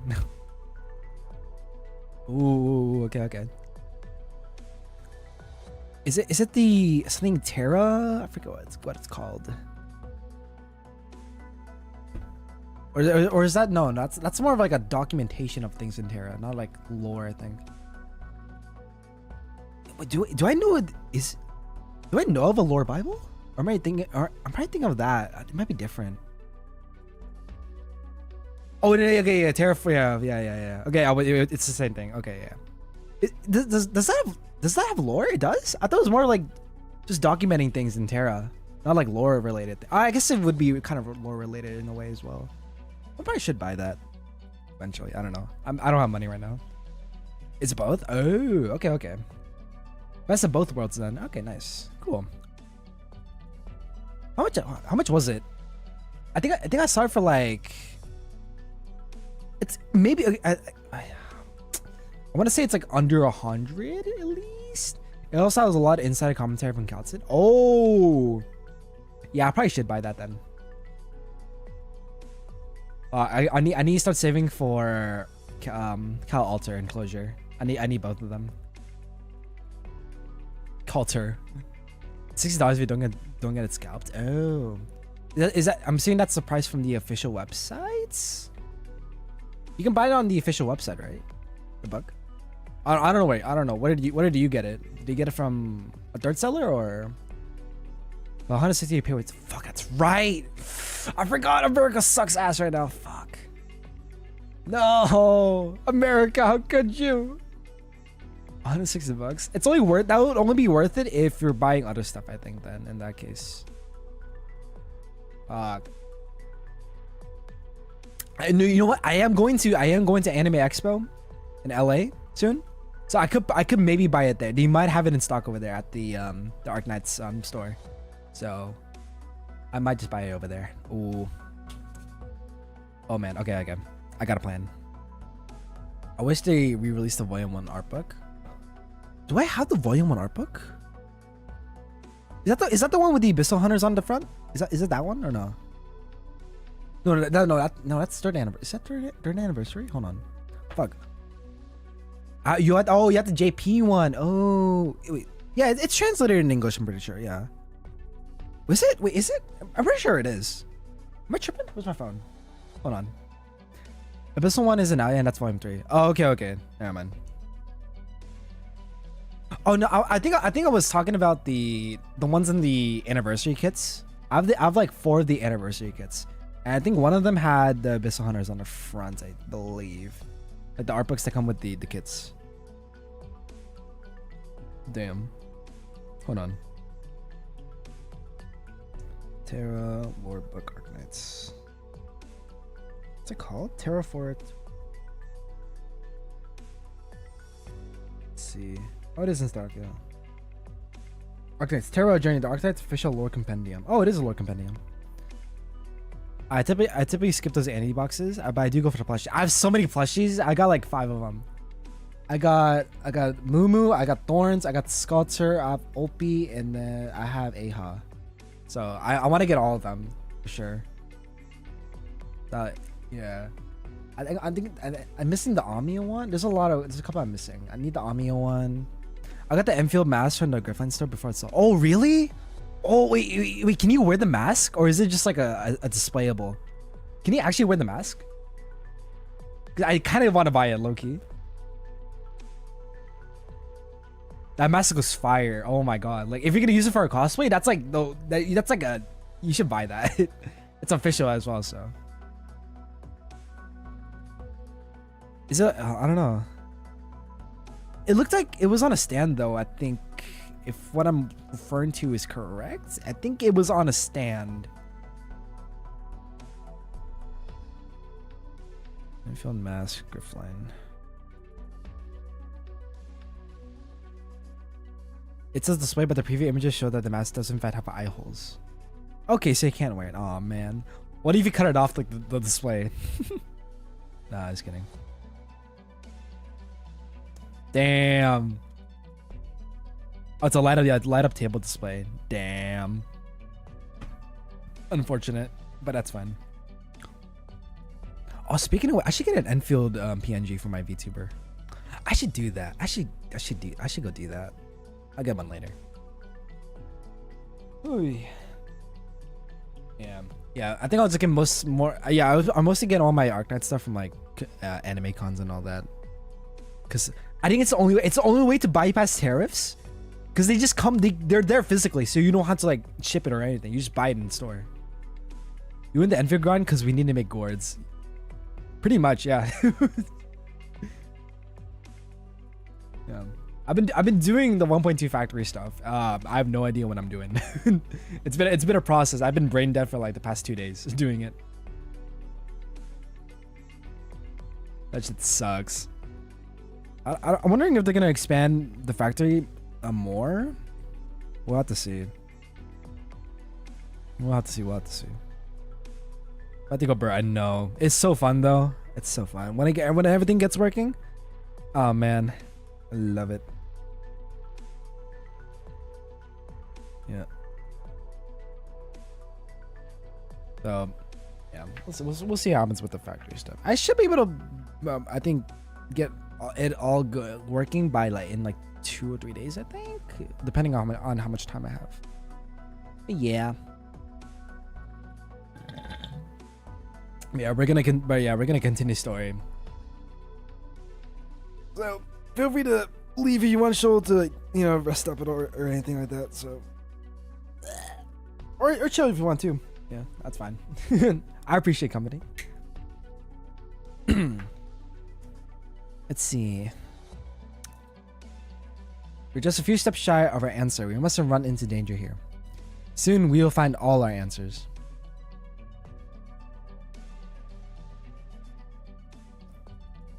They yearn for the mines. The map is illuminated by the flickering light of the oil lamp. They hardly converse, moving forward in silence, their steps filled with both fear and anticipation. But eventually, the search comes to an end. Oh, are you sure this is the right place? Might we have made a mistake? No, I'm sure of it. This is the mine I previously calculated and located. There's no way this could be the wrong place. But what are you two talking about? This is the place we were looking for, yeah? According to my plan, we should be able to find an originium vein here.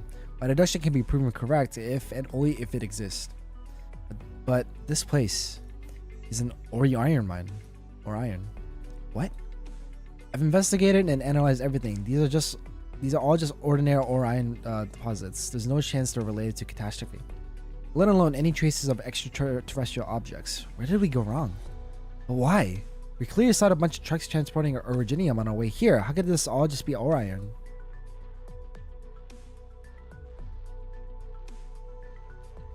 It doesn't take long for Anya to grasp the schemes of the man bonded to her by blood. Indeed, we came to the wrong place. The mineral vein here is not the heart of Karlan, but rather the bones of Urag. The bones that uphold Urag's spine. May I say something? The heart of Karlan is a pure core that validates faith. Man's eyes, ears, mouth, nose, and hands can deceive, and only the heart cannot. Such is written in the Uragander. But I don't think we're being unfaithful or impious. We all know we all know how much we've done. Surely she must know too. Just like how you give everything on a hunt, only to come up empty-handed and go hungry through the night. But we must have faith. Faith in the land of Urag, faith in Uragander's protection. She promised us that as long as we have our two hands, we shall not starve or freeze to death in Urag's hands. So, great saint has come. Let's try again. Huh? Try what? Use your bell to call Uragander. That sweet bell, the sound the saintess who played to awaken Uragander, the clear sound and beloved of her, the sound that is her call. So it says in the Uragander that burning beasts wearing the spell will not be snatched away by wild beasts. They should not fall ill or die young, and shall find their way back home should they ever be lost. For one's heart to be astray is to be lost too, right? I don't totally get what it means, but I heard it from one of the clerics of the Vine Bee Court. Aww. Unlike our two dejected companions, the girl shows no signs of discouragement and is eager to try again. She's so faithful, man. That's right, we should keep trying. Perhaps Uragander will respond to us. The silver bell rings out on high, its engraved pattern shimmering beneath the hazy light of the miners' lamps. She had tried to call out like this before, at the Vine Bee Court, in her own bedroom, among her books, while resting among the snow-capped mountains. Ring ring, the clear, cold sound of the silver bell echoes through the empty cave. Whoa, that's... That fucking worked? That worked? That worked? There's no way! What? The sound, this frequency, why does it sound so alike? Did you discover something? That frequency! The echoes of your bell throughout the cave sound just like that one audio recording from the observatory, almost identical even. Is that just a coincidence? A coincidence? No. In nature, no two snowflakes are exactly alike. Say, Saintess, where exactly did that bell come from? That will require going back to very ancient legends. In Urag history, there was a long span of time where Uragander fell into deep slumber until she was awoken by a devout Saintess. It was Uragander's gift to that Saintess. I've also heard that when subsequent craftsmen made bells for the Saintesses, they sought to imitate the sounds of the mountains. The sounds of the mountains? What kind of mountain can make a sound? A Fahrenheit? That's crazy. Impossible. How could that be? Snap out of it, Elena. You're a scientist. How can you let your faith falter at a time like this? Elena, are you saying that on the day before the catastrophe, something fell into Mount Karlan, thus creating that sound? Based on my previous conjectures, yes. So think about it this way. If you think of the mountain as a huge bell, doesn't that mean there's probably a huge hollow inside it? Theoretically speaking, that would be possible, but do you know where a massive hollow like that could exist? There is a ruin not recorded in Yarok's official history, and it also happens to be related to the Saints who awakened Yaragander. A long time ago, there once was an uprising against the Vine Beak Court in Yarag. The people had grown dissatisfied because Yaragander had not performed any miracles in a long time, and so they marched upon the Vine Beak Court. The wrath was only quelled when the Saints awakened the sleeping deity. During the chaos, a number of clerics took the precious scriptures and took refuge within Mount Carlin, therefore preserving some of their valuable knowledge. Yet regardless, the chaotic works of the Vine Beak Court still suffered a break in continuity around that time. What if the account of Yaragander leaving her people within the scriptures is actually a description of this event? Wait.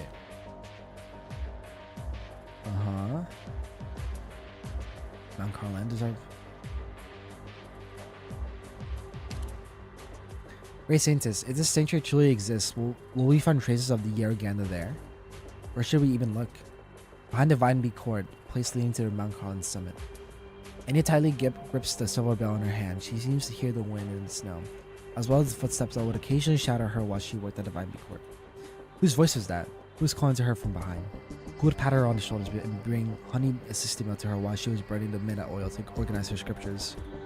All she can hear and see is the pure white snow that never stops blowing with the wind. O Yaragander on high, please grant us your guidance. May the paths we walk be true. Sheesh. And the bell actually worked. Kinda. A cleric from the Vine Beak Court, in collusion with a Victorian agent, stole important military intelligence and was arrested yesterday. Great Elder Odsuk confessed to some of these allegations and agreed to fully cooperate with the investigation. During this time, all activities of the Vine Beak Court are to be suspended. There's considerable evidence suggesting that Victorian agents are involved in a string of unusual natural and social phenomena. Carlin Trade is also assembling scientific researches to assess the possibility of an espionage-related catastrophe. As a reminder to all citizens of Yarok, if any foreign national approaches you under the guise of authoring charity, business ventures, or gathering news, please be extremely vigilant.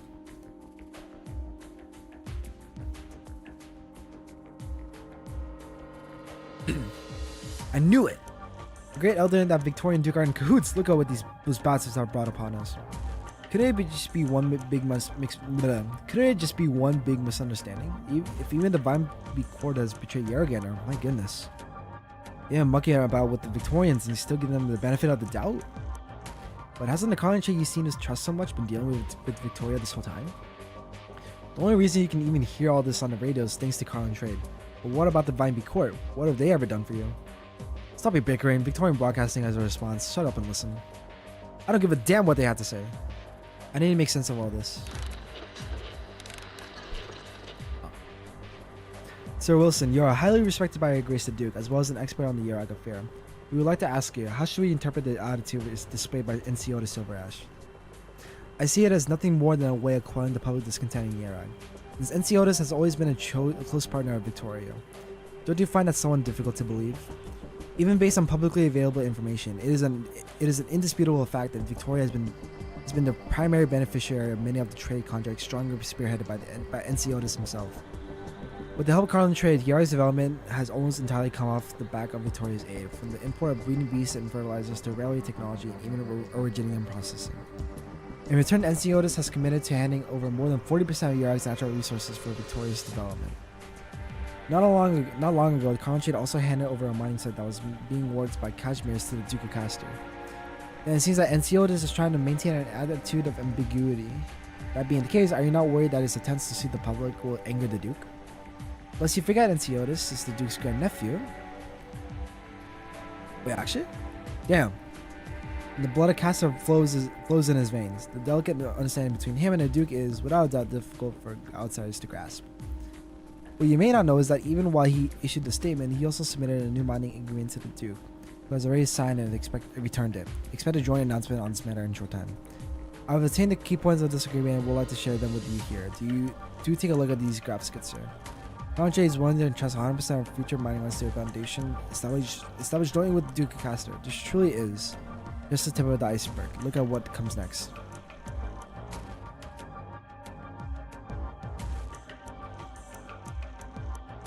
Nonsense! The armor report is devoured by the boy on the brow. She instinctively reaches to pat her bulging back before turning around. Seeing the empty street makes her let out a heavy sigh. Looks like they won't be able to catch up to me. Camera, recorder, film friends, everything's here. This time I won't let them take these away.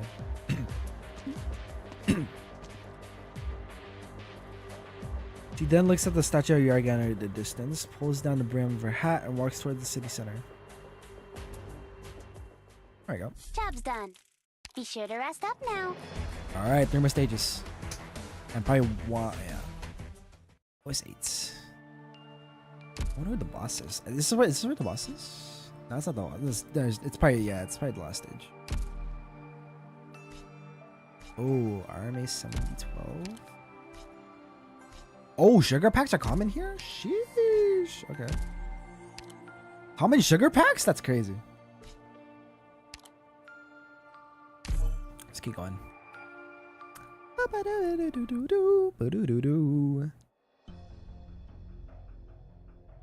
The empty silence leads one feeling colder than ever. The reporter's heavy bag slows it down. Her footsteps upon a snow clear for all to hear. Less people than before, even here. Miss, sorry to bother you. Can I ask you a few quick questions? About... Right now, common trade. I'd rather not have to hear that name. Sir Anciotis needs to come out and go over why he signed those agreements already. Resources for development? What rubbish. All we got for our resources was a catastrophe. How's he gonna explain that, huh?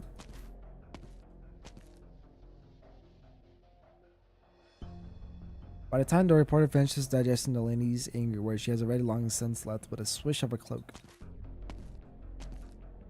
Excuse you, sir. You're one of those reporters from Victoria? Yarg's not been the kindest place lately. Even the circles prefer holding up at home. You best take care. It's times like these where I can't be afraid. Otherwise, I'm not fit to hold this camera. But thanks for the heads up anyhow. What I'd like to know is, how do you see Anciotis right now, in your honest opinion? Sorry, miss. I think he's cheated Yarg, but Victoria's worth doubting too. I've seen how big the changes here have been these past few years. If you said Anciotis hasn't had any difficulty making those changes, then I'd say you're wrong. Only the great elder of the court could come out and say a few words. It'd all be fine. Damn! The fuck? Someone flies right past the tip of the reporter's nose all of a sudden, smashing the store window behind her. Eee! Get out of here, Victorian scum! Anciotis, divine be court, us. We've all got nothing to do with you. Still got the stones to take pictures. Get the fan out of our land already. I'm assuming that means fuck. That's what I'm assuming. Nothing has left her with complicated feelings more than this moment. She has seen the ordinary people of Yarg slowly become more mistrustful, more on edge. She also seen once trusted members of the camera's crew sneak into her room to inspect her drafts and camera over and over. Check something real quick.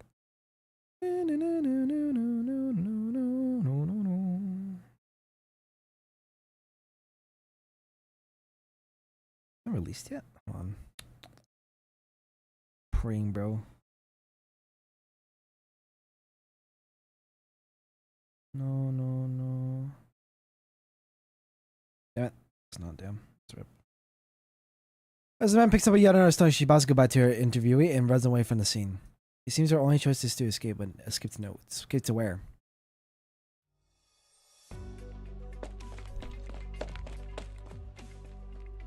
Are you Victorian, miss? Ah, hello there. Do you hate Victoria? Nope, I don't. Their little hand reaches out to her with a piece of stale Victorian bread sitting in the palm. When my papa told me to throw these all away. He said we wouldn't have any Victorian charity in our house.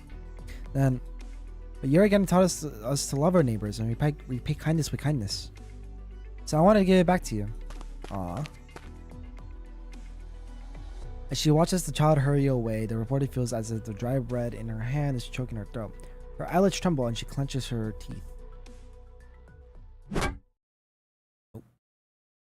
Someone hit her? Someone hit her? Oh shit. Oh fuck. That's not good. Get her in the car. Don't let anyone see. That is the last thing she remembers hearing before she loses consciousness.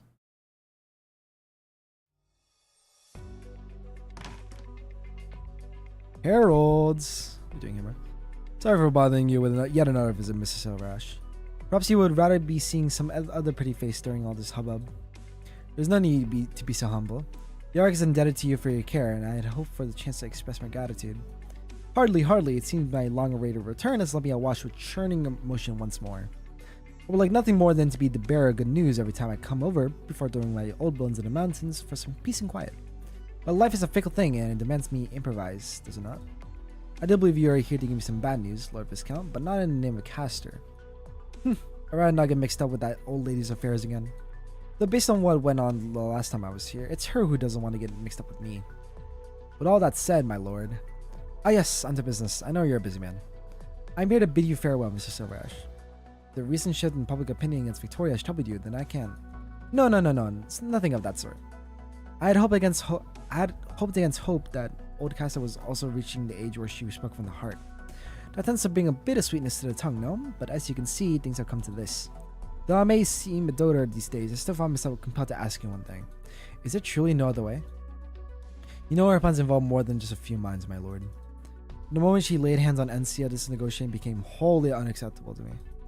So how do you plan to handle her? Are you really prepared to cross swords with her? You know better than I that if you do not keep the idea of crossing swords on the table, then Yara may as well already be in your pocket. Of course I do. What to say. Knowing how the old lady is, she will never let your little tiff go now that it's reached this stage. I truly am worried for you, Sir Enciotis. Whatever shall you do next? What is there to do but to seize the opportunity? Since you have mentioned her, you're also an old acquaintance of her grace, are you not? Me? Hardly know her. A few years back, we chatted about family matters, and she'd always grumble to me about how none of the young casters were worth a damn. The less useful they turn out to be, the more hasty she gets in doing things. Who would have guessed that she was known as a complete enigma in her youth? I had a brief encounter with the Grace a decade or so ago. Her grandeur strikes me even now. No need to butter her up to me. I'm fully aware that her high and mighty noble posturing is something she can never change. No matter how many schemes are brewing behind the scenes, one must always keep one's face haughty and dignified. Well, that's that. I'm sure people have more urgent things to trouble you with. I should be heading off right now. This talk of ours has been productive, my lord. I hope I'll have a more suitable opportunity in the future to invite you to Yarag. Couldn't ask for better. Ah, yes. When you next see her, Grace, by no means tell her I've been calling her old behind her back. I would never, Lord Viscount. Attaboy. I too am really looking forward to the chance to visit Yarag again.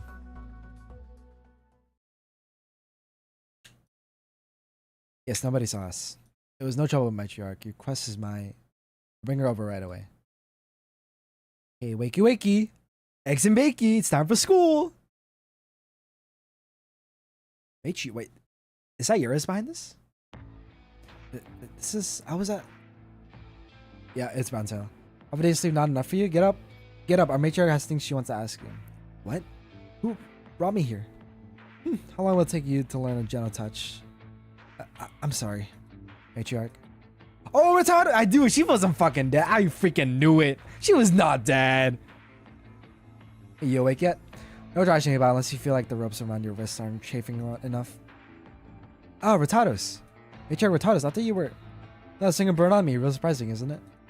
When you get the chance, tell your colleagues that when dealing with the Bronzes, best check the room for tricks. My colleagues?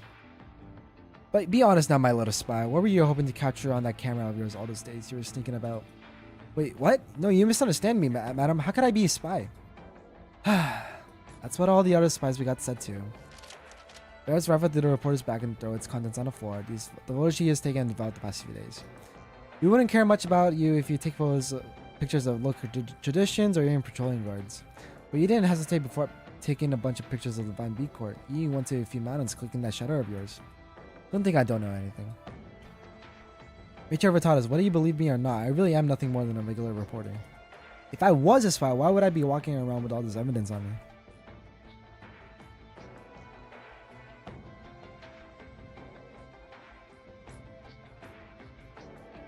Give me a sec, guys.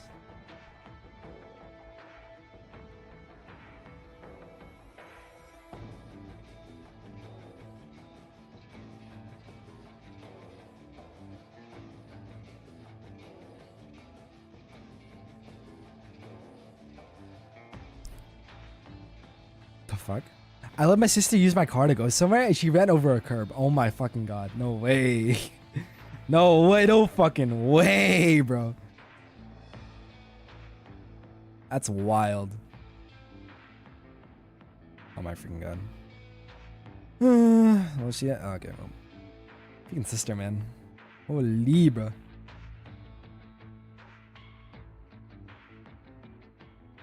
Fucking bruh. Bruh moment. Oh my fucking god. I could probably guess what, yeah. If I was a spy, why would I be walking around with all this evidence on me? With all this chaos going on right now, I could easily give it all to my colleagues at this TV station. That's what you need to explain. Fact of the matter is, you're carrying a great deal of suspicious material and had a very strange itinerary. How did I know you weren't trying to flee? Because I'm trying to protect that material. The Duke Castle wants to control over public opinion. News office sent people to join the camera crew. And they've been sneaking into my room to edit my pictures. If I didn't try to get away, most of them would be confiscated, maybe even used to misrepresent things here. Everything they do is to whitewash Victoria, trying to strong arm its way into Yarag. If you think these pictures will be any use to Kira, you can have them all. I just want you to release them, to let more people know what's going on here. It doesn't need Victoria's support, but real actual help. That might be tricky.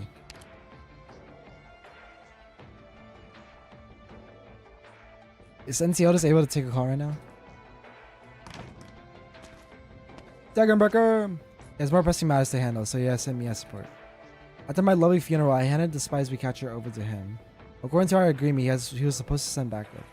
And in the end, he only sent one woman, even if she is the Black Knight. Not sure if I should call him generous or stingy here. So what's this plan for dealing with Castor? We're still gathering information on our enemy. Bruh.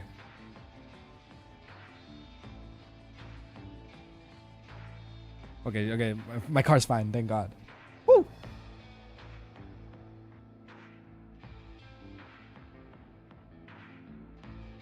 Let's see. The most critical thing to find out now is if this reporter has taken any photos of things in the mountains. Ah yes, our little friend here. I cannot tell your strengths, but first you need to promise me. You'll answer all my questions. That sound alright to you? But I knew Vitalos wasn't dead. There's no way she would die.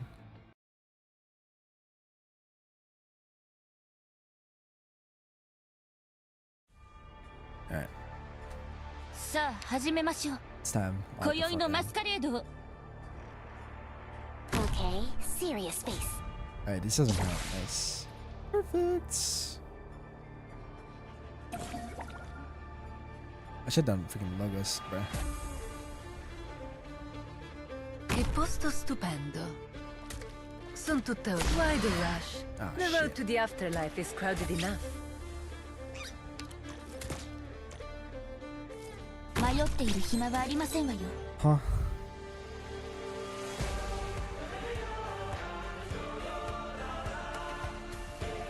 Okay.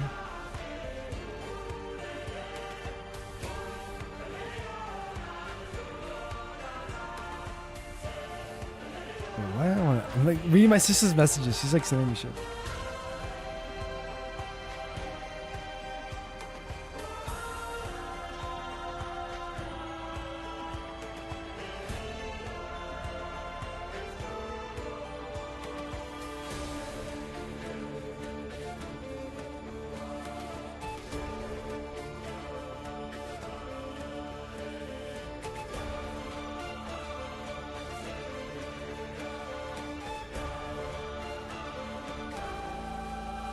Oh my freaking god, dude. Alright. I don't think I'm selling. Now's not the time for a rose. Dags att välja vårt byte. A fine choice.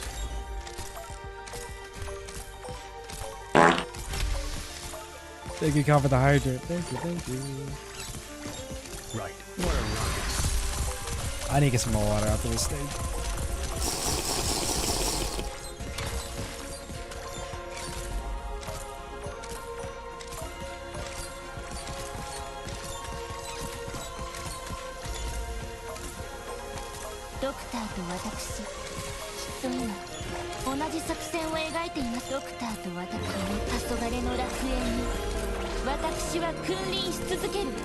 Right. As expected.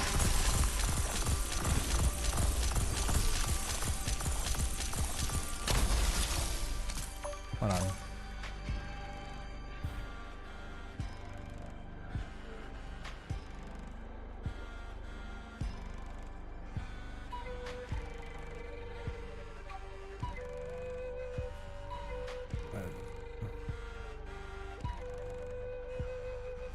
Let's see. Hold on. Give me. I'm like taking my freaking sister. Oh my fucking god.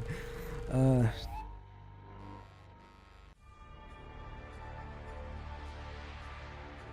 need my freaking emo. And I have an emo that's perfect for the situation, but I can't send it because it's over freaking messages. Bro. Okay. As long as y'all are fine, I guess.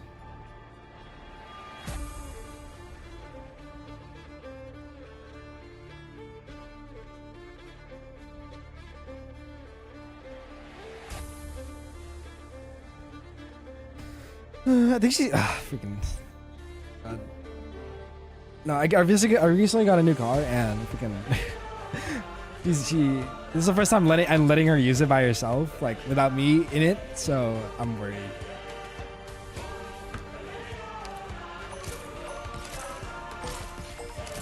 Son tuttore, hate and resentment have no place, but in a burst of autumn wrath.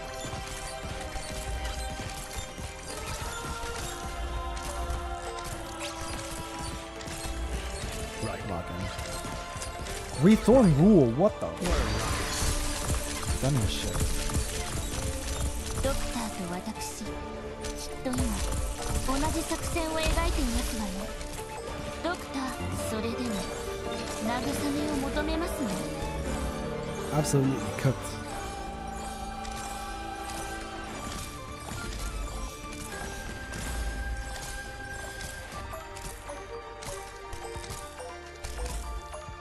Stay calm and make your move. No need to worry. I've got your back.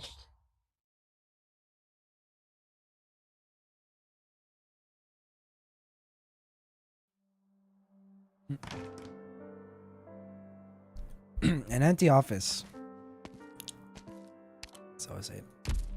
Notices is unused to the sight. He walks to his desk. Under his mug filled with steaming hot fresh coffee is a document with Enciodis' signature. Letter of appointment. Would it have killed you to come over and say goodbye? What? It is signed. You know how risky this is. Minerals and land are inseparable. We shall bypass the Vampi court and sign cooperative mining agreements with foreign nations ourselves. This will cause a lot of headaches for us in the future. If you do not pay them their pound of flesh how now to close the gap, they shall simply demand much more from us later. This is the lowest price we are able to bear. Your calculations are rather optimistic, Enciodis. And you have always been less optimistic than I am, no matter the topic. Which means most times you have been able to walk further than me. If it wasn't for that optimism of yours, I would not have the confidence to take a single step in the darkness. It's been a long while since I heard such praise from you. Go see our plans through Gnosis.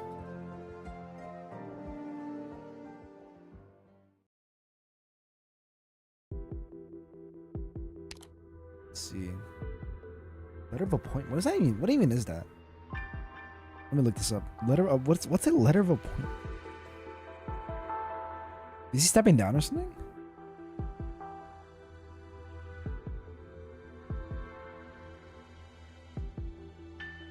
I have no idea. Everyone from middle management and above is here. We can start the camera at any time. Begin recording. Yes, sir. What is today's announcement about? I've gathered you all here today to announce a major change in personnel. Oh. As of today, NCO de Silverash will no longer serve as chairman and CEO. He's stepping down. I fucking knew it. NCODIS admits all responsibility for the recent occupational incidents and has resigned. The board of directors has already ratified his request. At the same time, the board has decided that I, Gnosis Edelweiss, shall take over all of NCODIS' duties. Now, allow me to make the first proclamation of Concentrate's new era as a representative of the board. To all our colleagues, and to the people of Yarag. Currently, shall be ceasing all collaboration with Victoria. As for the many past agreements that NCODIS insisted on signing, they shall all be temporarily paused until the board has decided on further courses of action. At this extraordinary time, I ask all our colleagues to work hard at their posts to keep the development of Yarag at the forefront of their minds, to sweep away the lingering problems of the past. Yarg needs us. Damn. In prison? Oh, it's the reporter. Wake up! We're here for your for our shift. Sure, take your time. First time we've been here, I had to find the place. This lot been in much trouble? Most of them aren't talking much, just Monday lady geezer. Which one is he? Isn't the Vimeby court all geezers? Everyone burst out in laughter before heading off, leaving just the 2 guards to take their shift. She ease it up a bit. How could you disrespect the elders like that? You're from Yarak too, right? Still sticking up for him. It was this bunch of shishdrak who got into this mess. Jedi, you got a death wish? 2 guards look towards Elder Otso as he sits within his cell. He's focused on the thick tome in his hands, playing with a corner on the page as he thinks. All's good. What are you so afraid of? They've been talking big for centuries now, but it's not like the courts managed to flip Yarg upside down, have they? They're the vicars of Yaragander. Even if you don't respect the elders, you should still respect her. What's the court done that a guy like me needs to respect them? When my mom was sick, the clerics picked some grass for her to eat. Maybe pray to the grass, saying that it would bring Yaragander's protection. In the end, we brought her to one of Colin Trade's doctors. He told me if I kept going with the cleric's treatment plan, she wouldn't have lasted another day. I'd say the real vicar is Sir Enciotis. Scholar knows Jurgen was an ardent follower of her and did much good. Out of resentment, evil men accused him of stealing courtly coin, and he was able to put to death a few days hence. Jurgen's limbs are bound tight in night. He heard the clattering of soldiers' swords. He knew his death was near, and in his heart he was anguished. He says, "Guess I found which geezer to look out for."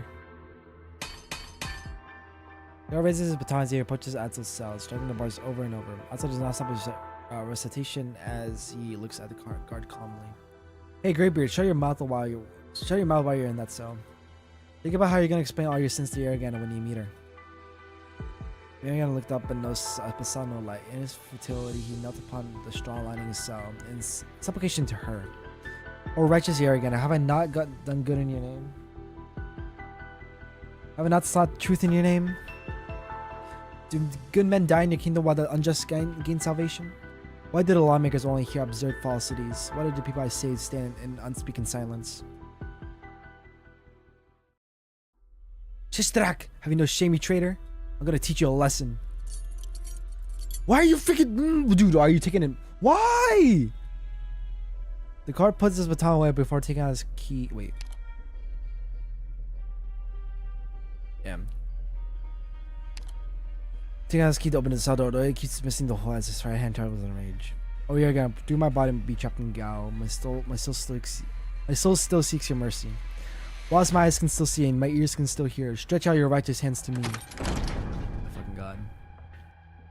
I swear today is gonna be the last day you can even open a copy of the Yaragander. Oh my fucking God. What have I done? I heard another guard. I've done well, my child. A divine duty is not limited to the 3 clans, the Saintess or the Vimeby court. All children of Yarag must be ready to carry out her will at any time. Is bro twisting her will? Hold up. Just like you did. I remember Jurgen the Confessor. When I was young, I was lost in the snowy mountains. Just as I was about to black out, cleric saved me.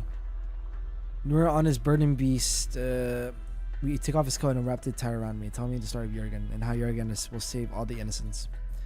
Where are the other clerics imprisoned, my child? Nearby. Find an opportunity to free them. Let them escape and then save yourself.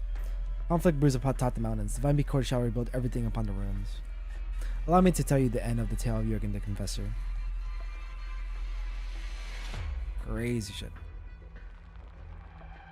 Halt! Don't force my hand, great elder. We are armed. We will not allow anyone to leave. I will walk by you. If you insist on using bows and crossbows to run counter to her well, then aim at your own hearts. Try it. You... The guards who rushed over look at the comments with raised eyebrows as you form 2 lines. Many of them have chosen to stow their weapons, opening up a narrow passage. Damn, bro. Atsu lowers his head as he walks through the guards, leaving behind faint footprints in the snow. That's fucking crazy.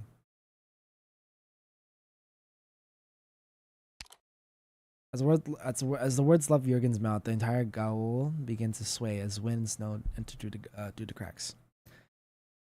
The walls around the imprisoned devotee were as rotten trees, shuddering into dust as his body was enveloped in a blinding light. Soldiers were thrown to the ground, the weapons shattered, but they themselves were unharmed. They prostrated themselves at Jurgen's feet, weeping as they confessed their sins. Jurgen the Confessor then walked the lands of the three clans, preaching this miracle the rest of his life. And thus Jurgen stretches out her hand to those who call for her to enact her justice.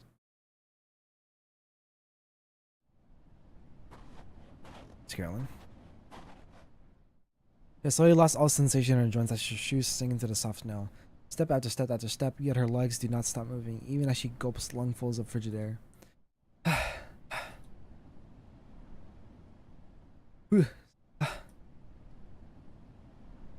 There's a vague shade of people in the distance. They draw close to her, but the lights flashing before her eyes make her unable to recognize them.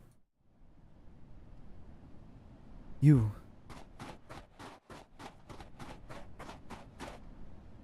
We have been ordered to receive you, Madam Carolyn. Though there should be others with you here. You got taken by the locals. Then are there any issues with the intelligence? You can tell Her Grace that the power hiding behind Yerag has disappeared. Our zone recorded the fall of some extraterrestrial object to the surface. The ensuing catastrophe is further proof of my conclusion. Whether it's the energy field theory or the Fermi hypothesis, it explains the changes that happened to Yerag. Get this folder, all my research into several hypotheses about Yerag is in it. You can... What the? I'm terribly sorry, madam. Do you really believe you can hide your personal communications with the Mainlander Foundation from us? Her Grace has asked us to bring back only the data. I believe she is very interested in the fact that Yerag has lost its protection. You! Extraterrestrial objects, Fairmount legends. There are so many marvelous things we don't know the truth about across this great land. But all you care about is deception, robbery, and murder. Everything else is worthless to you. If I didn't need you to escape from Yerag, I would never work with people like you. As I pass on your complaint to Her Grace verbatim. Goodbye, madam. Thank you for your patriotic service. She sighs deeply, unsure of whom she is actually feeling sorry for. And they die. Smoke grenade? Oh. Enemy attack, look for cover. My eyes. The night is enveloped in smoke and gunfire, leaving the snowfield in utter chaos.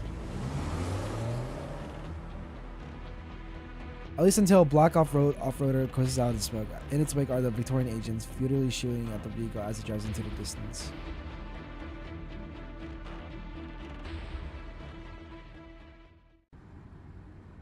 Oh! Red Lab. Let it pay you do that, Carolyn. I have to take our time so the Victorians wouldn't spot us. Got all your stuff? She lowers her head, pulling out a marked file on the extraterrestrial object from the various documents before handing it to the agent sitting in the front seat. So, when can I start my research? No need to be so hasty, miss. My boss wants to have a chat with you first. He's really interested in hearing what you're studying. I think you'll be working with us for a long, long time. Carolyn nods her head before she suddenly realizes something. Never had the chance to actually hand over Victoria's Yerag report. She rolls down the car window, hears the cold wind blowing in.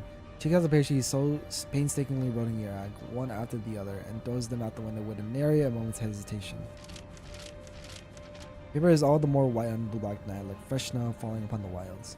Spin through the air, buoyed by the cold wind and political maelstrom both. Reads the things back here, Victoria. This is how Two more. their story ends. Tragedies. We're getting there. One following another. Just pure reading. Okay.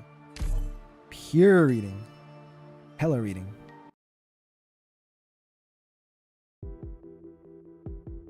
Tados. So according to you, that Duke Castor has had his spies embedded in Yerag for a long, long time, and it's all to prepare for a future annexation. How's she gonna do that? To be more precise, this is my educated guess based on what I've learned in Yerag. So out of all the Victorians sneaking around Yerag, you happen to be the only actual reporter who's out the truth and righteousness and such like. Well, you don't have to be so rude about it. My name's Alberta. If you're familiar with the Victorian newsprint business, you would have heard that name in conjunction with many articles about the truth that were deemed unprintable. I take pride in my work, no matter what they say. I'll believe you for now, little Miss Reporter, but this doesn't mean you're completely free of suspicion. I've had my guard rip out spies your people sent after the explosion. If you're telling the truth, then take us to your crew station. I've got a lot of things I'd like to ask the agency mention. You wouldn't refuse me, would you? But Move! Oh. Deckenberger grabs the Taurus and a reporter, pulling them back into the back room as a stun grenade from who knows where goes off in the interrogation room. Oh shit. In the distance, a bounty guard who was unable to get out of the way in time screams, a throwing knife has pierced his heart. Damn it! Deckenberger pokes her body out the door, hiding back behind the door as another knife flies towards her. She watches it tremble after it beds itself in the doorframe. These knives are the ones used by the Triple Ashers. You two stay hidden here. I'll go confirm the scale of the raid and the strategy.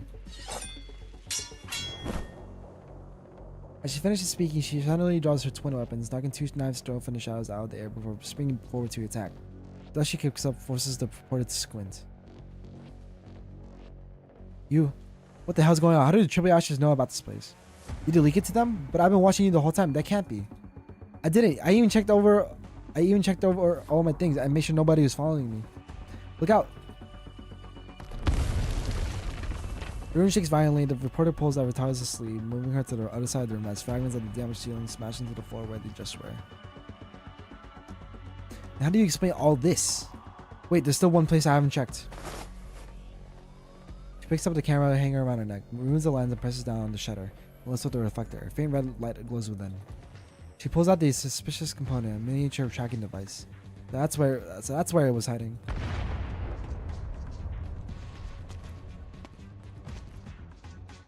Another explosion, and thick smoke slowly sleeps into the room the two are hiding in. Deckenberger emerges from the smoke, her breathing somewhat ragged.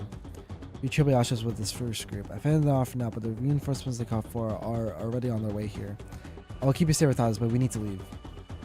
Let's go to the Vine Beak Court. There's a mountain trail nearby that leads to one of the secret passages in. You won't dare act rashly against the court. It'll buy us some time. Wait, I need to come with you. Since the Triple Ashers will keep chasing us, I'll make a record of all their assassination attempts in Iraq and compile them together with everything they've done so far. I'll pass them to the local front to get the word out. This will expose all of Victoria's dirty deeds to the public. I can't let myself be taken in by them. No babbling, I'll suddenly fight NCOs for a joint questioning. You'd be coming with us even if you didn't want to.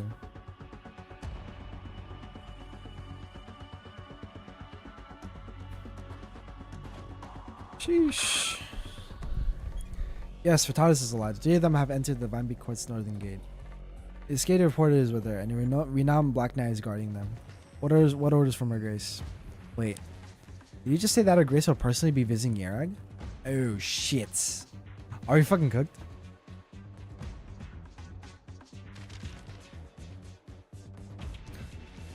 To Carlin Trade headquarters. And to Enciotis Silver, son of this former chairman and my kinswoman Elizabeth. Alas, all the people at Yarag. This is an open letter within which is written all the wrongdoings of Enciotis and Carlin Trade both. With this letter, I shall formally protest all the grievances that Victoria and Yarag share in suffering from that were wholly avoidable.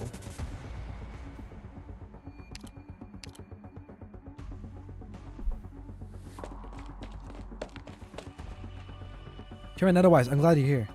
What is this? Slow down. It's a letter by the Duke of Castor. The contents have already been disseminated to the public. It's all by Yarag, mostly Carlin Trade. What does she write? About how we're not acting in good faith, and Sir Enciotis. Give it here. Notify all members of the board that we are to have an immediate meeting at HQ. Tell everyone to remain calm.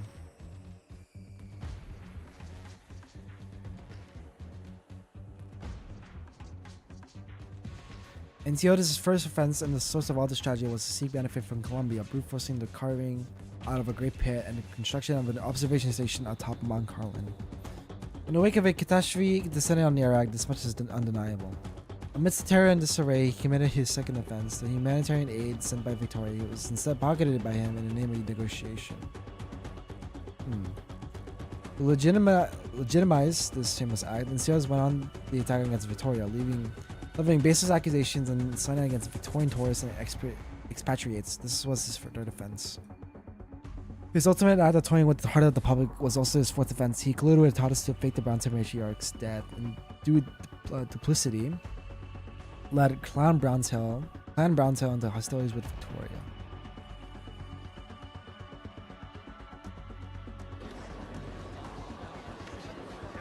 Oh, great. Victoria also has people that Taurus is hidden within the Vine Beak Court. The citizens who doubt this simply need to examine the premises. Those guilty heart has allowed him to station his private army there. This is all a bit much. Hey, when I was suspicious of NCO this earlier, you guys shouted me down like I was a conspiracy theorist, but it all makes sense now, doesn't it?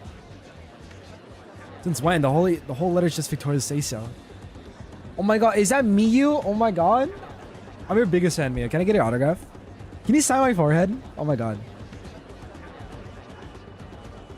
I'm your biggest fan. Oh my god. Can I get your autograph? Oh yeah, I'll sign it on your forehead as well. How you doing, Miyu? How's it going? How's the going? Thanks, bro. Of course, anytime. It's going VBYG. I'm assuming that means good. Oh, you mean going by? I'm stupid. Yeah, we're just reading. I'm just yapping. Stuff's going down.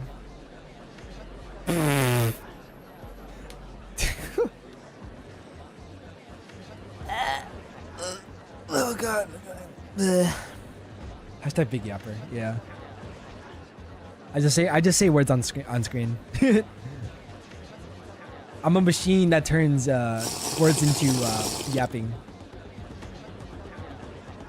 And thank you for the hydrate. I appreciate that. I don't have any more water. No. The hurry, yo? Doing what? Oh fuck! No! Are you serious, bruh? Bruh. Oh my god. Let me make space in my room. Hold up.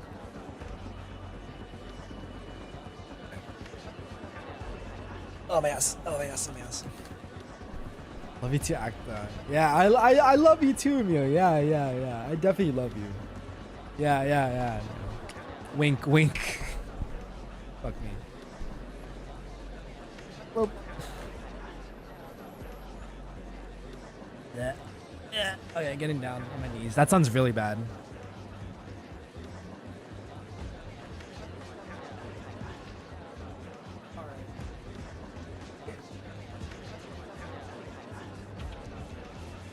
Two, 3, 4, 5, 6, 7, 9, 10. Ow, everything hurts. Now you are you sick? I will neither confirm nor deny that statement. I'm just kidding. I'm not. I swear to God, I'm not a simp. I swear to God. I'm not. I swear to God. I swear by my mother's name, I am not a simp. I swear. My eyes are for only one woman, and that is a fictional 2D character from Arknights. That's what all men say. I'm loyal, trust me. I'm very loyal. I'm loyal to one woman only.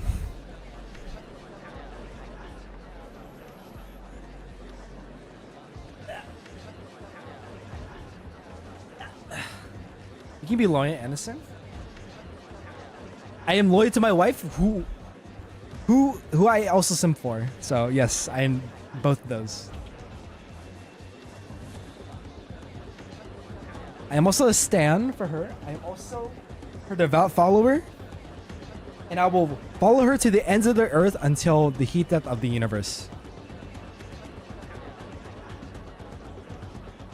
She's my light in she's the light in my darkness. She's the Wi-Fi to my Bluetooth. She's the pinnacle of waifuness. She's like the penultimate. So you're staying single, pretty much. that remains to be seen. That remains to be seen.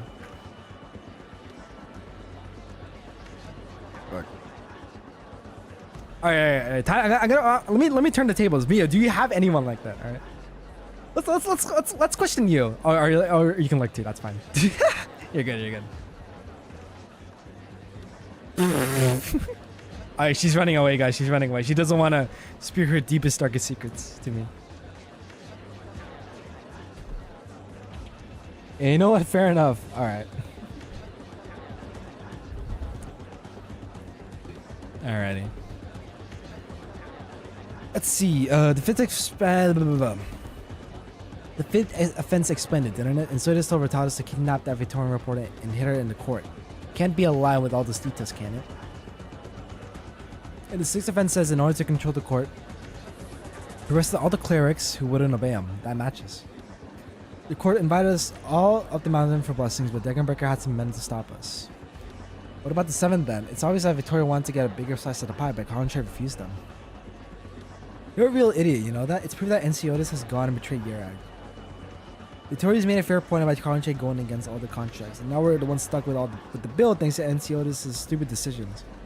So you think we should do what Victoria says? They want Conrad to stick with the old money agreement and put Ensiotis on trial. They say they do a joint trial with the Vine Beak Court. It'll be fine. Ensiotis will be lucky we just got banished for his crimes. The only crime he's done is letting you run your mouth in this rebuilt pub.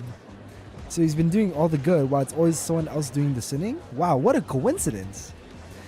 I don't understand any of this, but I know it's always us who will have to suffer for it. Come on, man, just sorry, Ensiotis. He's helped me out before. What the hell was that? Outside. Oh shit. Heard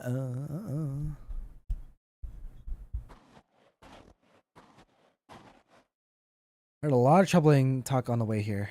Please tell me you've been doing more than admiring the snow. Shouldn't have asked. Is everything that happened still as you expected? If I said yes, would you believe me? I would. Because we're not unprepared during the recent growth window Colin trade. I'm afraid it is you who's the optimistic one this time, Gnosis. You know that no matter how many plans and contingencies we make, things will inevitably exceed our expectations. From the three clans, the Vine Beak Court, and stretching out to all the people of Yarok, Victoria's methods are plain to see. As someone who always bets every chip he has, you are never afraid of risk. Thus, all this is all I deserve. What the fuck? What the hell was that? Oh, is that the battleships? Oh shit, we're going to war. Nah. The Arknights govern the twilight sky. The steel behemoths of Victoria travel across the white snowfields. Oh, it's not our battleships? Damn it. It's freaking Victoria's. I've heard this fleet was the one that drove the devils out of Victoria during the Battle of Londinium. I still gotta finish chapter 14. Oh, I'm chapter 12 right now. I lied. So this happens after that whole thing. Okay, makes sense. Yeah, I gotta read. After the battle concluded, Cassia took the time to restore its flagship, so that her glory may live on. How many upon this great land can boast of the might to stand against this force? We chose to walk the more difficult road. It is time we meet the end of it. Nah, that horde is menacing, dude. Holy. We are fucking cooked. Woo. Why are Yurek's mountains so hard to climb? Let's spare it a little longer, Elena. We need to avoid the Vine Beak Court, and this is the only road that does so. A red cloud beast clean hammers onto Elena's shoulder out of nowhere before jumping back onto Joanna's embrace, letting out a high-pitched cry. Heh, it's laughing at you. Laugh all you want. I've done more exercise today than the past 20-something years I've been alive. And he looks at the crestfallen Elena, letting out a slight chuckle as she turns the corner. He sees a simple camp by the side of the road, not far from where they stand. There are many clerics of Vine Beak Court warming themselves by the fire. Amidst the crowd, Enya picks out a familiar figure with but a glance. Why'd you stop, Enya? Is that Elder also? Who? I didn't think I would run into you here. Oh my god. Because you should not be here. Because you should not be here, Saintus. You know, Elder, when you're talking with the Saint, you should be more. I know, and yet I also know this is not the road she is meant to be on.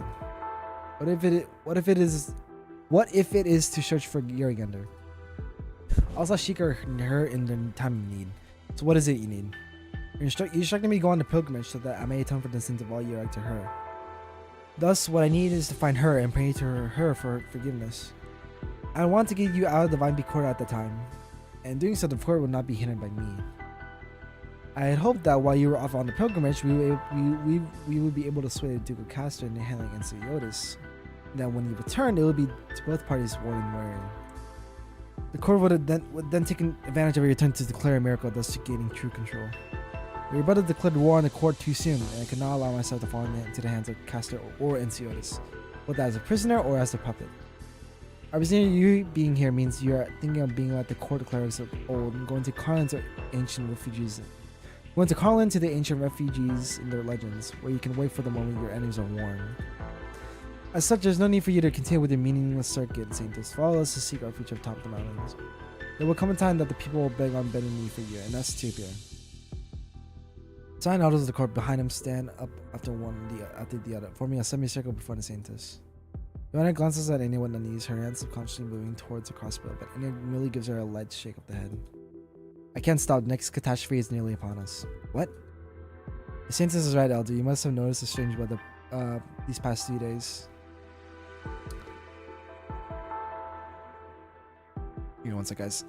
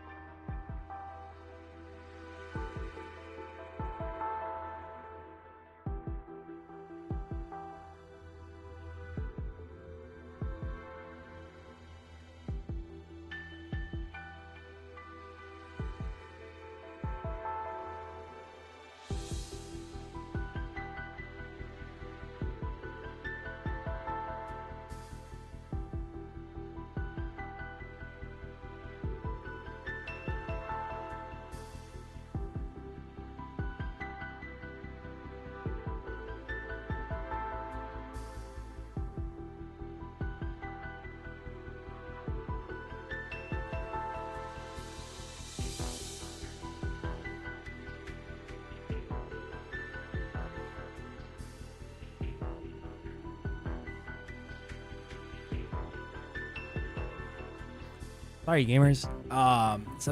This thing's gonna take a bit longer than I expected, so I'm gonna put on the BRB screen. I'll be right back, hopefully soon. I'll be back.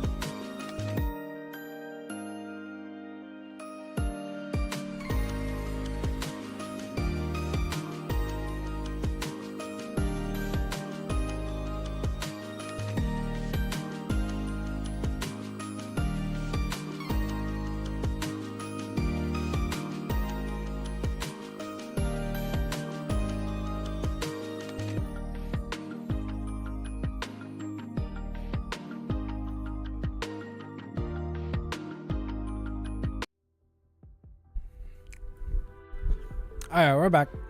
Sorry, guys. I don't know. Today, everyone keeps calling me for stuff, and then I need to do it. My dad might come in one more time. Let's see if we can get through this whole thing before then.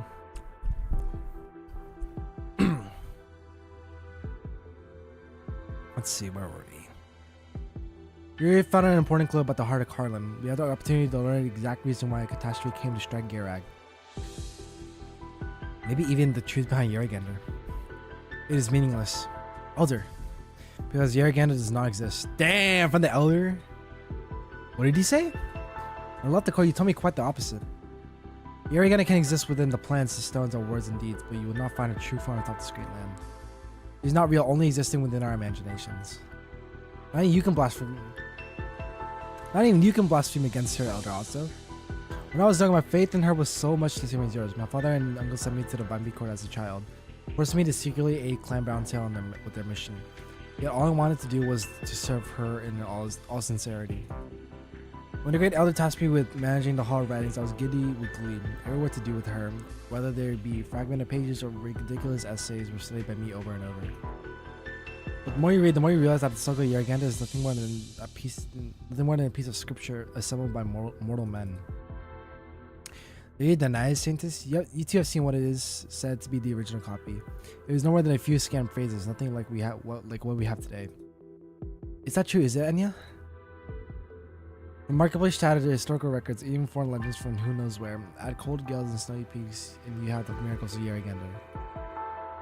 I persisted in my inspection of everything, hoping to find even this tiny shred of evidence, unlike the rest, but all I found were more and more archetypical tales.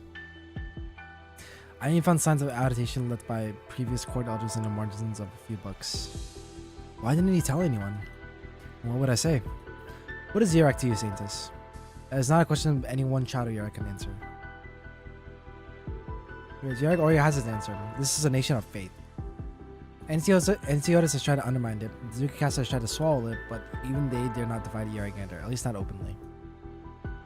But if she doesn't exist, then who founded Yarag? Our country was never one built atop her flesh and bones. Rather, it was her country that was built atop our flesh and bones. It was her country that was built atop our flesh, our bones. It was the ancestors of the people of Yarg who, amidst these snow-capped mountains of despair, labored tortuously to create a place where they could survive. People who can never understand why fate to create they should struggle and suffering, whilst others thrived in merriment. And so, abandoned upon these hopeless rocks, yet seek consolation elsewhere so that they may continue to live.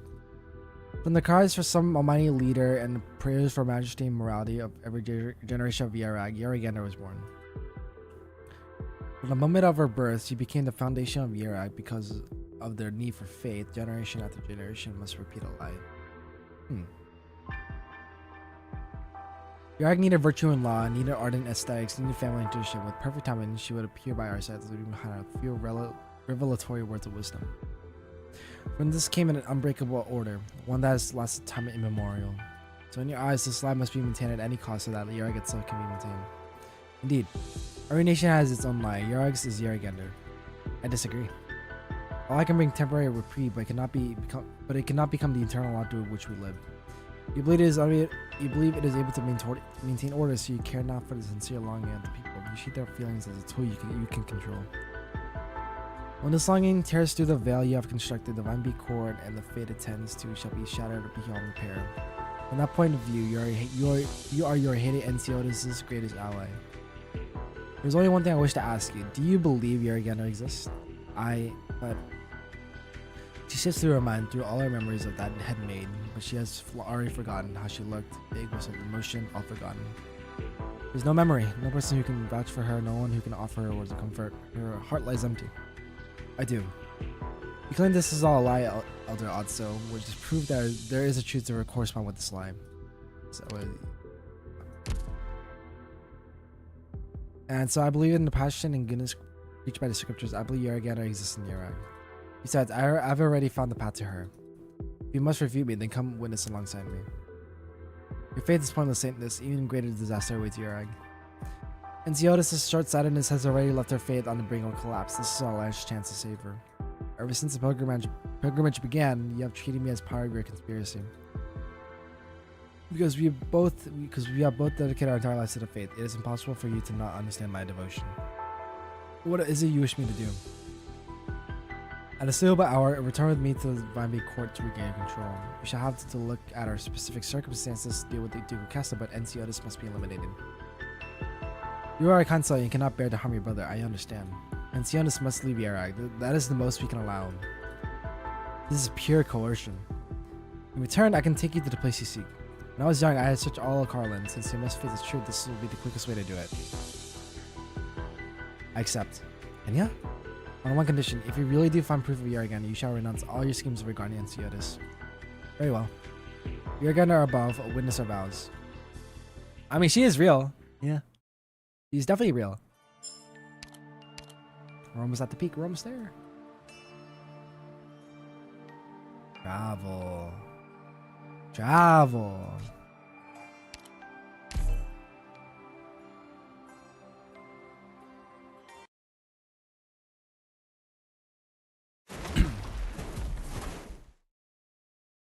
Always have some distant commotion disturb the scant snow atop the trees.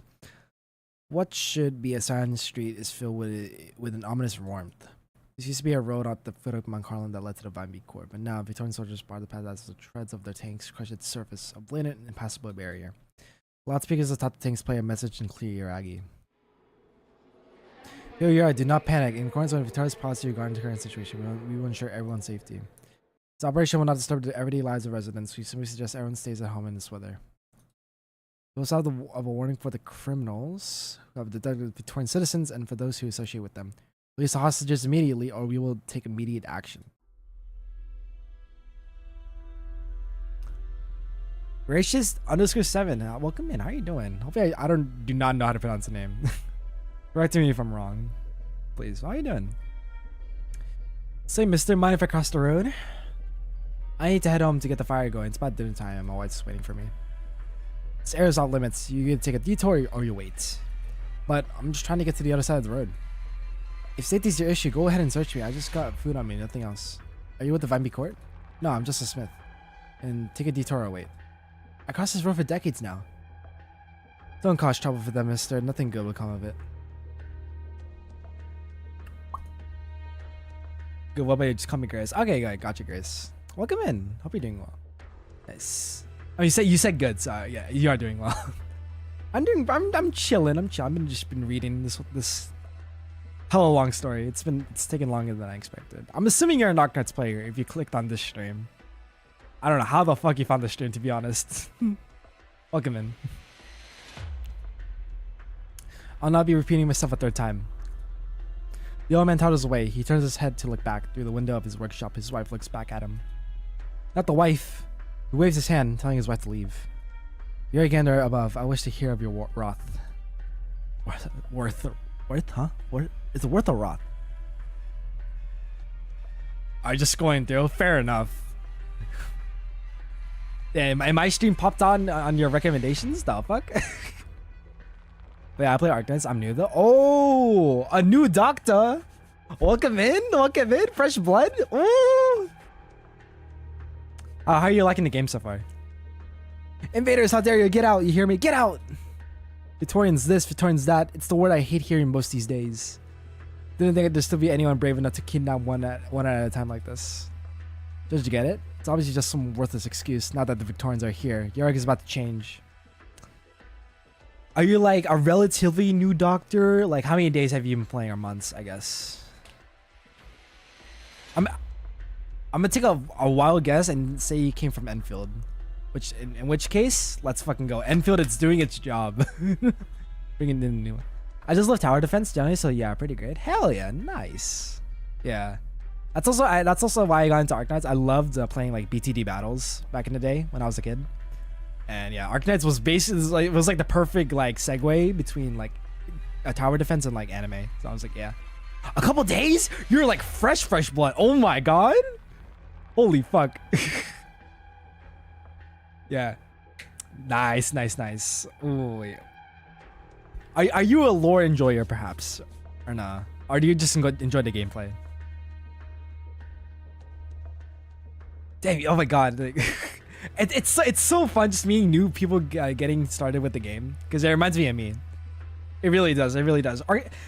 This doesn't happen with like Genshin or like freaking like Star Rail. I don't know. It just happens with Arknights. It's so much more different than the other gacha games. But yeah, fresh blood. You love to see it. You love to see it. Yeah. We're a pretty good community, so we at least a lot of us will welcome you with open arms. Yes. Yeah, but we're if you haven't know, yeah, we're reading the story event stuff. It's taken a while. Yeah, I don't know if you like lore or anything like that. But yeah. Actually, I'm pretty sure I've tried it in like 2020 and just cleared the tutorial because I was focused on. I see. That's kind of like me as well. I started in like 2020 when all the ads came out. And I was like, oh, I'll try this. I wasn't that interested, but then I came back to it around like 2023, I think. It was 2022. It was a couple years later, then I really got into it. And then when I started streaming, it was like practically my main game for the as long as I can remember. So yeah. No, even though I've been playing it for so long, I'm not max level yet, which is kind of weird. I'm just kind of lazy to grind. Yeah, but you have made the correct choice, Grace. You have made the correct choice. Welcome to Arknights. welcome in new Doctor. 6 years gap. Yep. Damn, this game is 6 years old now. Holy shit. Cian's like what, 7 now? Yeah, Cian's 7. Holy God. God damn, man. Yeah. Do you have like a favorite operator so far? Like favorite character or like I don't know, favorite NPC or something like that? It's a question I like to ask like new players. It gets it helps you gauge who you are as a person, I guess. I don't know. Also a little icebreaker as well. I like lore though. I mean, I read web novels. Oh, based. Nice. Yeah.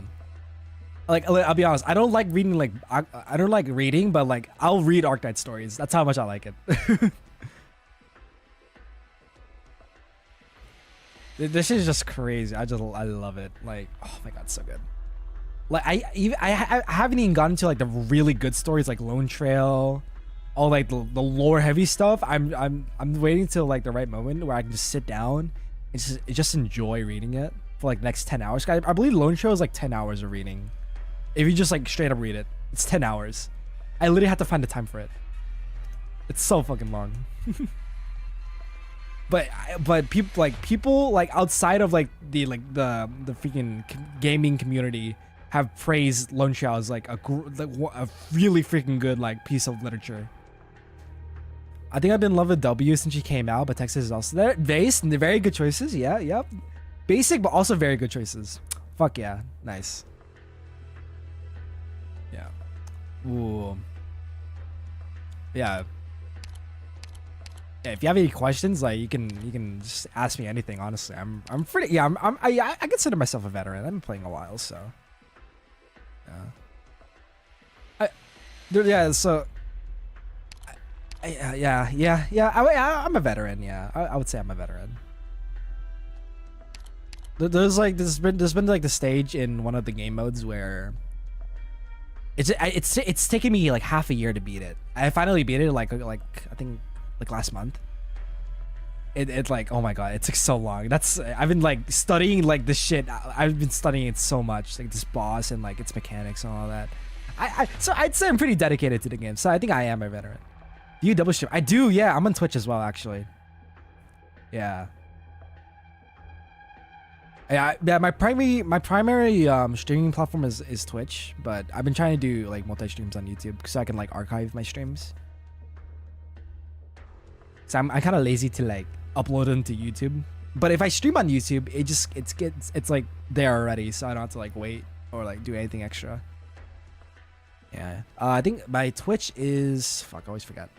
Yeah, just Acta, Ethereon, double A's for the Acta and the Ethereon. Yeah. Yeah. Oh man, I love seeing the doctor. It's so great. Yeah. Yo, please. I generally hope you stick with the game for a long time. We love the game. I just subbed to your YT. I'm more active on YT. Oh, okay. I see. Gotcha. Yeah. I used to stream a lot more on YT, but then I switched to Twitch at like 2 or 3 years ago, I think. I don't know. Yeah, because I think I just like the. I mean, Twitch is like more geared to like streaming, which I do more. I have been trying to upload like more like long form and like short form content on like YouTube, which is why I've been like using it more. So yeah, I'm trying to get on that. I just mostly post like song covers and all that, and like reaction videos. That's about it. Or like Arknights. that's about it. Yeah.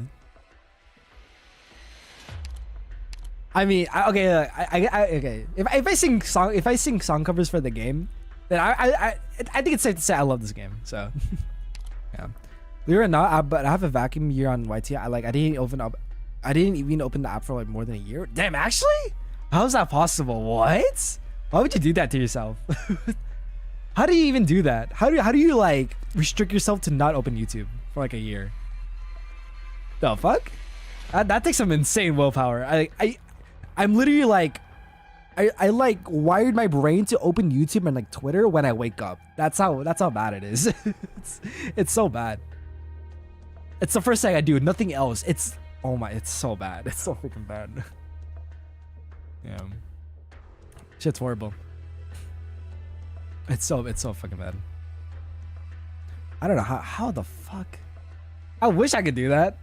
I can get rid of the brain rot I've been accumulating over like the past like however many years I've been using YouTube, like Twitch and all that, and like Twitter.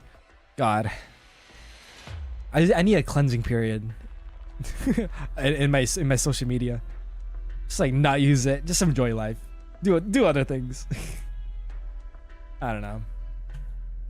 All right. Let's keep reading this, and then we'll keep chatting as well while we're reading this. If you want. Let's see. Well, just say there's like a drama happened with a VTuber that is my friends. I just kind of isolate you. Oh, really? Oh, no. Dang, I'm sorry to hear that. Damn. Well, it was okay. I don't want to go into like too many details. Or like, if you don't want to answer, that's fine as well. But it was like drama related to like you as well. Wait, were you like in like the storm? Were you in like the eye of the storm kind of thing, or like were you just like caught in the crossfire? I guess. Cause then, yeah. The thing with VTubing is like you're very prone to drama and all that, so you got to be careful. I do my best to just stay away from drama and all that. Like it's the plague. It's the freaking black plague. I do not mess with that shit.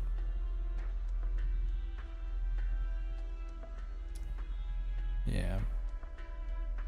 You know, yeah, you gotta do what you gotta do. If you gotta isolate yourself after something like that, then you know it's a valid reason, and you know, do what you gotta do to like prioritize your like self-care and all that. Yeah, just oh man. Ooh, Let's see. Wolfostin, you're all just sitting back to watch while going on with your pessimistic talk. You're more violent than a starving burden beast. I'm gonna show them the real Yarag. If you're gonna make a ruckus, do it somewhere further away. Don't drag me into this. Right. Go to Carlin Trade. They got guards, don't they? You're all a bunch of cowards. Cowards, I get it. You got guts and you don't mind getting your hands dirty, but do you have a family? If this is the outcome of the negotiations, if the three clans, the Vine Beat Court, Carlin Trade, if none of them are going to do anything, what can we do? Yargan above, forgive me for my fear, my cowardice. Anger, fear, unease, all sorts of emotions roll across their unarmed crowd, but they have no effect on the armed soldiers across from them. Not me, but because I am a close friend, also a moderator, I got to get involved with the thing. Also, it was like more than 20 people in Discord voices, because shit, damn, it was bad then. Sheesh. Yeah, definitely understandable that you have to step away for like a year. Understandable. Yeah, I God forbid like that, like any drama happens between me and my friends. Oh my god. God forbid. Like, knock on wood. Oh my god. Man. I have not been in drama at all, at least. maybe hugely due to the fact that I'm a pretty small streamer. People don't know me, so like, I don't know. I don't have that much like reach, I guess, which is good. Also, like, damn, I'm a small streamer. Shit. Yeah. I was about to say, are you a VTuber? But then you say you're a moderator. So I mean, I don't think you're not a VTuber, are you?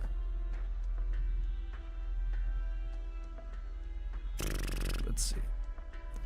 The voices are drowned by the roar of the engines. Oh, it's a battleship. That's fun. They got the Gloriana. Is the Duco Castro on here? Who are you? Who the fuck are you? You're hot as fuck. Who?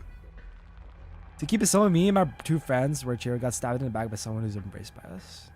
Dang, really?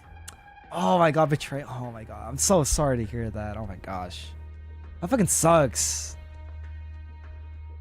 Hey, really? No, but most of my friends are VTubers. Okay. But you're familiar with like the whole spiel and all that about being a VTuber. Okay. I see. Sorry, I'm like ogling this girl. I'm like, who the fuck is this? She is hot as fuck. She's like female Silver Ash. Huh? Wait, I got it. Yo? Pog? Oh man, that's crazy. Oh, she's so fucking hot. Wait, dude. Fuck, I'm a killer for that type of like women in that attire. Oh my gosh. Yeah.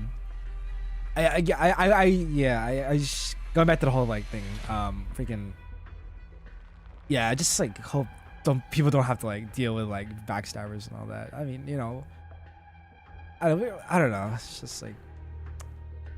I wish I wish everyone were friends, you know what I mean? It's a very optimistic outlook, I know, but I wish everyone could just be friends and all that. Arknights NPCs just straight up bad. Exactly, right? Yeah. Dude, oh my freaking god. She's like honestly A tier baddie? There's a couple of S tiers if you keep reading like the lore and all that. A lot of them actually become playable characters in the game, so she might become playable. Actually, she might. There's actually a good chance she could be playable in the future. We just got a character in the Chinese server. She's like the shopkeeper in like the game, the little vampire with the black hair. She literally became playable after how long the game has been out, after like what 6-7 years. Fuck, I said 6-7 shit. After like 7 years, she finally became playable. So it's very possible that if she the shop girl, she can become playable, then this girl right here can become playable for sure. So there's hope for us right here. Oh, and after that, my cheer got exiled from the friend group one more. Damn, what? Actually, damn, what the fuck? Our friend group then, the fuck? Our friend group. Also, was like, oh man, I don't want to get to like the details and all that, but damn, our friend group. Shit, exiled is a strong word. Holy.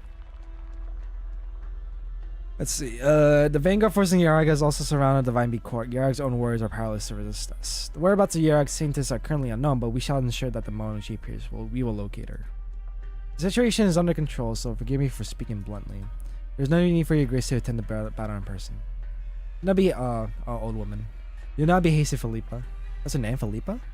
These are words lightly. If I may correct you, Yarag is not an enemy, but a valuable partner in cooperation. The Contrary Style has not given an official response to our invitation to negotiate. I can imagine. And that, let's see. But literally the one who built it off his guys need to show us like, damn. That sucks. Crazy shit. Oh man. Okay, definitely L friend group then for sure. Wow. That's okay. What? That's insane. I'm like, what? That's insane. Right? This grandma is fine. She kind of fine though. We got a playable we got 2 playable grandmas in the game. They know what's up. The freaking creators, Hypergriff, they know what's up. They have women of all ages that you can sim for. They don't discriminate. So yeah, it's free reign. You can take anyone you want. Yeah, they have a type for literally anyone out there, honestly. So, what's very operator though? Oh, Milo here. I got a picture of her. I did it. So, yeah, let me grab her. She is the director of a Colombian faction, basically America in the game. She's a director of the ecology. She's a director of Rhine Lab. It's like this research like researching faction. Sure, her name is Mulesies. She's like an elf. Let me change the thing. Hold on. She's my wife. I love her so much. She's my wife. It's her. This is her. She's like, oh my, she's fucking perfect, bro. She appears in the story, which every time she appears on like in the story, I just start like screaming. But dude, she's like oh my god, bro. She's like so outgoing and like, oh my god, I love an outgoing girl that like can like almost like match my energy, I guess. I don't know. She's like, she cares. She canonically likes the Doctor, so like that's a plus as well. Like.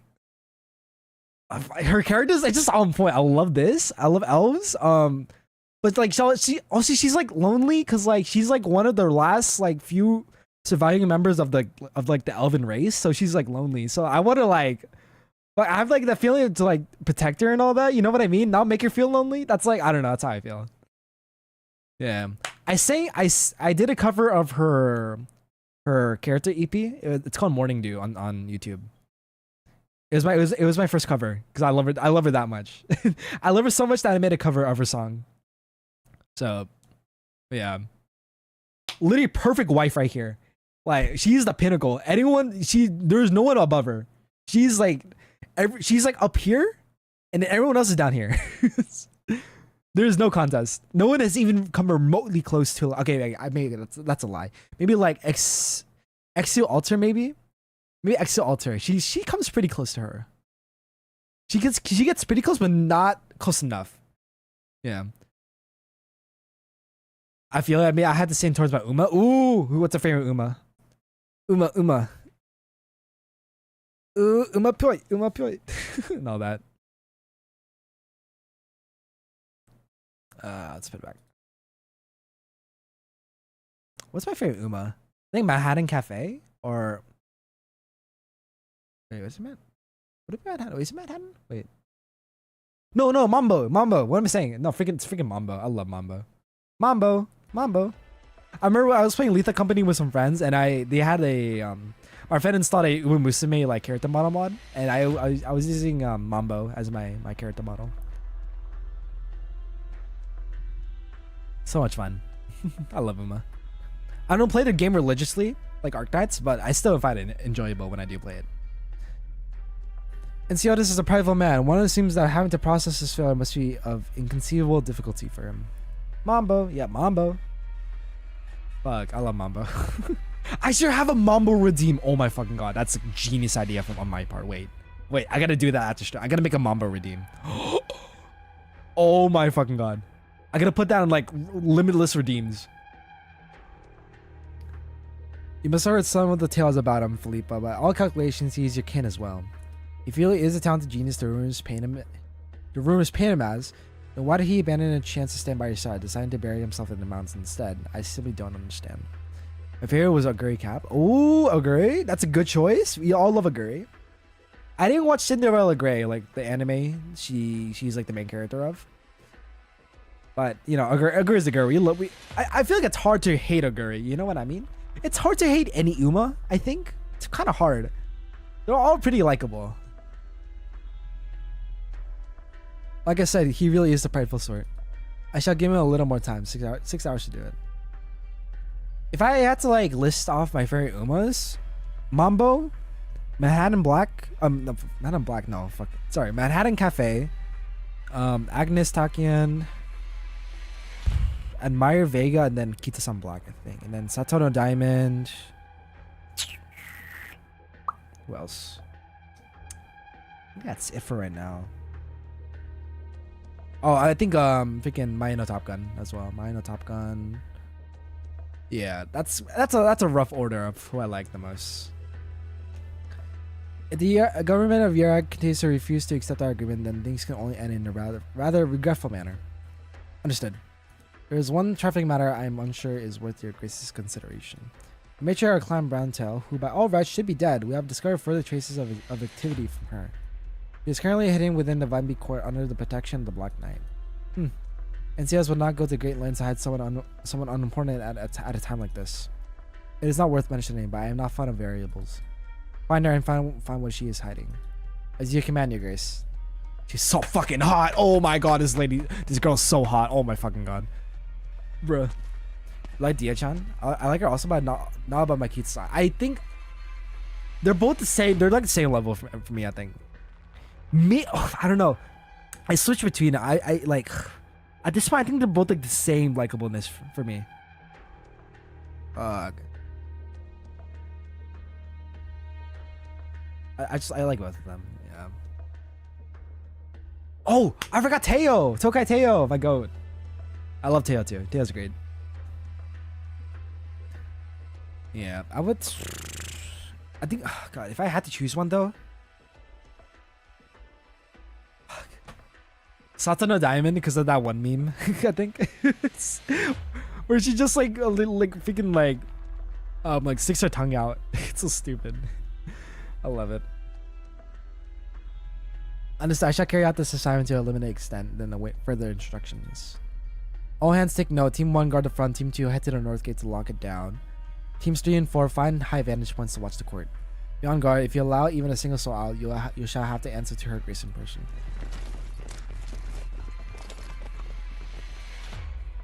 We're on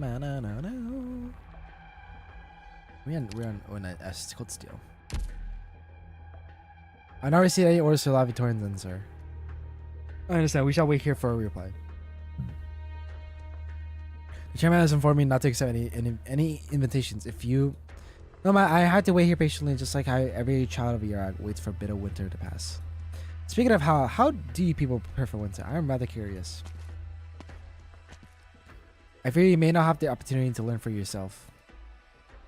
I'm not here representing myself. My own experiences are not important, Mr. Edelweiss. I believe these terrible conditions call for giving everyone an equal chance to express themselves. Don't you agree? Why are you here? Rest easy, Chairman Edelweiss of Carlton Trade. I've come here for one very simple task: to invite Mr. Silverash to the negotiating table on behalf of Her Grace. A simple, peaceful conversation, all for protecting the bond between our two nations. You have brazenly sent an army to surround Iraq, aimed your cannons at civilians, and dispatch your guards to blockade our markets. Are these actions meant to be part of this peaceful conversation? Mr. Edelweiss, Her Grace simply wishes to let the true master of Iraq know that a speeding warship cares not where the people atop its deck run. For most, the best choice is to hold the handrail tight. Profound understanding can come over the passage of eons, or it can come in the blink of an eye. It all depends on the commands you have received, sir. Get to the point, Victorian. You shouldn't need me to teach you how to say what you're here to say. I would much rather call it sending a request, Mr. Edelweiss. A request from a Victoria is a rather rare sight these days. We cordially invite Mrs. Silverash to a spirited discussion with Her Grace about the future of Iraq. We shall ensure the meeting goes smoothly, and Her Grace has also commanded that none be harmed. We too have our own request. Victoria is to immediately cease this military invasion. I regret to inform you that such a thing hinges on the results of Mr. Silverash and Her Grace's talks. I am unqualified to make such a promise in Her Grace's stead. Right now, my only hope is that there shall be a place warm enough for me to spend the winter. A fleeting hope that it shall be Iraq.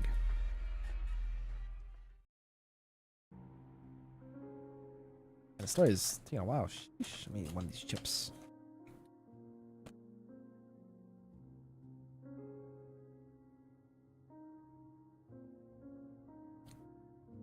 Let's see.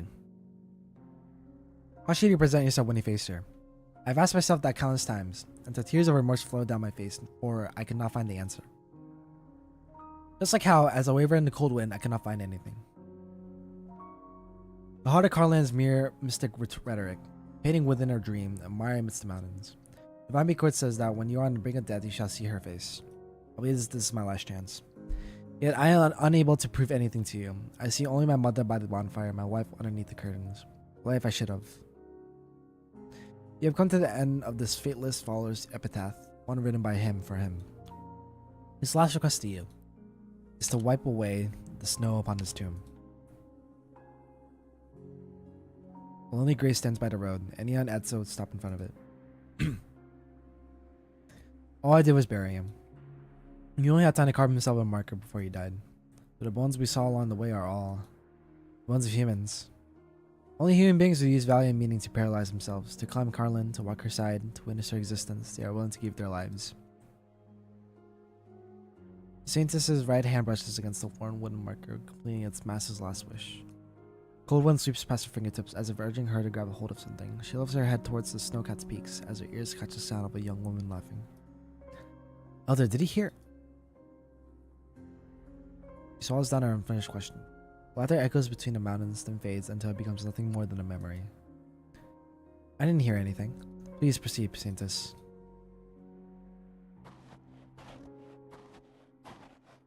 Enya hesitates for a moment before nodding, continuing onwards towards the darkening horizon. Towards the peaks laying in thick snow. I'm back. Welcome back. Welcome back, Grace. One picks up, tingling itself in the same as his clothes. It leads behind snow stuck to her brow, like how it sticks to the wooded trees she walks past.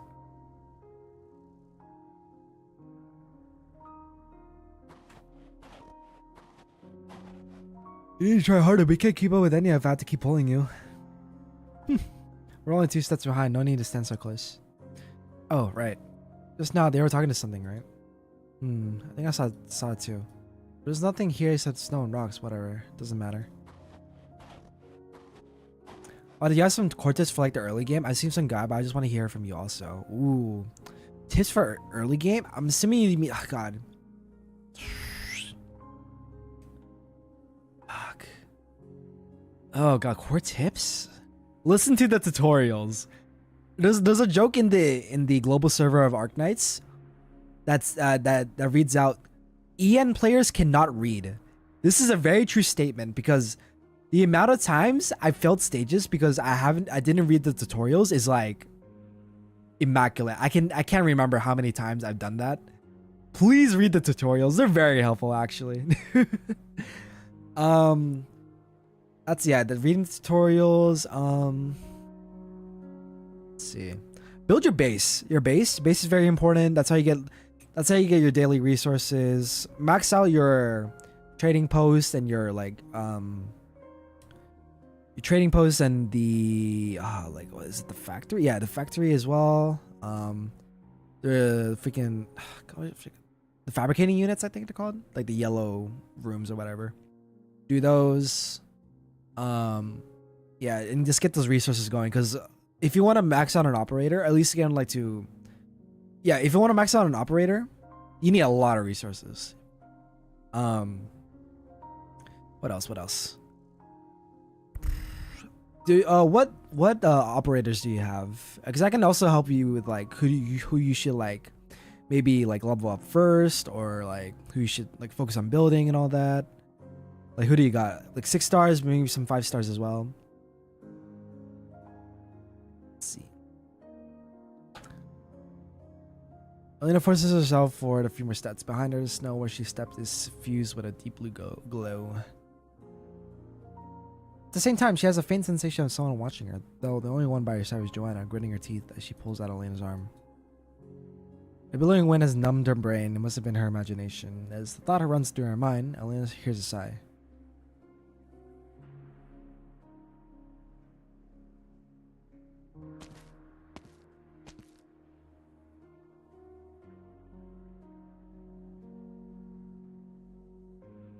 I got like Exu from the starter banner, Awk from the racing pole, and Savash. Okay. Exu's pretty good for an early game, I'd say. She's really good against like waves of enemies, like very like the trash mobs. But if it's for bosses, she's not the best. What about 5 stars? Do you have any good 5 stars do you have? Or let's start your 5 stars, because 5 stars are really good. The thing about Arknights is that you can clear the game with just 3 stars. There are people out there, we call them guide gods. that clear the game with just 3 stars and 4 stars. They're like, they're actual gods, like dead ass. I don't know how they do it. They spend their, I don't know. I'll still have my voucher of 5, 6. Oh, do you? You voucher? Wait. Wait, do you mean the recruitment voucher? In like with like the recruitment tags, or do you have an actual voucher like in your like your inventory type of thing? Is that the yeah? What's the 6-star voucher? Yeah. Wait. What's the wait? Who can you redeem with the 6-star voucher? And the 5-star voucher.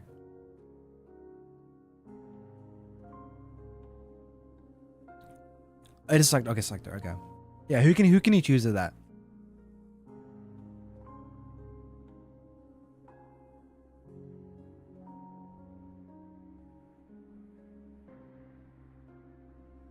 So if I'm a bit quiet, I'm just like munching on chips. Hold on.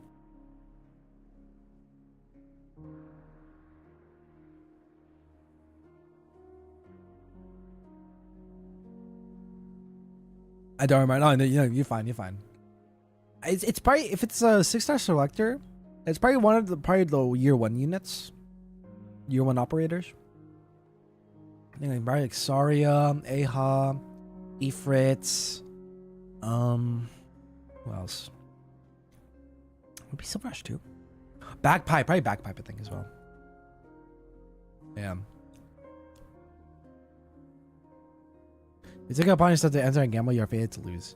Saintus. This is indeed the depths of the mountains, the location of the heart of Carlin. I did ask Enya, I dragged her all the way here. We're here, don't just stand there. Oh. Huh?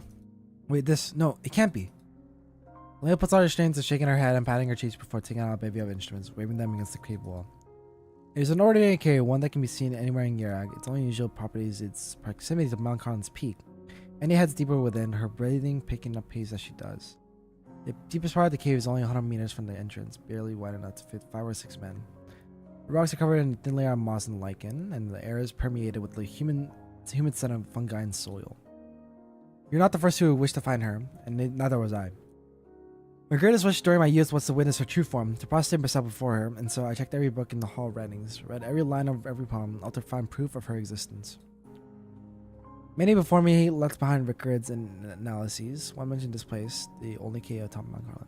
Oh, if you want another tip, I would say like build instead of I said actually no.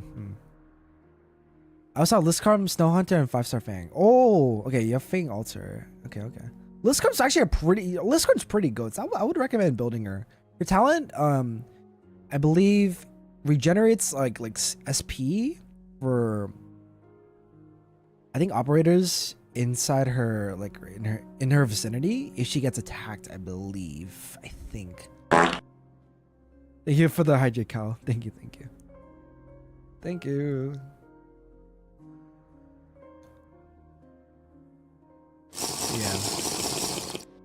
Yeah, I have not used 5-star Fang actually, surprisingly. I believe she's still a pioneer. She's probably pretty good. If I had to choose. I haven't tried Snow Hunter because she's a very new unit. I have not tried her at all. Yeah, we have a defender. Yeah, if you can get a list of the operators you can recruit from the 6-star voucher, I can definitely help way more. I don't know, maybe pull up the game or something. Yeah, I just need to know who's on that selector, and then I can help you out. Oh.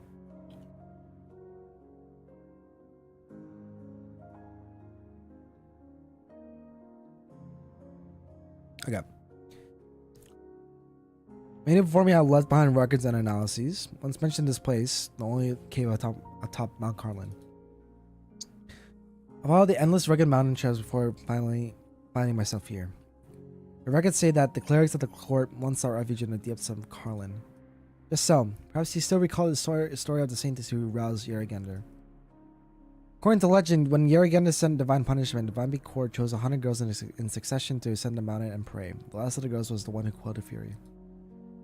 In truth, the final girl is the daughter of a clan leader, which incited the great clans to ally and lay siege to the court.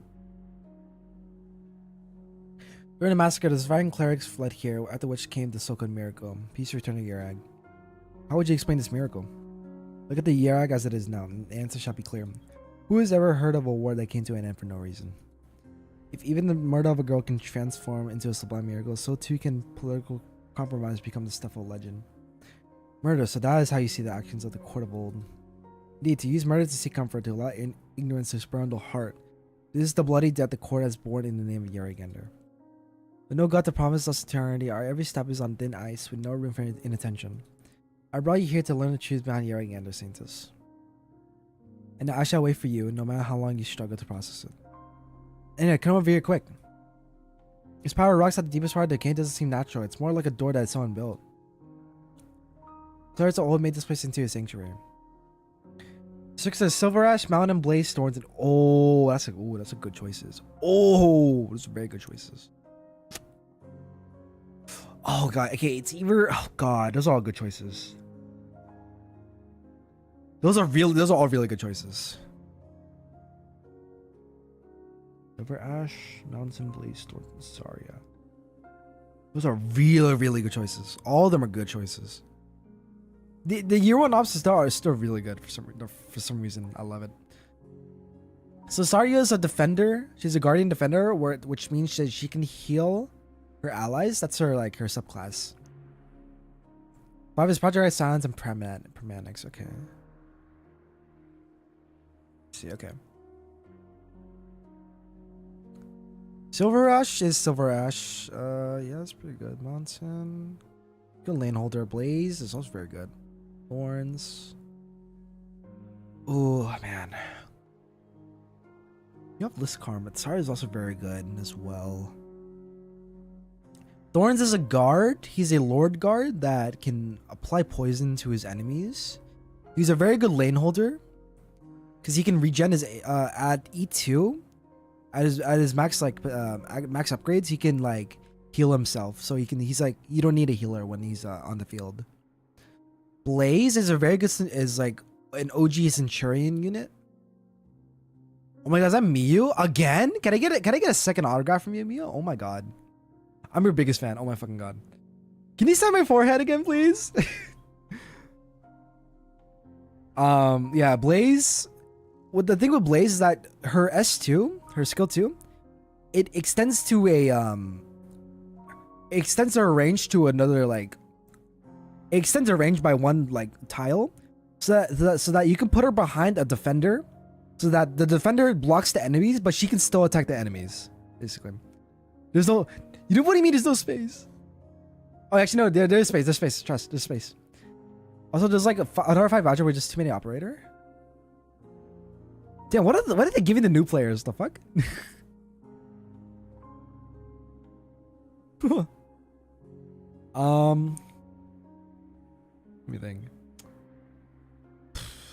I'm actually curious on how you connect your YouTube chat and Twitch chat. I'm using this. Fuck. Yeah, look up Twitch and YouTube chat on YouTube, like chat widget, and then it's one of the first few videos. It's this really dark. It's this tan skin guy that had a tutorial on it. Yeah. YouTube people recommend typically. Yeah, Lapin's good. Lapin's good. I would recommend building Amiya as well. Definitely build Amiya. Amiya is actually very good. A chat widget can't do YouTube. I know. I want to commission one where it's customized so that I can have my own flair to it, while also having YouTube and Twitch to it. Yeah, this is a free one someone online did, and then I just kind of took it. You can sort of customize it. Yeah. Yeah, I do want to get my own soon. On VGen or something. If it's possible, it should be possible. Yeah. Yeah. Some good 5-star, bro. Let me think. God, I could. Let me finish reading the story here, and then I can actually go into my list of operators and see if I can help you out. Yeah. Let's see. In other words, behind this door is most likely the hiding place of the ancient clerics and a place where countless secrets of Iraq are hidden. What is more likely is that behind that door you will find absolutely nothing. But let us bear witness, Elder Otso.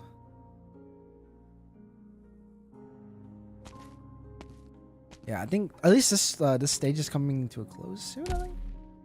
Enya half shuts her eyes as she walks past the old man droning on about his story, slowly approaching the end of the cave. She takes a deep breath and presses her body against the cave wall like a reunion hug after a long time away. Slowly sticks her hands and cheeks, moss pokes out from under her hair. It is as if she were fast asleep atop the earth. I can feel it. According to my readings, Enya, behind the serpentine rock wall there seems to be a giant cavern. But there's no other way in. I can blow this door open if you have to. Wait, this is holy ground. Do it. Wait, Enya? Oh, you're a Gander above. Pardon the intrusion. It's all in the name of truth. Fighting time! Yeah, you can see my operators and all that. I can only hope this mission won't prove to be a waste of time. They have a big selection of people you can use. I would actually recommend Graceberry maybe for a 5-star. She's actually very cool. Very cool, very good 5-star. I like using her. Oh, a good 5-star I like to use is Whisper Rain. She's right here. She's a good, really very good medic with a very good range for like healing operators. Silver Ash is right here. Let's see. Where are they coming from? This way?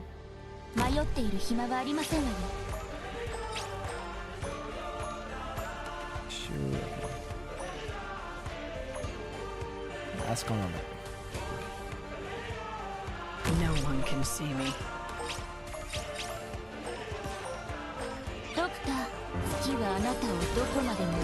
Kill him. What is this bit? Weakened by avalanches, the text deals splash damage. This HP for like the frick is that? What the hell is that? No one knows. Meet your death. And by the way, you also get new player instant ET voucher limits to monster code. Oh, okay, yeah, that's pretty. That's pretty common. I have to look through my list again.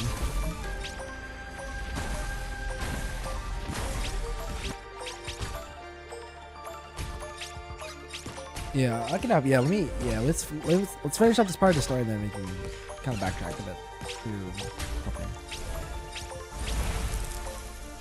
They only remember my blade. Unfortunately, a lot of a good amount of like really good operators, like 6-star operators, they're limited. So you have to wait till their banners drop and all that. Oh, when a half anniversary or an anniversary get released, like an anniversary banner get released, so that you can get a chance to get them on the banner. So that's kind of the drawback. You have a Discord server? I do, yeah. It's on my Twitch, I think. Yeah.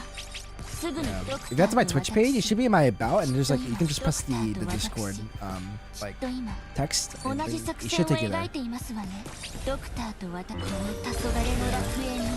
Yeah, my Discord just likes to yap about Star Rail, Star Rail, Genshin, Uma, Arknights, all that. Yeah. They only remember my blade. Yeah, if you got something cool to share, you can just drop it in there. They only remember right behind you. Because at the end of the day, we all love games. We all love gacha games, so it's a good way to just share what you love.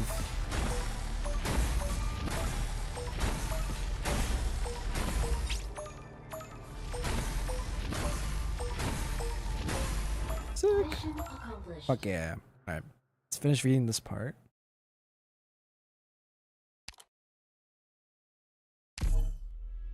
Actually, wait. Good. No, I can't do it. I'll read it after. I can do it right now, actually. Learned. I was going to ask you help me make my outline, but with such a good head on your shoulders, I'm feeling. Hiya! How about a little chat before you get to work? Oh, this first. Is it this thing in the description? If it's there, then it should be. I think it should be. I want to say. I think I probably did put it in my yeah. Yeah, you could try. It should be the same. What are the 5 stars I have built? Let's see.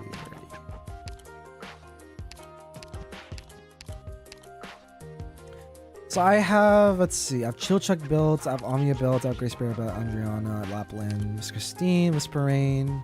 The Legion's pretty good. Oh, do you have Myrtle? Do you have my goat Myrtle? My 4-star goat. Myrtle's like literally one of the best units in the game for our Vanguard. If you have this girl right here, if you have her, like you're like on your way. She's literally the best Vanguard. Like everyone, like okay, she's like one of the best Vanguards. Okay, she's a 4-star. She's one of the best Vanguards. Literally the GOAT. She's so fucking good. If you like, honestly, I would prioritize building her. Like, get her. It's like, yeah. You don't have her to fuck. Never mind. If you do get her in the banner. Oh, actually, there's a really easy way to get her. So if you go to recruit, let me expedite this. Attention. What's it called? So when you do like the recruitment tags and all that, there's a certain combination to get a free Myrtle. It's healing and Vanguard. If you see a healing tag and a Vanguard tag, you can get a free Myrtle, like straight up. That's an instant Myrtle right there. And you have to put the timer at like 9 hours or something, or 740. That's which is like the minimum. So Vanguard, healing tag, and then 740 or higher time, and then that's a free Myrtle right there. That's how you get Myrtle. It's really easy. Really freaking easy. And she's like so good as well. Let's see, and then so you said, okay, so we have Silver Ash for the 6-star selector, or is he guard? Alright, go to Silver Ash. Yeah, he's cool. The goat. Actually, I got the skin, damn. Yeah, his if you're gonna build him, he's good for like he's very good, I would say. His S3 is like really freaking good. It's like we call it like the silver we call it the Xing Xing, and because of the sound it makes. It's a funny sound, but like it's very good. This is the range. Like, he hits a lot of attack, and he can hit 6 targets simultaneously. He's a pretty good boss killer if you use him right. But the downside is that it has a very long like startup time. It's like if you use it, then you have to wait a while to use it again. It takes a while, so that's one drawback. And then we have Thorns. My goat Thorns. I love Thorns. Top 3 characters, I think, for me. Yeah, again, so you want to, if you're gonna build him, definitely build his S3, the Streza. So basically, what it does, it the first use, it increases his range, his attack, and then his attack speed. And then once you use it again, the buffs are doubled, and then they also stay there infinitely. So he always has those buffs, like for however longer the stages or whatever. So he's a really good lane holder. He's like Saria. Go to Saria. Again, yeah, Saria's a guardian. She can heal her allies. Honestly, all 3 of these skills are worth building, I think, for sure. She's a very good all-rounder. A lot of like high tier like clears still use her. So she's a very good unit to have in the long run, for sure. And then we have, who else do we have? You said, who did you say? Mountain. Okay. I haven't built Mountain yet. But he's a good lane holder like Thorns. I believe it's his S2. He can switch between 2 stances. I think you want to his other state. If you use it once, that's the stance you want to keep while he's like on the field and all that. Yeah. And then who else? Blaze. That's of course Blaze. Is Blaze? So her S2, it's unlimited after you get enough SP. It's automatic, and then it increases her attack range by 1. So this is her attack range, and if you put a defender here, if the enemies are coming this way, if you put a defender here, the defender will block the enemies, and then Blaze will actually attack the enemies right here. So she's a very good for lane holding if you have another defender right here. Very good, very good. I used her a lot when I was back in the day. Such a good unit. And that should be all the 6 stars, I believe. And there's Lappy. And yeah, Lappy's good to build as well. She's fun to use. Her thing is all about silence, so that the enemies can't use their abilities, which is actually very useful. Silence is actually very useful. Very, very useful.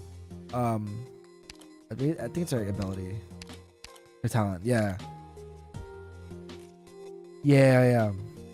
Attacks disable target's special abilities and 8% fragile for 6 seconds. It's very good, yeah. For sure. And then should be all of them. So if anything, I would choose like, God, they're all good. But I think Saria, Blaze. Oh God, no. I would say choose anyone but Mountain. I think anyone but Mountain.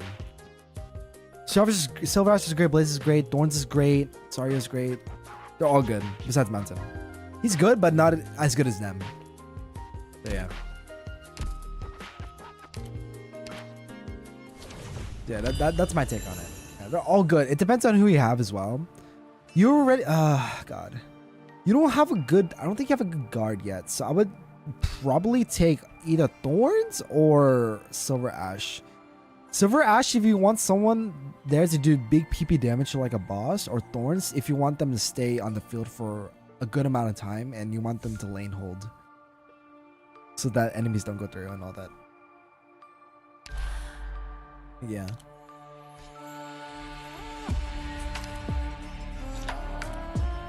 Yeah, that's my take on it.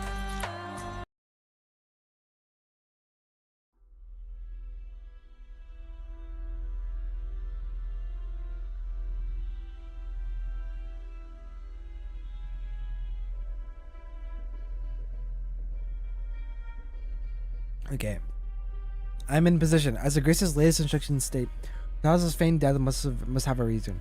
She's most likely carrying important information on a person and is to be captured alive. Yeah, of course, no worries. I love helping new players. I was once a new player and people helped me, so you know I'm giving back. I'm doing my part. It's a whole cycle.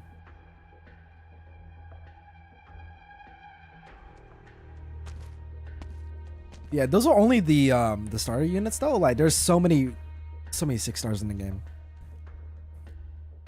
If anything, look at yeah for sure. Look at guides though. They're probably more helpful than me. But that's my take on it. It's always good to get like another person's perspective on it. Said if I pick Lapman and should I insta E2 her? Ooh, should he insta E2 her?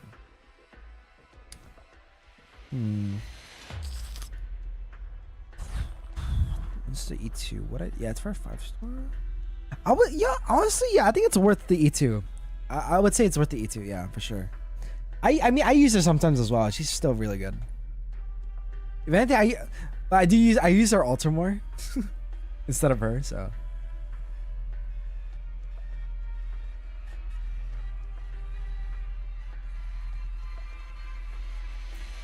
this is the front. The corner is dumb team. Prepare for direct contact. Do not attract attention. End it quick. The only thing to watch out for is the Black Knight, who's most likely still here. Where is she? Here looks wirily. Warning's weapon tight. Not good. Oh. Sheesh. A black Deacon Breaker flies at unbelievable speed towards him. The intruders send flying by their kind of force slamming against the walls. Oh, he bro's cooked. Bro's cooked by Deacon Breaker. The Black Knight.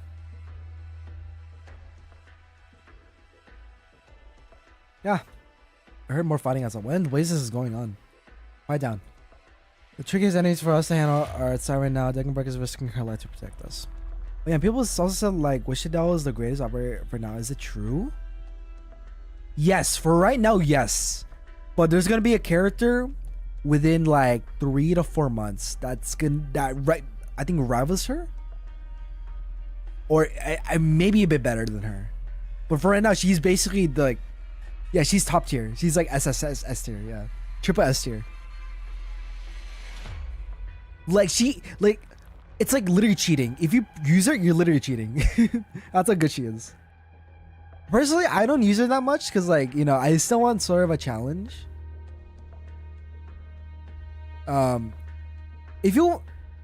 I'm gonna be straight up. If you want to like be good at the game, if you have her, I would recommend not using her until like the very hard like stages. If you really need someone to like just do damage and all that.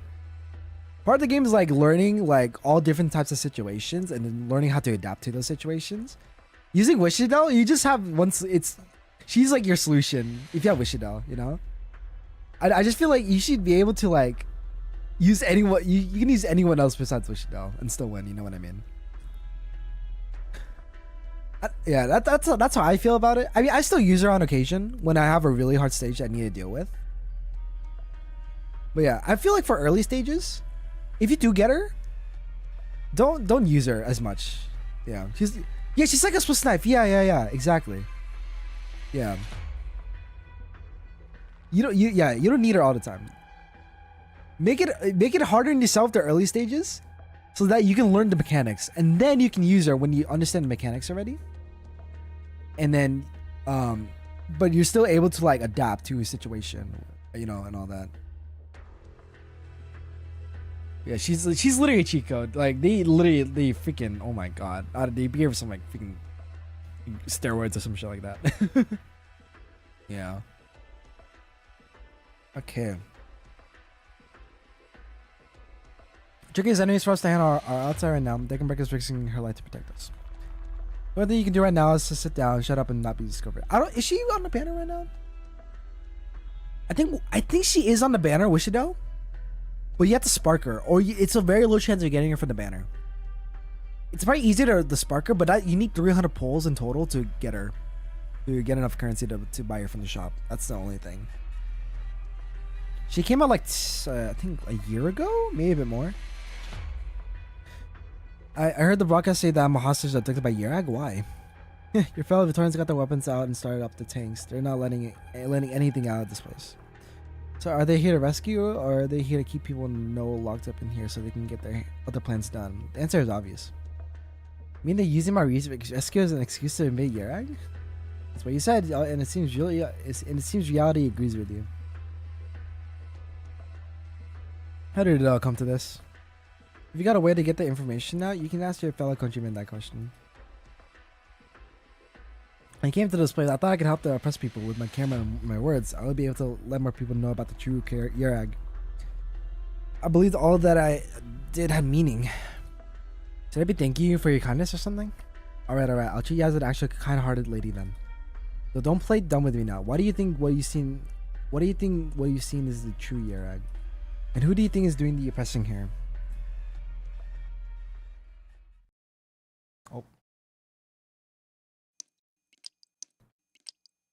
Oh yeah, the Silver Ash banner and Primonex banner. It went away. Damn it. Never mind. You can't get it right now. And the next time you'll be able to get her is next half anniversary. I think. Yeah. So next anniversary event's like the 7th anniversary event. That's in like 6 months. And then the half anniversary is where you can probably get her again. You can get her again. So either you save or something. I don't know. Yeah, you have to wait. Yeah, you have to wait a year, straight up, to get her again. But yeah, that's plenty of time to like learn the game, though. I feel. Also, like, is Colonel Headhunt worth it? Oh, Colonel Headhunts? I would say no. I would actually just. Oh wait, you can choose your units on that banner, I believe. Hold on, wait. I think there's a banner where you can choose like units. What the fuck on, mate? Oh wait, that's actually huge. Wait, okay, wait. Let me finish the story, and then we'll go to the banner. Hold on.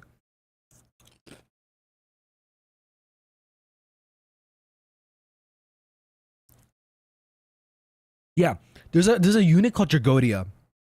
He looks like Phantom Altar basically. There's the 6-star unit Phantom.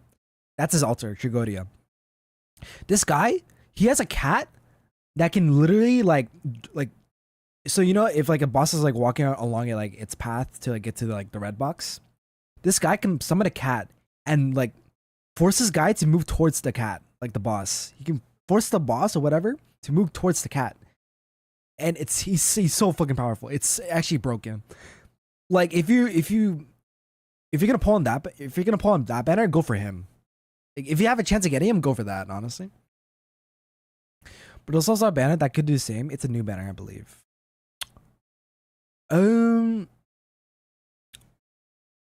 Let me see after I read this, and then we can deliberate.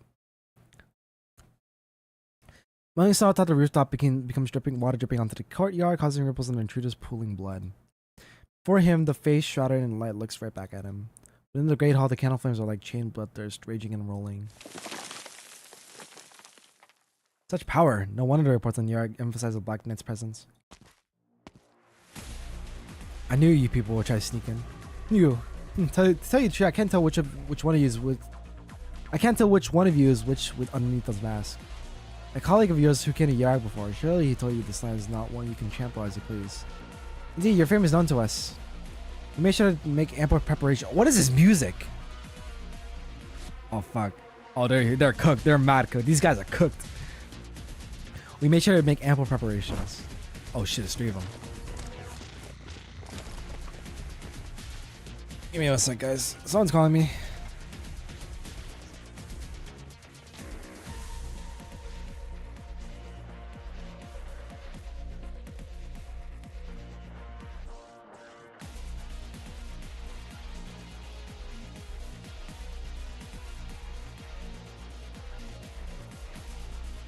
Alright, give me 1 sec, guys. I'll be right back. I gotta take care of something real quick.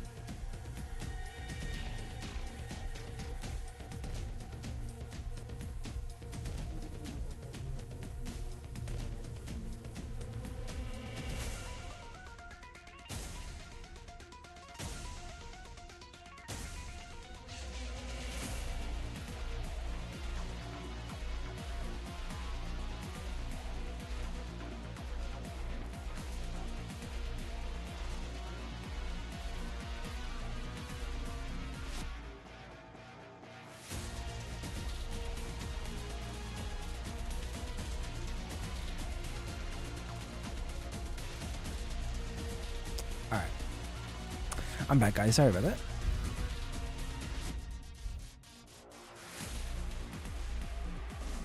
Alright, you tend to win through numbers. Unless could help to claim victory over you, and there's only a mission, nothing more. The Gloods may mark you as elites, but here's something you want to know about feeling some pain. If you wish to pass, it will only be as a corpse. Come. I'm back, yeah. I had to take care of some few things, sorry.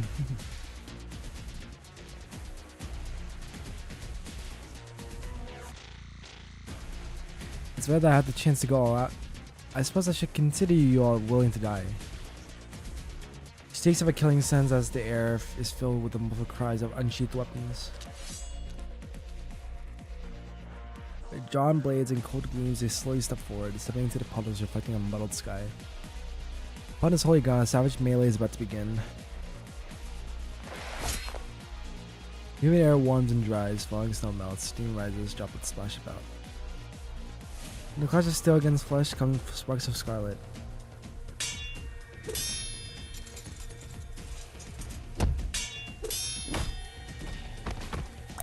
Damn, she's going crazy. Sheesh. Hell yeah, my goat. Literally, she's literally a goat.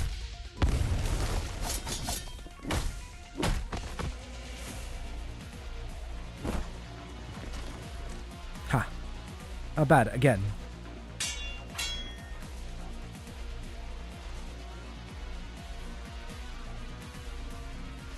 Never thought it'd be like this. Should I not have come to Iraq and Mertados? That's a question you need to answer yourself along with your country. On the Iraq side of things, I might also consider using one as pure-hearted as you, so I can't really blame Victoria for doing it. So what exactly does the information I have mean to Victoria and to Iraq? They're just making a fuss out of you to make it look like the facts are already settled. Don't take it too seriously. We're hostages, nothing more.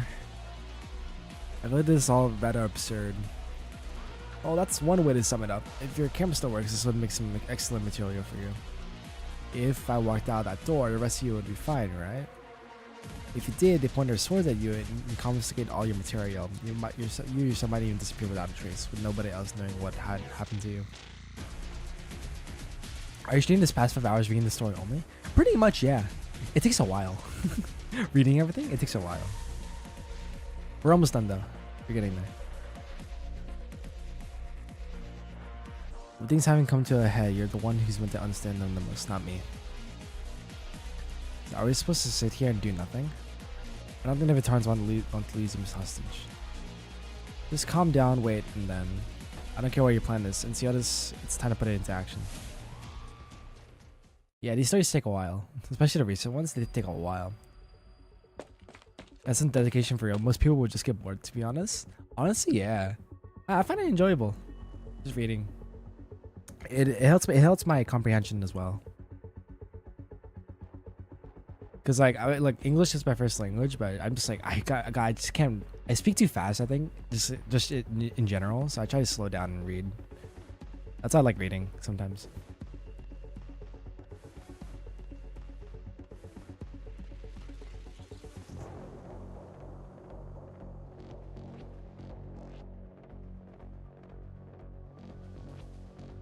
All right. Sorry. Let's see. Okay. Reporting in. We put some temporary fortifications just like you ordered, Sir Arctos. The enemy hasn't fired yet. Instead, they're marching towards a place 3 clicks from us. How should we respond? Our explosives reserves? I thought you were in English speaking limbo. Okay. Yeah, I am. Yeah, I just like I just speak too fast in general. I think I feel like reading helps me with that. It helps me slow down and actually like articulate my words. I feel so. We moved over all we could, and we'll be risking our lives. But at the very least, we can delay the Victorian advance for a while. Good. Go get the troops information. Meanwhile, I'll have a chat with these Victorians. Yeah, also, just Arknight stories are just very interesting in general. So I have a fun time reading them for the most part. The ship stops in front of him. It's dark gray armor plating reflecting the sun's light. This is one of the rare moments in Arctos' life he is forced to look up. Who's your commander? Tell him to come out for a chat. A commanding officer does not wish to come to blows with the Arctos Palaroche. That all depends on why you come to Yerag. Don't tell me you're all just lost in the woods. The Grace has already made everything clear in her open letter. We must defend Victoria's interests while helping Yerag stabilize following the catastrophe.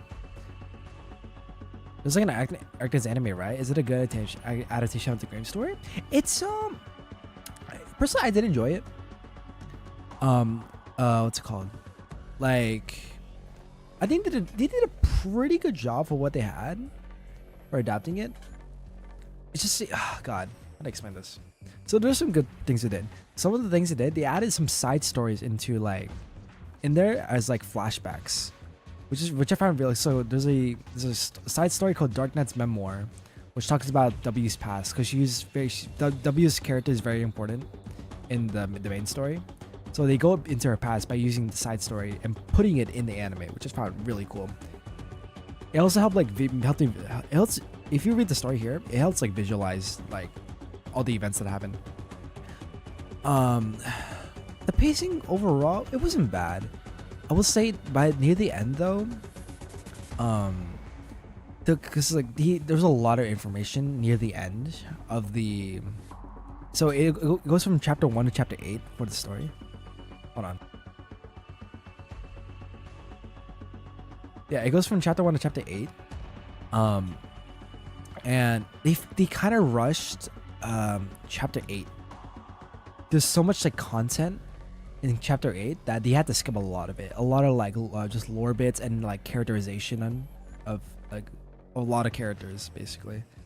What's it called?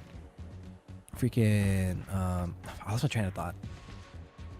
Yeah, there was just so much that they couldn't put all of it in there, so they had to just get the really important bits like in there. But I really wish they had like more time to just really flesh out the characters, because they've had fun. As you know, the game it fleshes out the characters way better than like the anime and all that. But yeah, the anime just didn't have like enough time to do that. I feel they condensed like chapter 8 into like 2 episodes. I think it should have been like at least 4, I think, or something like that. But overall, I think it's worth a watch. I think I feel like you should read the story first in game and then watch the anime to get a better feel for it. Actually, no. Yeah. Read the story in game first and then watch the anime. That's how I would do it here. I understand just take away. Yeah.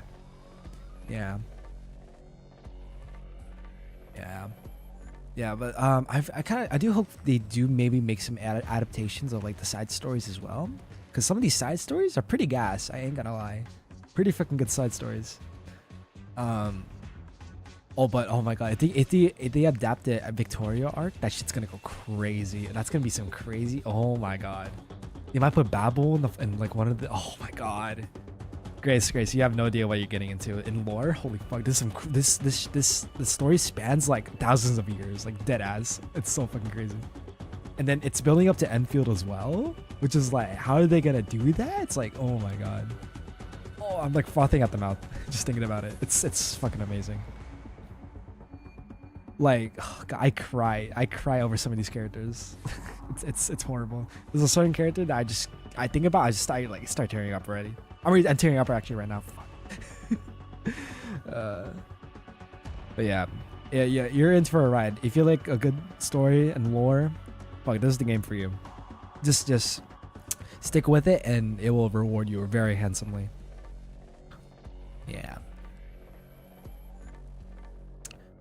Yeah, I will say, okay, it's also one of the stories like, you know, it gets good after around like chapter 5.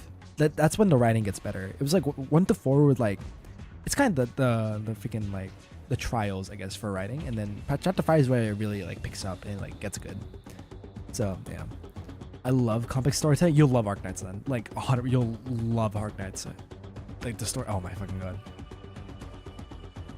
Like, oh god, if you want like lore bits and like just like, if you want, there's really good like lore videos on like Terra the world of Arknights, races, nations, factions. I would really highly recommend look up like a Terrastorian video on like the factions and like all the races in Arknights. It gives you a really good like foundation on what this world is and how each like faction interacts with each other and how that affects the story.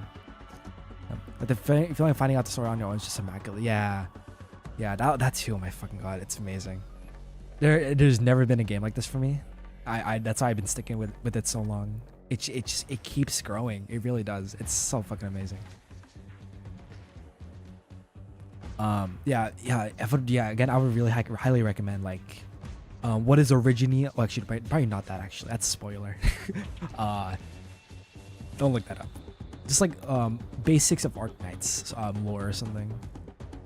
You know, like let's see, freaking like the freaking mobile cities, Originium arts, Oripathy, freaking all that stuff. Yeah, look up like any like basic like lore videos, and that should help you out with like just again a good you need a good foundation to really understand the story. I feel this game is also it is very free to play friendly. I like spending money on this game because I want to have all the characters eventually, but this game is very free to play friendly. Like they are very generous. Like they are very generous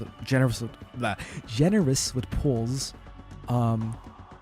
especially for like anniversary. They're very generous, and then you can get like 1,800 like pulls. Oh no, sorry, not pulls, currency a week. So you can get a free 10 pull within like 3 weeks if you do like their dailies and all that. Actually no, you can get a 10 pull within like 2 weeks actually, probably. Like a 10 pull every 2 weeks is pretty freaking good. And then you also have like every side story. Like you haven't done like any, like there's a shit ton of side stories. Each one gives you like so much like currency. It's actually, you have so much content and like currency you can get. It's insane. you're pretty well off. I wish I was in that state, but I'm not. I've done a lot of it already.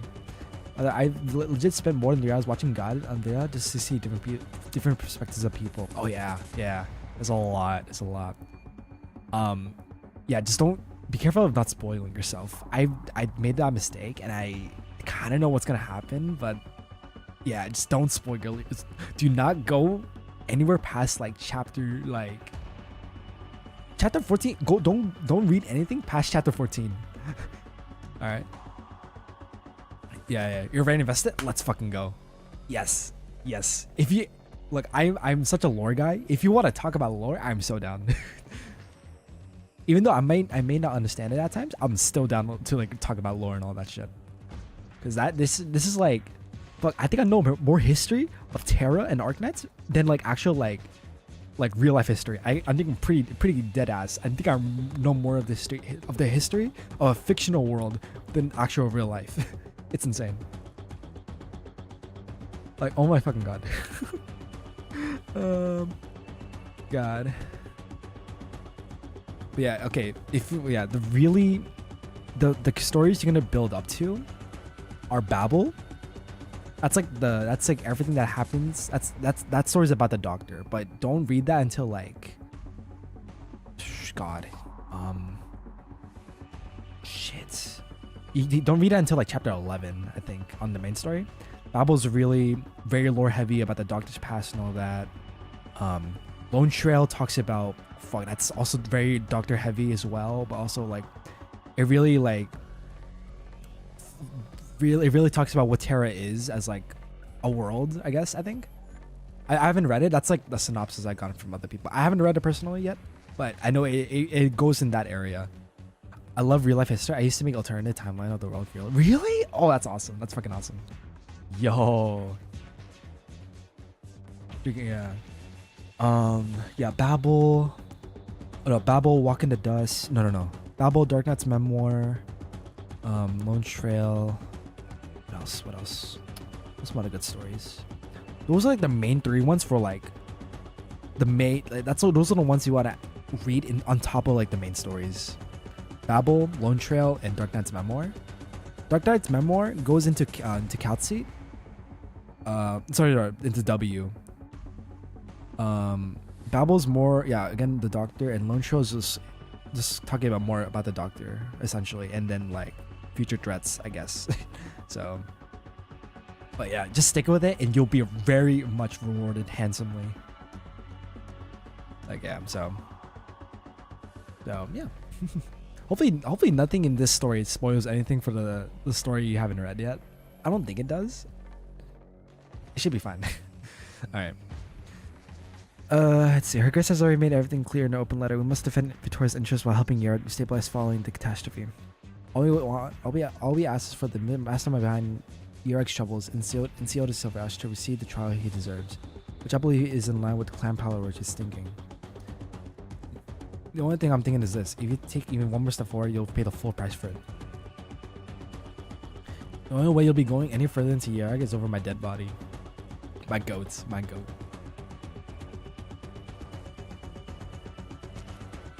Oh yeah, I should probably explain where we are. So this is Yarag. So Yarag is a very special country in Arknights. The ones you're reading is like an event. Yeah. This is the current one right now, actually. Yeah. So Yarag is like a special country in the world of Arknights. So you know, there's like catastrophes and all that. Those are like catastrophes happen all over like Terra and all that. But Yarag is special where it hasn't had a catastrophe happen in its nation for over 1,000 years until like now in this story. But yeah, it's basically they pretty much like isolated themselves off from the rest of the world. And like in the stories that involve Yarag, it's them trying to build diplomatic relationships with like other countries to bring itself into like the, I guess, the world spotlight. And because they're isolated, they don't want to show themselves to the world, and all that, like trading, diplomats, all that stuff. It's a very interesting country. Silverash is from Yarag. Praminix is from Yarag.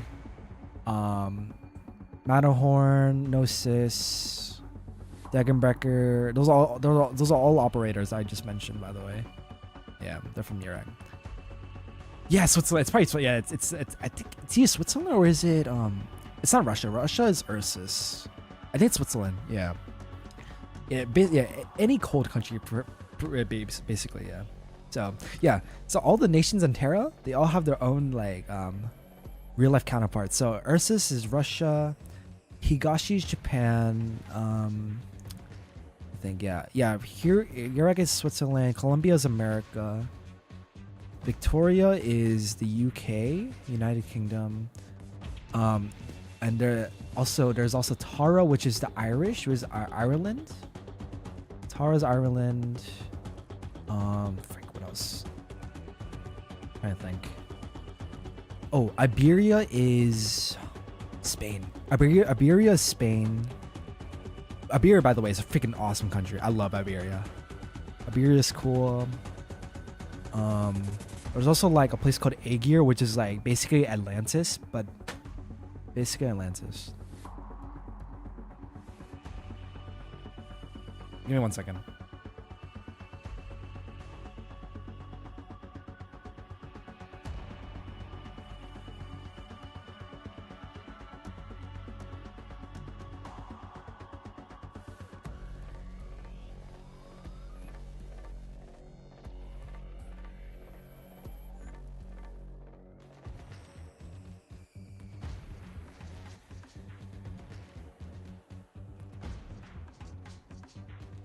I'm back. But Iberia, Spain, the real life Spain and Portugal geography is actually called the Iberian. Yeah. Pretty sure that's where they got the name actually. Yeah. All the operators there speak Spanish. They have like these Spanish accents. I love it. Thorns is from there. Elysium, Irene. Yeah, so basically, Iberia. Oh god, I can talk about lore forever, honestly. Freaking, what's it called?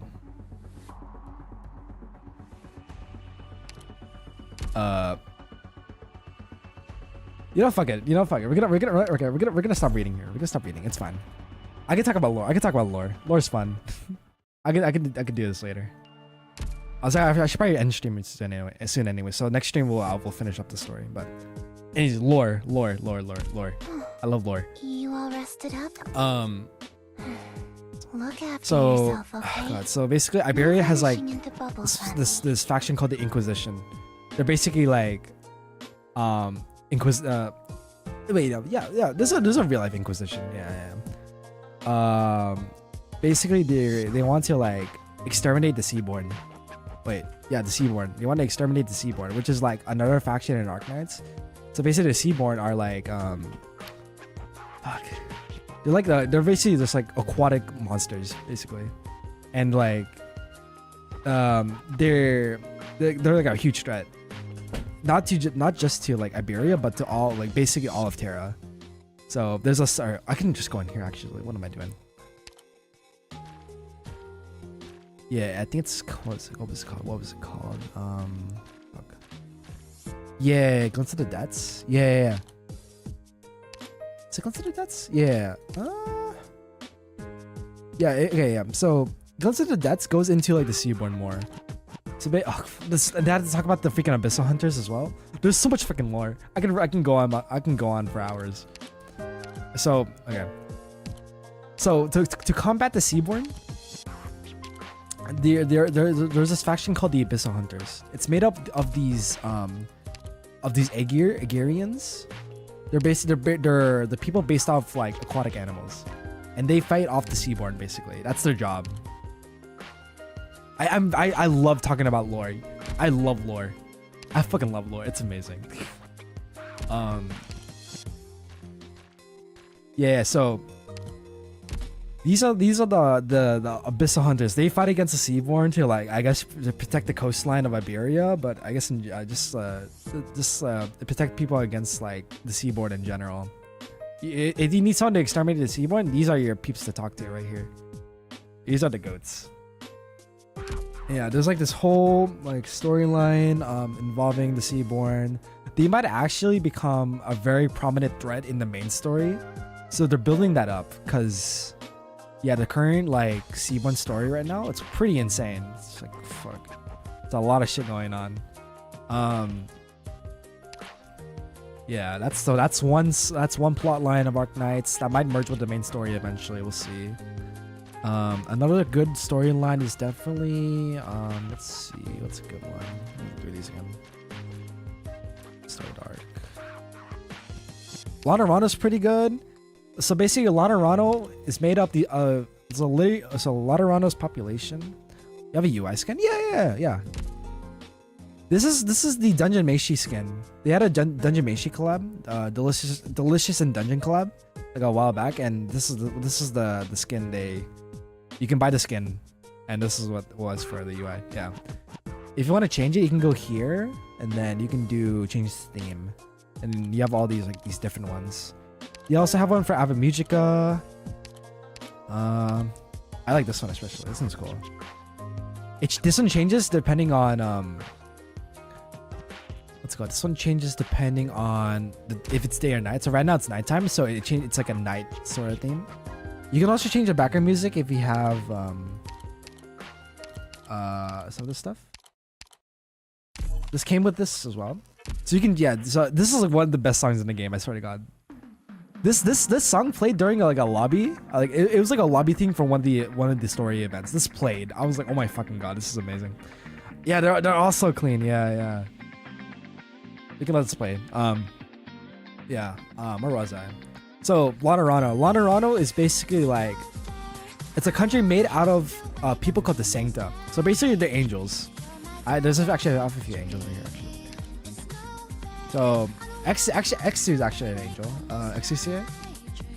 You can tell they're an angel by the halo on their head, which, by the way, this halo it's a physical, tangible object. So they can hit their head on like something with the halo, and like they'll feel it.